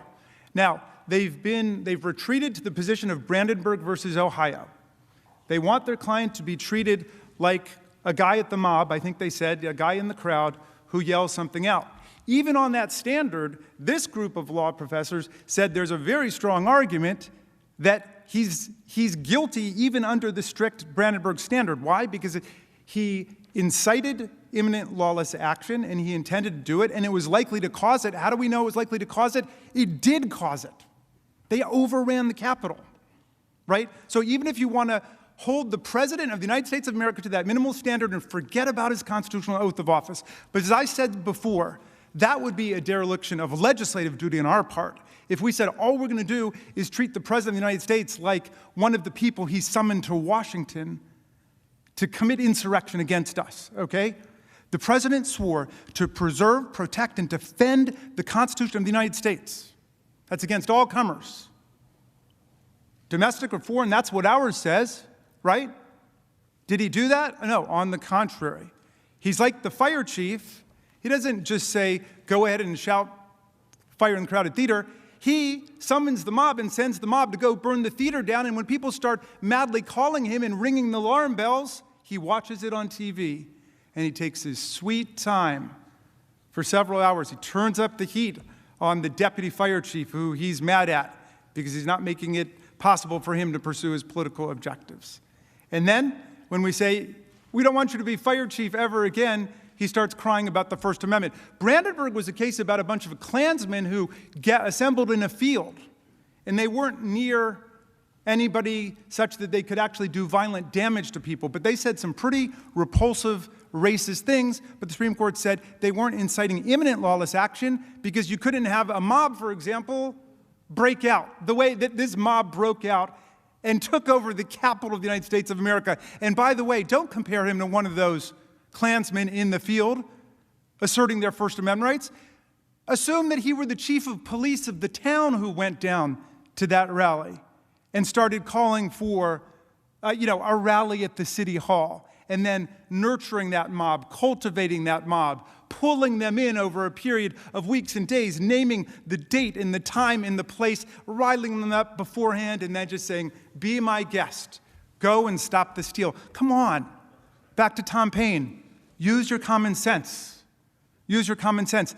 That's the standard of proof we want. They're already treating their client like he's a criminal defendant. They're talking about beyond a reasonable doubt.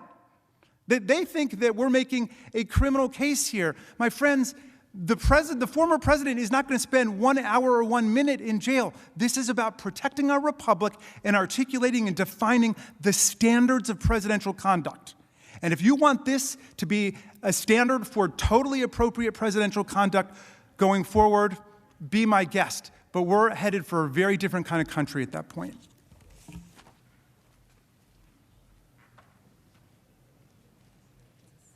President? The Senator from Kansas. I send a question to the desk.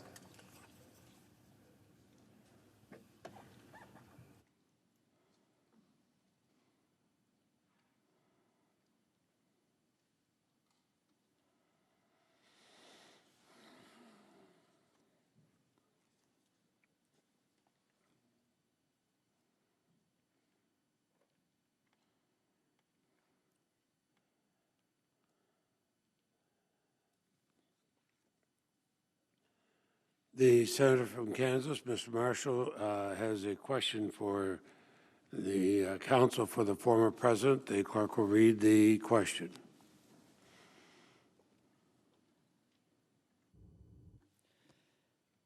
The House manager's single article of impeachment is centered on the accusation that President Trump singularly incited a crowd into a riot.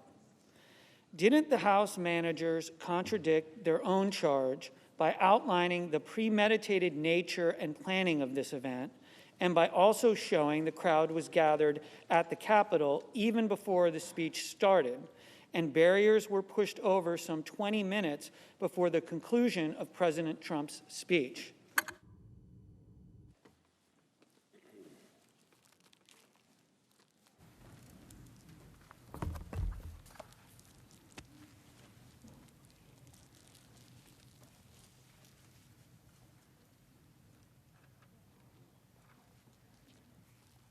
Yes. The House managers contradicted their own charge by outlining the premeditated nature and planning of this event, and by also showing the crowd gathered at the Capitol even before the speech started, and barriers were pushed over some 20 minutes before the conclusion of President Trump's speech. The answer is yes.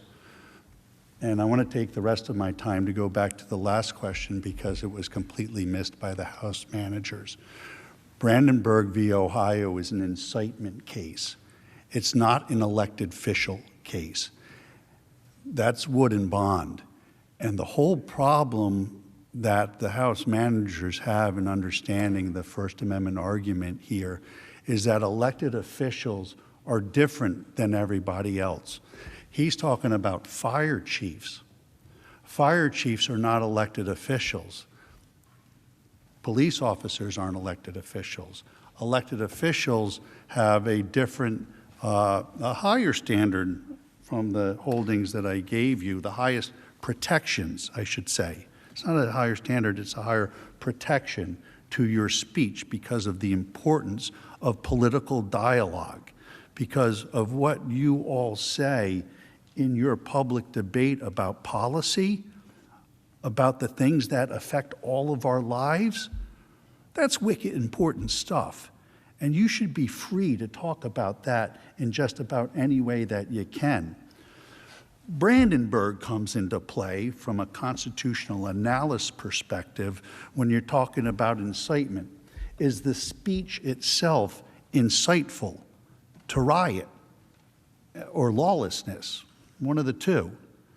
And the answer here is no. And Brandenburg, through, again, Bible believers, require you to look at the words of the speech. You actually can't go outside the words of the speech. You're not allowed to in the analysis.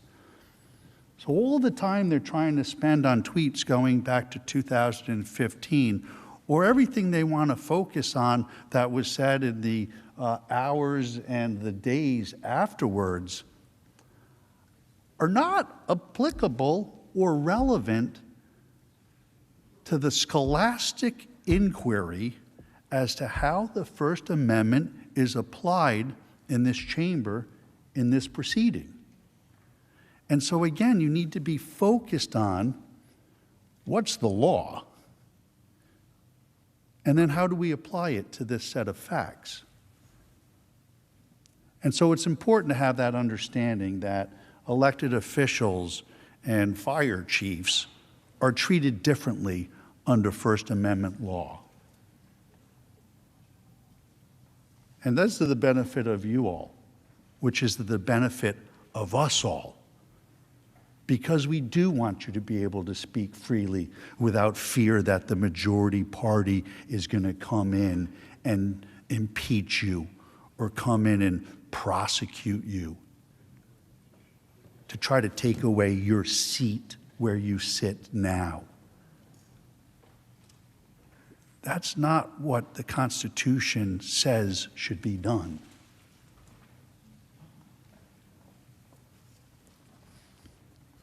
But yes, they do. They do contradict themselves, of course. Thank you.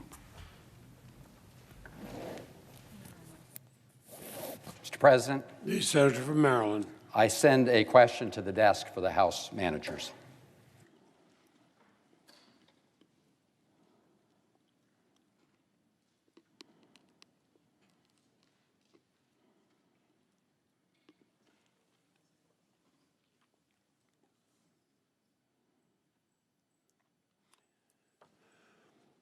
The Senator from Maryland, Senator Van Hollen, has a question for the managers. The clerk will report the question.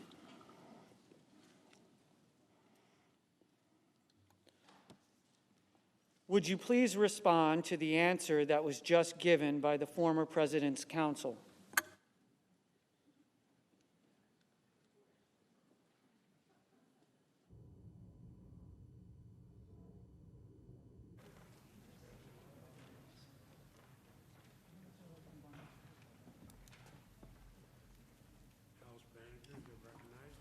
Mr. President, thank you. I'm not quite sure which question the senator was referring to, but let me quickly just dispense of the counsel's invocation again of Bond versus Floyd.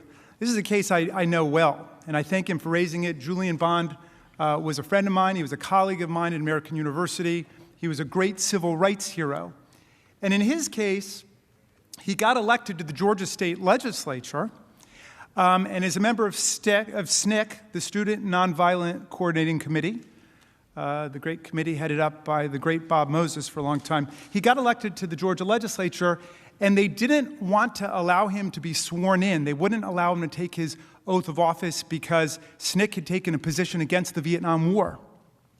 And so the Supreme Court said that was a violation of his First Amendment rights not to allow him to be sworn in. That's the complete opposite of Donald Trump.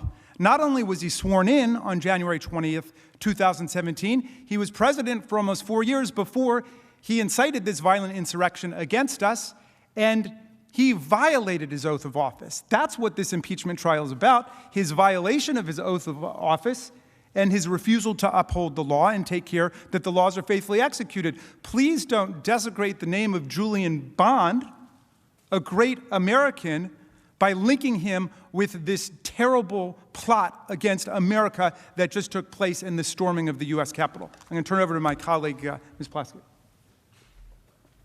Jim? Oh. Thank you. Let's just be clear. President Trump summoned the mob, assembled the mob, lit the flame. Everything that followed was his doing. And although he could have immediately and forcefully intervened to stop the violence, he didn't. In other words, this attack would not have happened without him.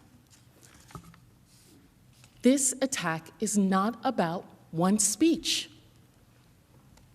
Most of you men would not have your wives with one attempt at talking to her.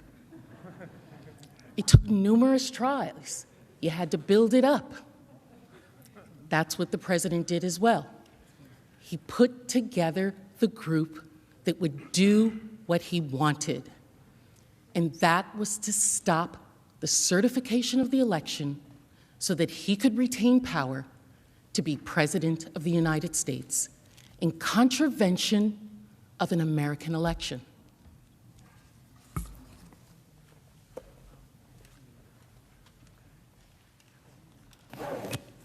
Mr. President? The Senator from Florida. I send a question to the desk.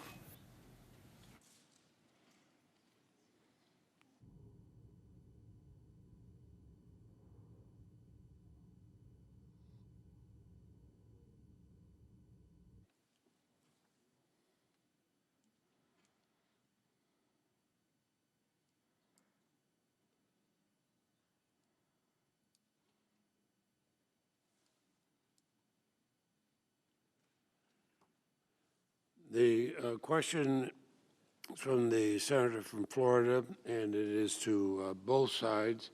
The clerk will read the question, and the House managers will go first for the first 2.5 minutes.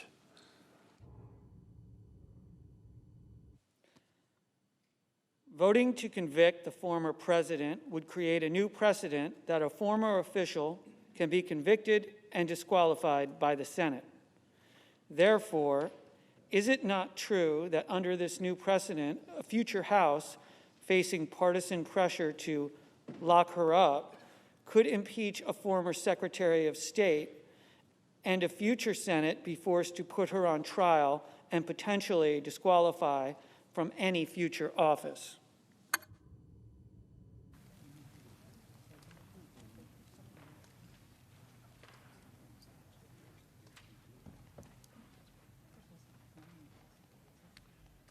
The House managers go first.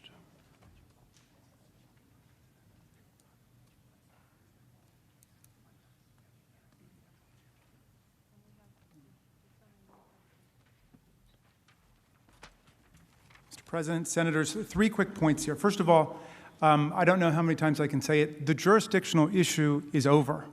It's gone. The Senate settled it.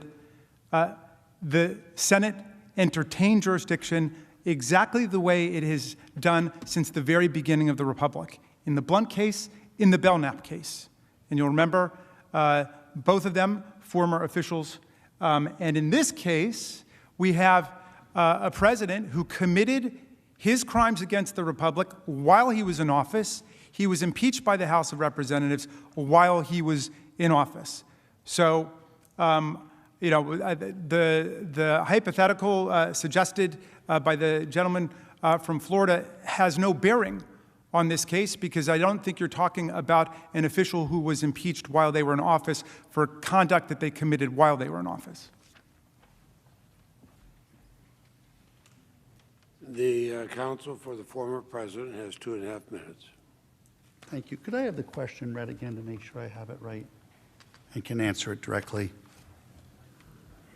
Voting to convict the former president would create a new precedent that a former official can be convicted and disqualified by the Senate. Therefore, is it not true that under this new precedent, a future House facing partisan pressure to lock her up could impeach a former Secretary of State, and a future Senate be forced to put her on trial and potentially disqualify from any future office? If you see it their way, yes. If you do this the way they want it done, that could happen to the example there, a former Secretary of State. But it could happen to a lot of people. And that's not the way this is supposed to work. And not only could it happen to a lot of people, it'd become much more regular, too. But I want to address that, and I want you to be clear on this. Mr. Raskin can't tell you on what grounds you acquit. If you believe, even though there was a vote that there's jurisdiction, if you believe jurisdiction's unconstitutional, you can still believe that. If you believe that the House did not give appropriate due process in this, that can be your reason to acquit. If you don't think they met their burden in proving incitement, that these words incited the violence, you can acquit. Mr. Raskin doesn't get to give you under what grounds you can acquit. And so you have to look at what they've put on in its totality and come to your own understanding as to whether you think they've met their burden to impeach. But the original question is an absolutely slippery slope that I don't really think anybody here wants to send this country down. Thank you.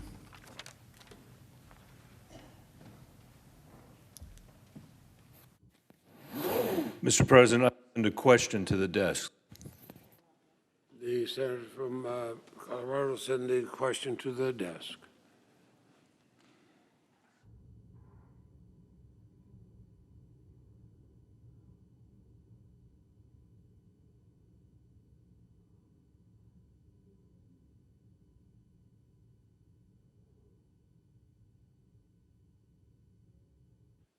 And I would note, just for the, as the hour tends to get late, I would note for all council As Chief Justice Roberts noted on January 21st, 2020, citing the trial of Charles Swain in 1905, all parties in this chamber must refrain from using language that is not conducive to civil discourse. The Senator from Colorado, Senator Bennett, has a question for the House managers, and the clerk will read the question.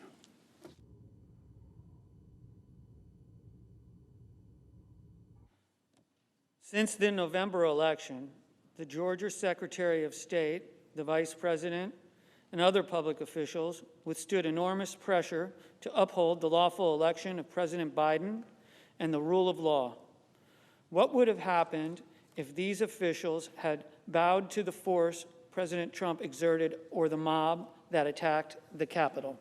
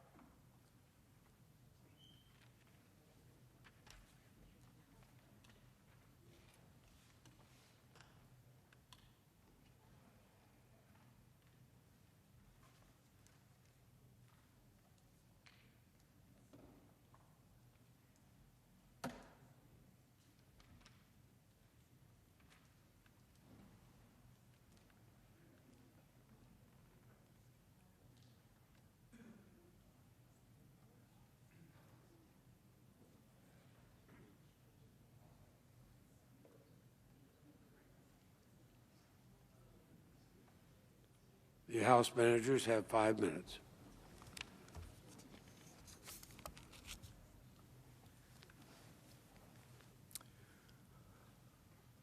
I want to take a minute and remind everybody about the incredible pressure that Donald Trump was putting on election officials in different states in this country and the intimidation that he was issuing. I want to remind everyone of the background of Donald Trump's call to one Secretary of State, the Secretary of State from Georgia, Mr. Raffensperger. Donald Trump tried to overturn the election by any means necessary. He tried again and again to pressure and threaten election officials to overturn the election results. He pressured Michigan officials, calling them late at night and hosting them at the White House. He did the same thing with officials in Pennsylvania. He called into a local meeting of the Pennsylvania legislature, and he also hosted them at the White House, where he pressured them. And in Georgia, it was even worse. He sent tweet after tweet attacking the Secretary of State until Mr. Raffensperger got death threats to him and his family. His wife got a text that said, quote, "Your husband deserves facing a firing squad." Firing squad for doing his job. Mr. Raffensperger stood up to him. He told the world that elections are the bedrock of this society, and the votes were accurately counted for Donald Trump's opponent. Officials like Mr. Sterling warned Trump that if this continued, someone's going to get killed. But Donald Trump didn't stop. He escalated it even further. He made a personal call. You heard that call because it was recorded. The President of the United States told a Secretary of State that if he does not find votes, he will face criminal penalties. Please, Senators, consider that for a second. The President putting all of this public and private pressure on election officials, telling them that they could face criminal penalties if they don't do what he wants. And not just any number of votes that he was looking for. Donald Trump was asking the Secretary of State to somehow find the exact number of votes Donald Trump lost the state by. Remember, President Biden won Georgia by 11,779 votes. In his own words, President Trump said, quote, "All I want to do is this. I just want to find 11,780 votes." He wanted the Secretary of State to somehow find the precise number plus one of votes that he needed to win. As a Congress and as a nation, we cannot be numb to this conduct. If we are, and if we don't set a precedent against it, more presidents will do this in the future. This will be a green light for them to engage in that kind of pressure and that kind of conduct. And this could have gone a very different way if those election officials had bowed to the intimidation and the pressure of the President of the United States. It would have meant that instead of the American people deciding this election, President Trump alone would have decided this American election. That's exactly what was at stake, and that's exactly what he was trying to do. He intended, wanted to, and tried to overturn the election by any means necessary. He tried everything else that he could to do to win. He started inciting the crowd, issuing tweet after tweet, issuing commands to stop the count, stop the steal, worked up the crowd, sent a save the date. So it wasn't just one speech or one thing. He was trying everything. He was pressuring elected officials. He was riling up his base, telling them the election had been stolen from them, that it had been stolen from him. It was a combination of things that only Donald Trump could have done. And for us to believe otherwise is to think that somehow a rabbit came out of a hat and this mob just showed up here on their own, all by themselves. This is dangerous, senators. And the future of our democracy truly rests in your hands.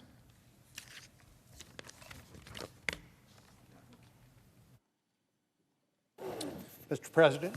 The senator from Texas. Mr. President, I send a question to the desk.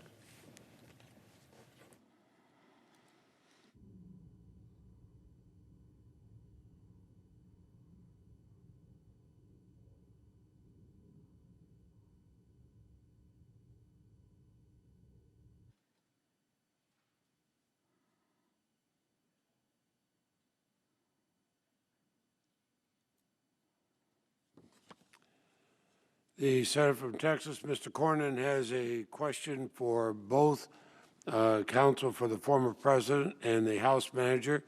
The clerk will read the question, and we'll recognize first the counsel for the former president. The House managers have argued that if the Senate cannot convict former officers, then the Constitution creates a January exception, pursuant to which a president is free to act with impunity because he is not subject to impeachment, conviction, and removal and/or disqualification. But isn't a president subject to criminal prosecution after he leaves office for acts committed in office, even if those acts are committed in January?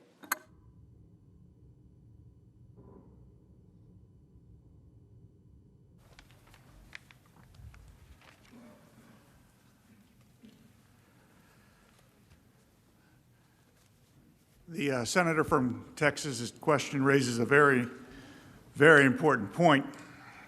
There is no such thing as a January exception to impeachment. There is only the text of the Constitution which makes very clear that a former president is subject to criminal sanction after his presidency for any illegal acts he commits. There is no January exception to impeachment. There is simply a way we treat high crimes and misdemeanors allegedly committed by a president when he is in office, impeachment, and how we treat criminal behavior by a private citizen when they are not in office.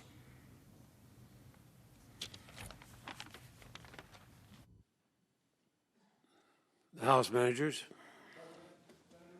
Thank you for this excellent question.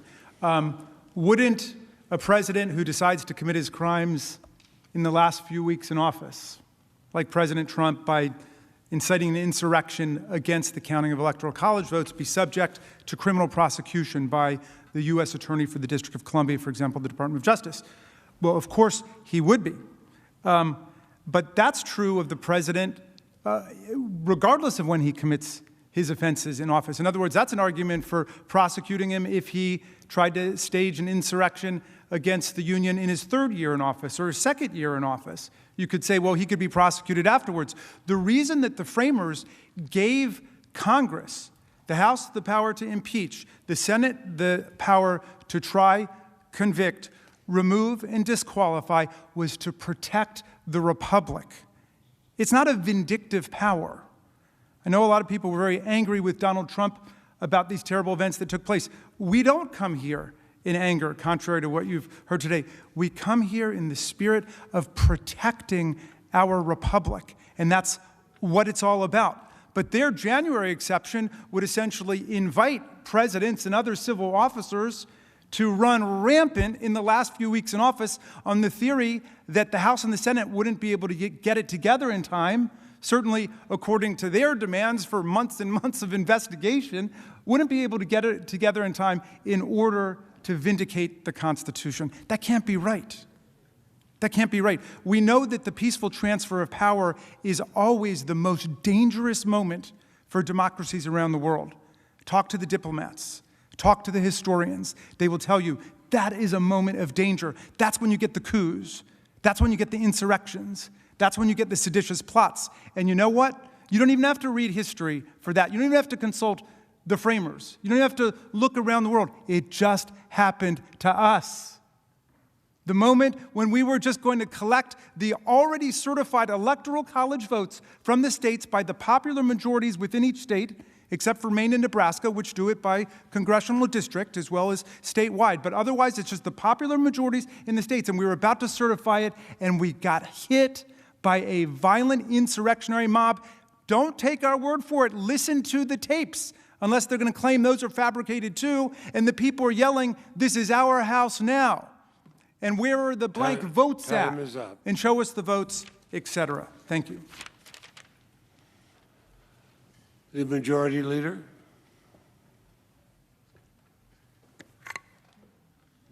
Mr. President, it's my understanding there are no further questions on either side. The Republican Leader. That's correct. I know no further questions on our side. I ask unanimous consent that the time for questions and answers be considered expired. Without objection, so ordered. Now, Mr. President, I ask unanimous consent that it be in order for myself and Senator McConnell to speak for up to 1 minute each, and then it be in order for me to make a unanimous consent to request as if in legislative session. Without objection, so ordered. The Senator from New York. Thank you, Mr. President. And, Mr. President, in a moment, I will ask the Senate to pass legislation that would award Capitol Police Officer Eugene Goodman the Congressional Gold Medal. In the weeks after the attack on January the 6th, the world learned about the incredible, incredible bravery of Officer Goodman on that fateful day. Here in this trial, we saw new video, powerful video, showing calmness under pressure, his courage in the line of duty, his foresight in the midst of chaos, and his willingness to make himself a target of the mob's rage so that others might reach safety. Officer Goodman is in the chamber tonight. Officer Goodman, thank you.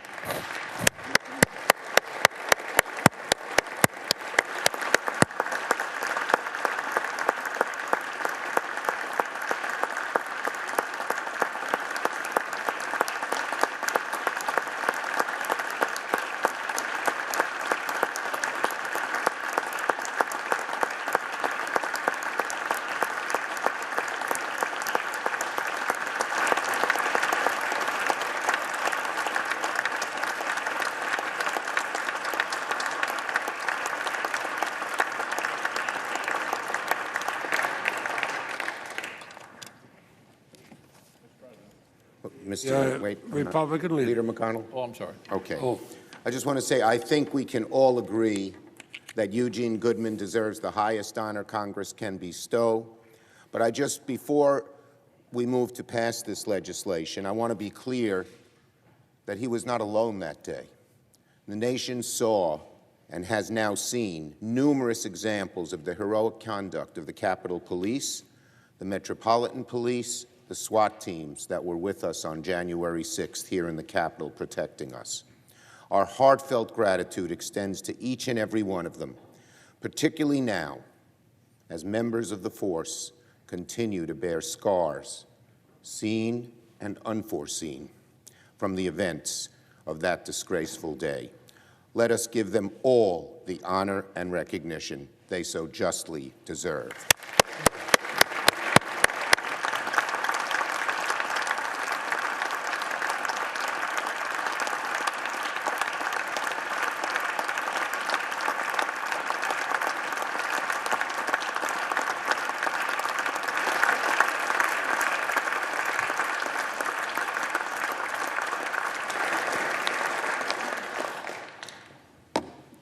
Mr. President. The Republican leader. I'm pleased to join the Majority Leader's request. January 6th was a day of fear for those who work here in the Capitol, and of sadness for many more watching from afar.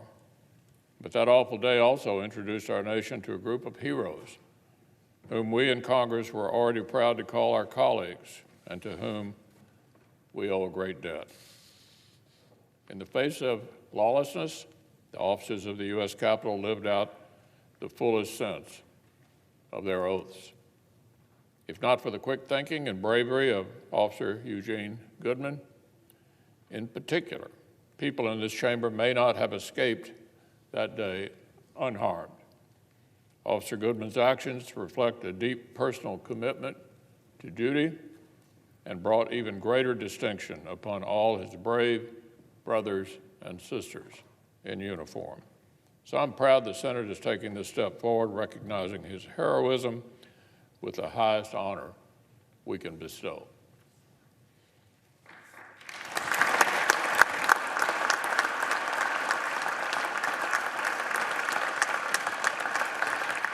So, Mr. President, as if in legislative session, I ask unanimous consent that the Committee on Banking, Housing, and Urban Affairs be discharged from further consideration of S-35 and then at the Senate proceed to its immediate consideration. Without objection, and the clerk will report. S-35, a bill to award a Congressional Gold Medal to Officer Eugene Goodman. Without objection, the committee is discharged, and the Senate now proceeds to the measure. Mr. President, I ask unanimous consent that the Van Hollen substitute amendment, which is at the desk, be considered and agreed to. The bill, as amended, be considered read a third time and passed, and the motions to reconsider be considered, made, and laid upon the table. Without objection, so ordered. Now, Mr. President, I ask unanimous consent the trial adjourn until 10 a.m. tomorrow, Saturday, February 13th, and that this also constitute the adjournment of the Senate.